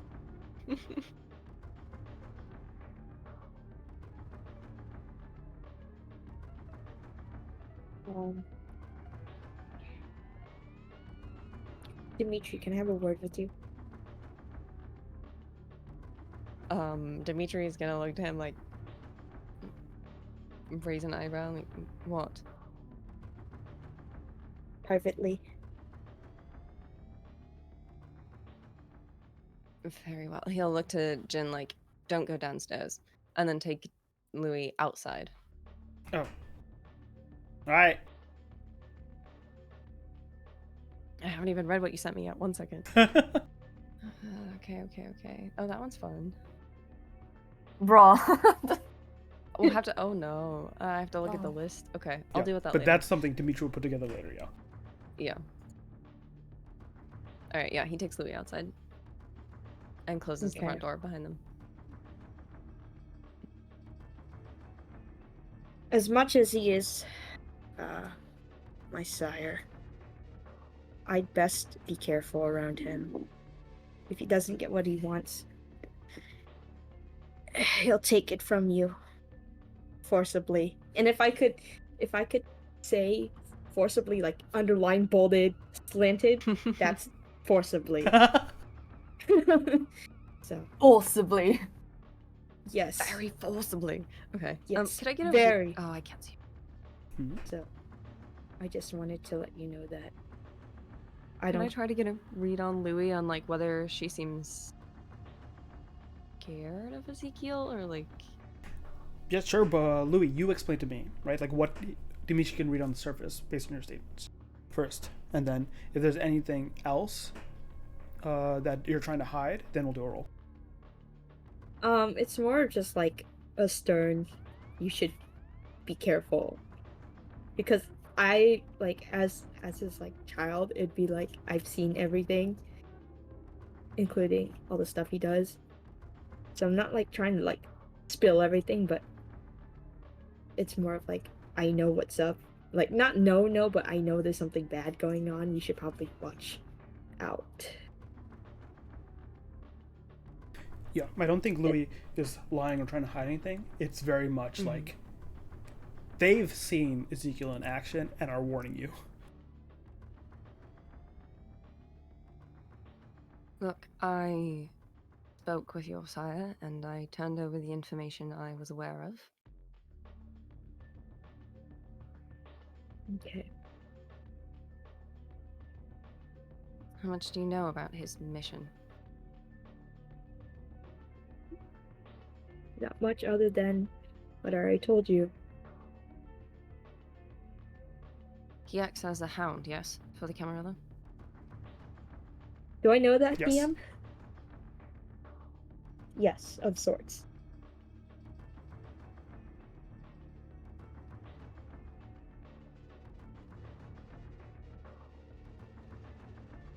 So I'm trying to find in my notes That's a where lot I of wrote, successes. It is.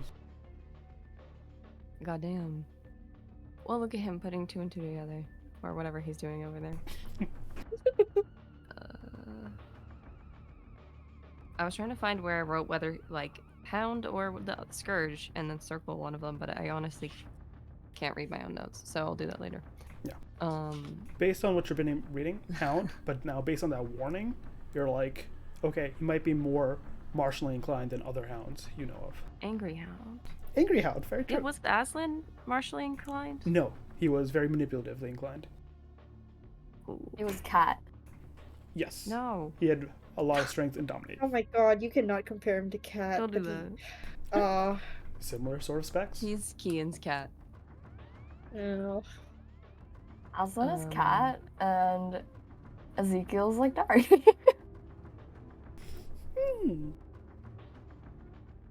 Ezekiel's so Too nice, though. Two opposite ends of the spectrum. Look, Ezekiel's polite at the... Well, he can be. He's capable.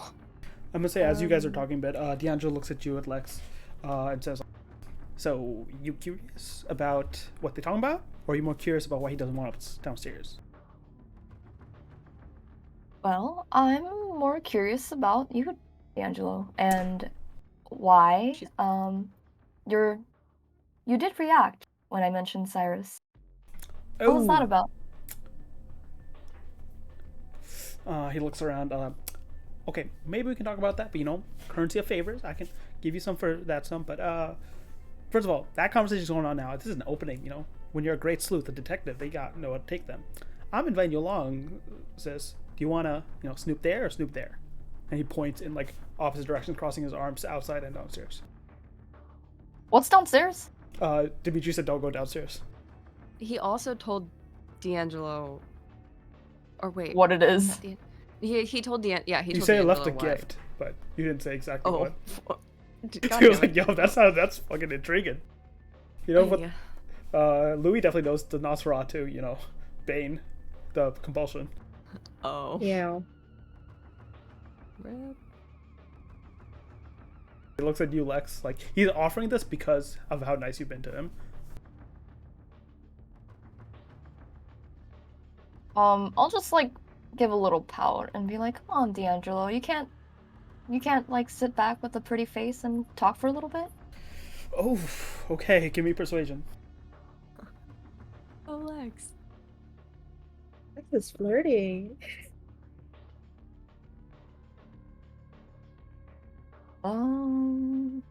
For challenge ranking's sake, D'Angelo's difficulty 2. So this is very doable. Oh well. I'll add my merit, Yes, very much applies here. but I'm not gonna use awe. Okay. 3 successes was a possible bestial failure. Bro. See how he does. What would this be?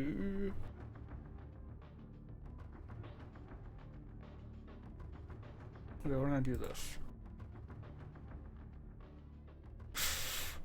He's like, oh, no, yeah, he like, his jaw, you see, is bent in the wrong direction as the Nosferatu features, but it kind of like, he like locks it into place and then just like, with his hand comes up and moves it a little back. You hear a crunch, like he's trying to be like, present as president, but no, yeah,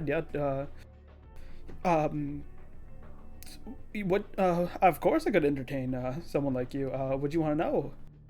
Yeah, you mentioned Cyrus. I just want to know what you know about him because like, I've dated him for a while, but You're I don't dating really your pry. sire.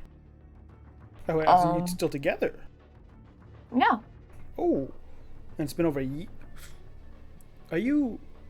Okay, so I just looks around a bit. Annalise isn't there at the moment. I'm gonna say she's like, going to do other stuff and like Doing her blood inventory. bag thing. Yeah, taking inventory now that all the blood bags are gone. And says like, you... Oh yeah, you said you're dating him, so he's also gonna look a little crestfallen at that and say, sometimes, when he sired you, you felt like a thing towards him because you drank his blood. Did you keep doing that at all? Why do you ask? No, sometimes of hyperfixation. Sometimes you don't really like the guy, but the blood's making you like the guy. So, sometimes, you just need to get away from the toxic stuff like that. He's trying to see if he has a chance.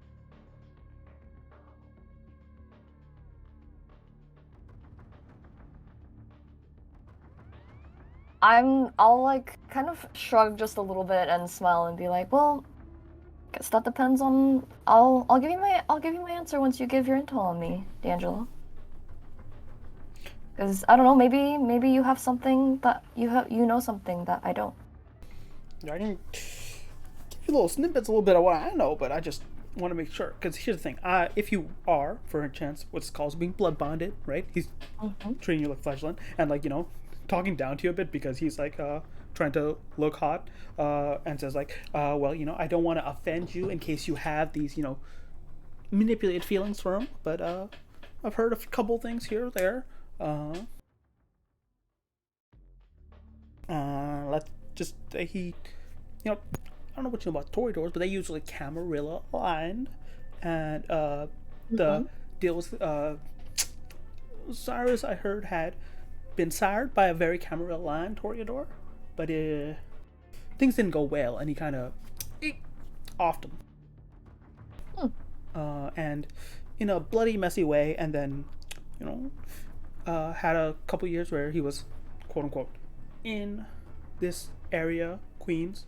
He was actually, you know, did, he got up to some shenanigans, like, you know, vampires that finally been off the leash sort of shenanigans before going quiet, and people thought he was like gone. He wasn't in Queens no more. Interesting. Go on. What I ain't offending you, right? You ain't. Are you blood bonded? Do you feel any signs of a jealousy or violence towards me? Because I'm not in a state to deal with that right now.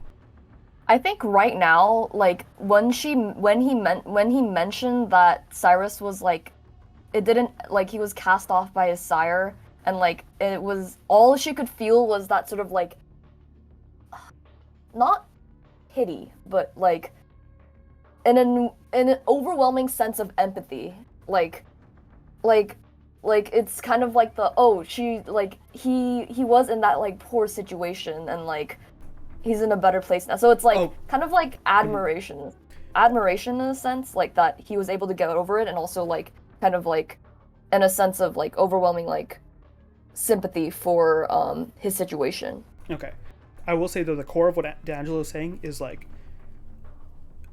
he didn't talk about the relationship he had with his sire, but it ended with Cyrus killing his sire and then going like you know, being a bit, you know, very free with how he lived his life, right? Free from Camarilla rule. I feel like Cyrus would have been. Didn't Cyrus mention that? I feel like he did. He did mention that, you know, his sire with Camarilla, and I don't know if he mentioned that to you or we talked about it, I know privately that his sire is no longer around.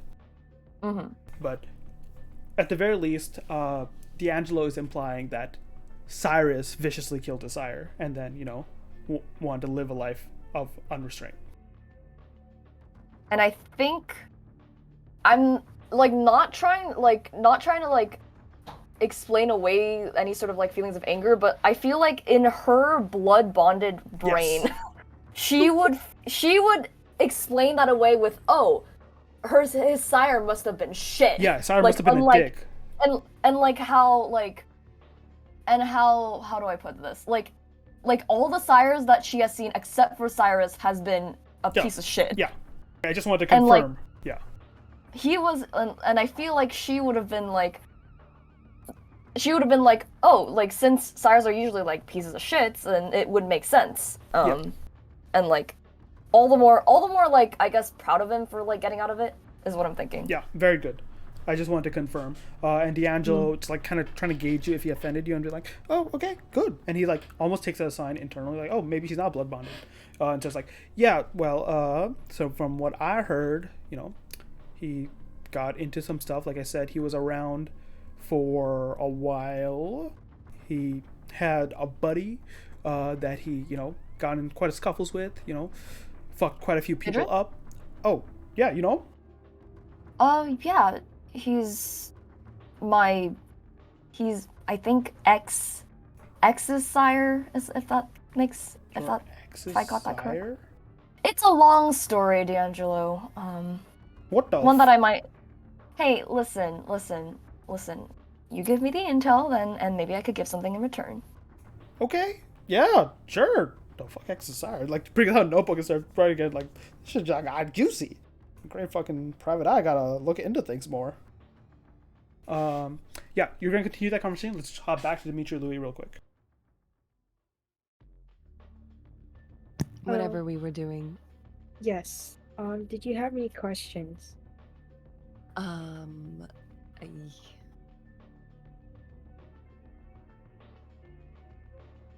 Dimitri, I think, the information you got is basically like Ezekiel, angry, Louis like knows him but isn't necessarily working directly for him.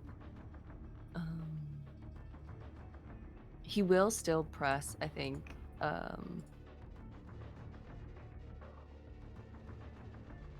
and go like, look, you don't know anything else about the mission he's on. Do you know who this Aslan is? Aslan.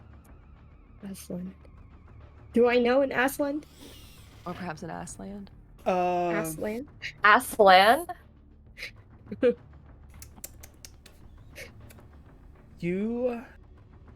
gonna say no. because Louis mostly works out of Anar territory, and Aslan Okay. does his best to, keep out of the Anarch's, purview so he can do his work. Okay. Righty. No, I don't know anything about it. Very well.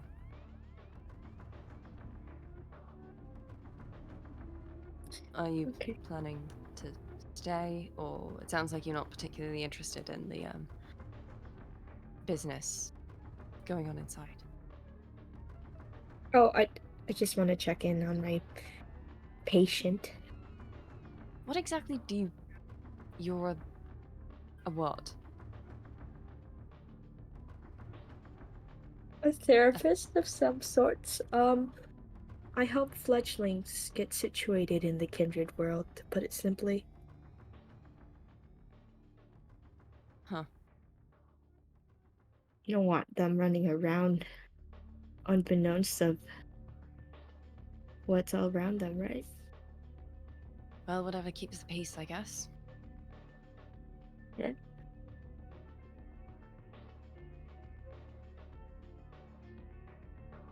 Right on. I think Dimitri's gonna kind of look at her and be like, see if she has anything more to say before heading back inside. I'll follow you back in. Let's see what's happening in there.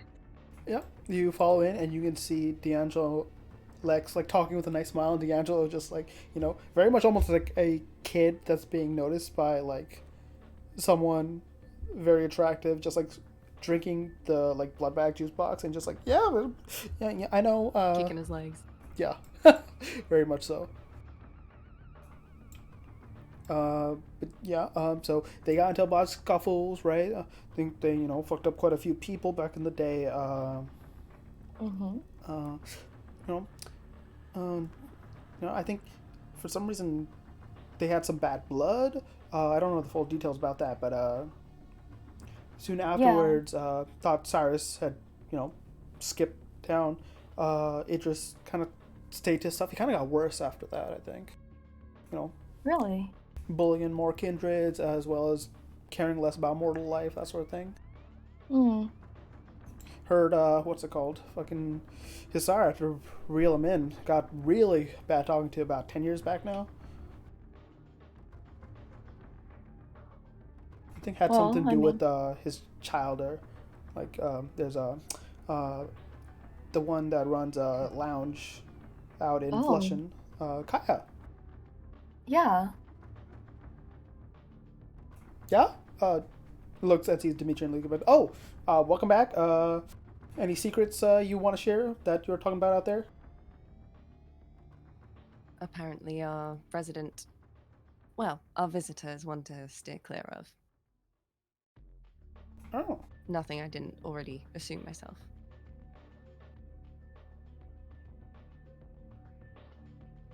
Cool.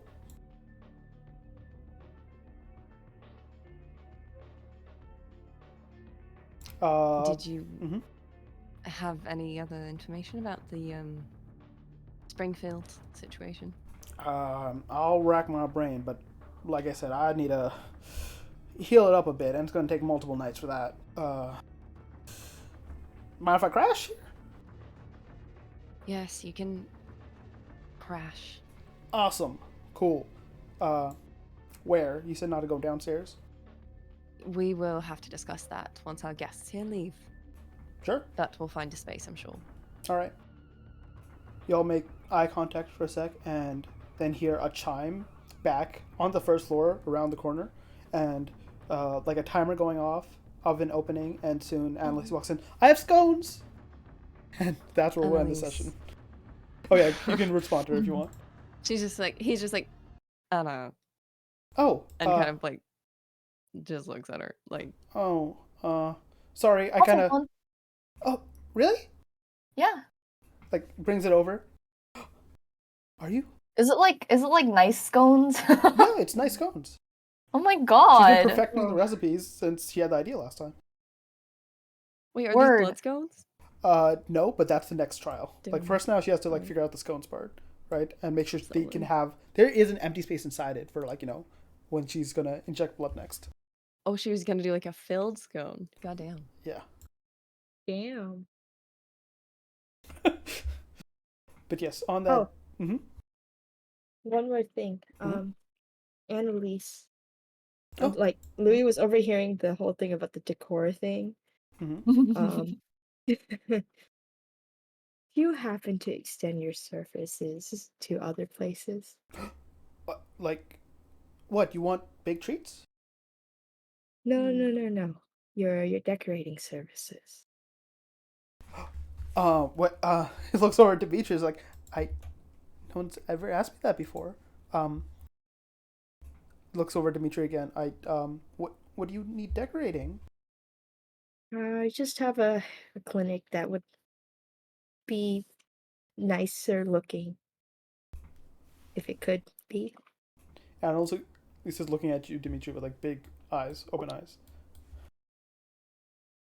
He's gonna kind of look at Louis like, where would this be? Uh, wait, wait. Ash, where was my clinic at again? Brooklyn. Brooklyn? Yeah, Brooklyn. Oh, in Brooklyn, like the city itself. Wow. And will you ensure that she's not going to come into contact with anyone of our ilk who would present a danger? Um, she can come in the mornings. In during the daytime. We don't get clients until after dark. I run post 9 to 5, so it's mostly after hours. You could just design the place and leave. I just need someone with eyes. Looks over at Dimitri and says, "Oh, wait. Oh shit." I think Dimitri, passive medicine based on that is like you finally realize. I don't think Louis like when she's staring in your direction, not actually focusing on you. She can't see. Effectively Oh, blind.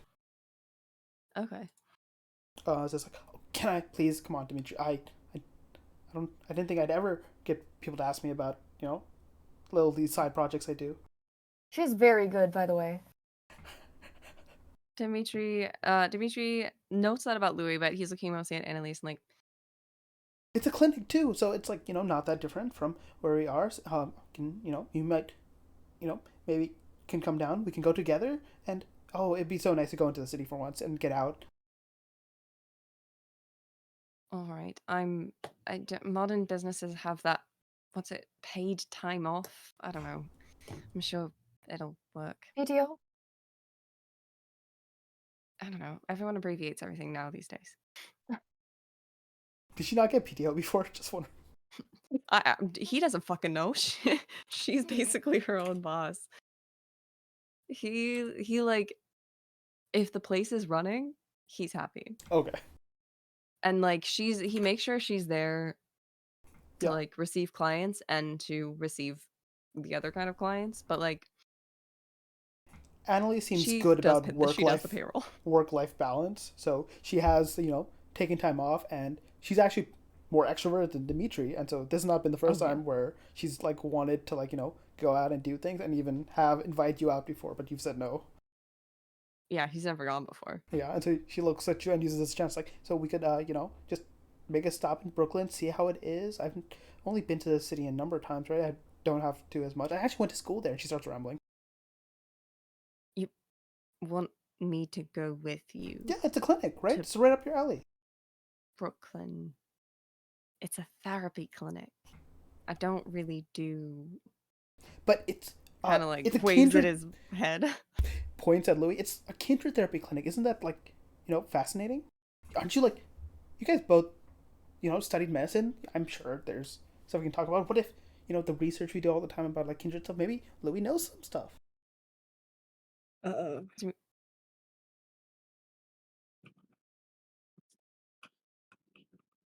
Doctor buddies. She like looks at you two.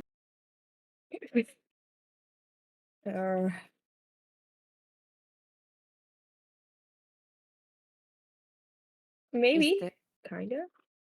Oh Is no. your practice used for study? Yeah. What if, what if I went someday just like, also knows interior design, but it's like, shadowed. I used to shadow back when I, was studying for a position like this, got older. I didn't work out, but, shadowed, in the medical offices all the time. It'd be just like that. It'd be so much fun. You want to shadow a therapist? Yeah. Are you sure? Yeah. Like, and I think I'm going to make up some Annalise lore right now. I think she was studying like medicine before and didn't go down the full track, right? And so, Yeah, she definitely doesn't. Oh, go ahead. no, go for it. I was thinking she doesn't have a degree, but I was imagining she at least like took night classes or something at a local college. Like she's definitely taken university classes. She just Hmm. never graduated.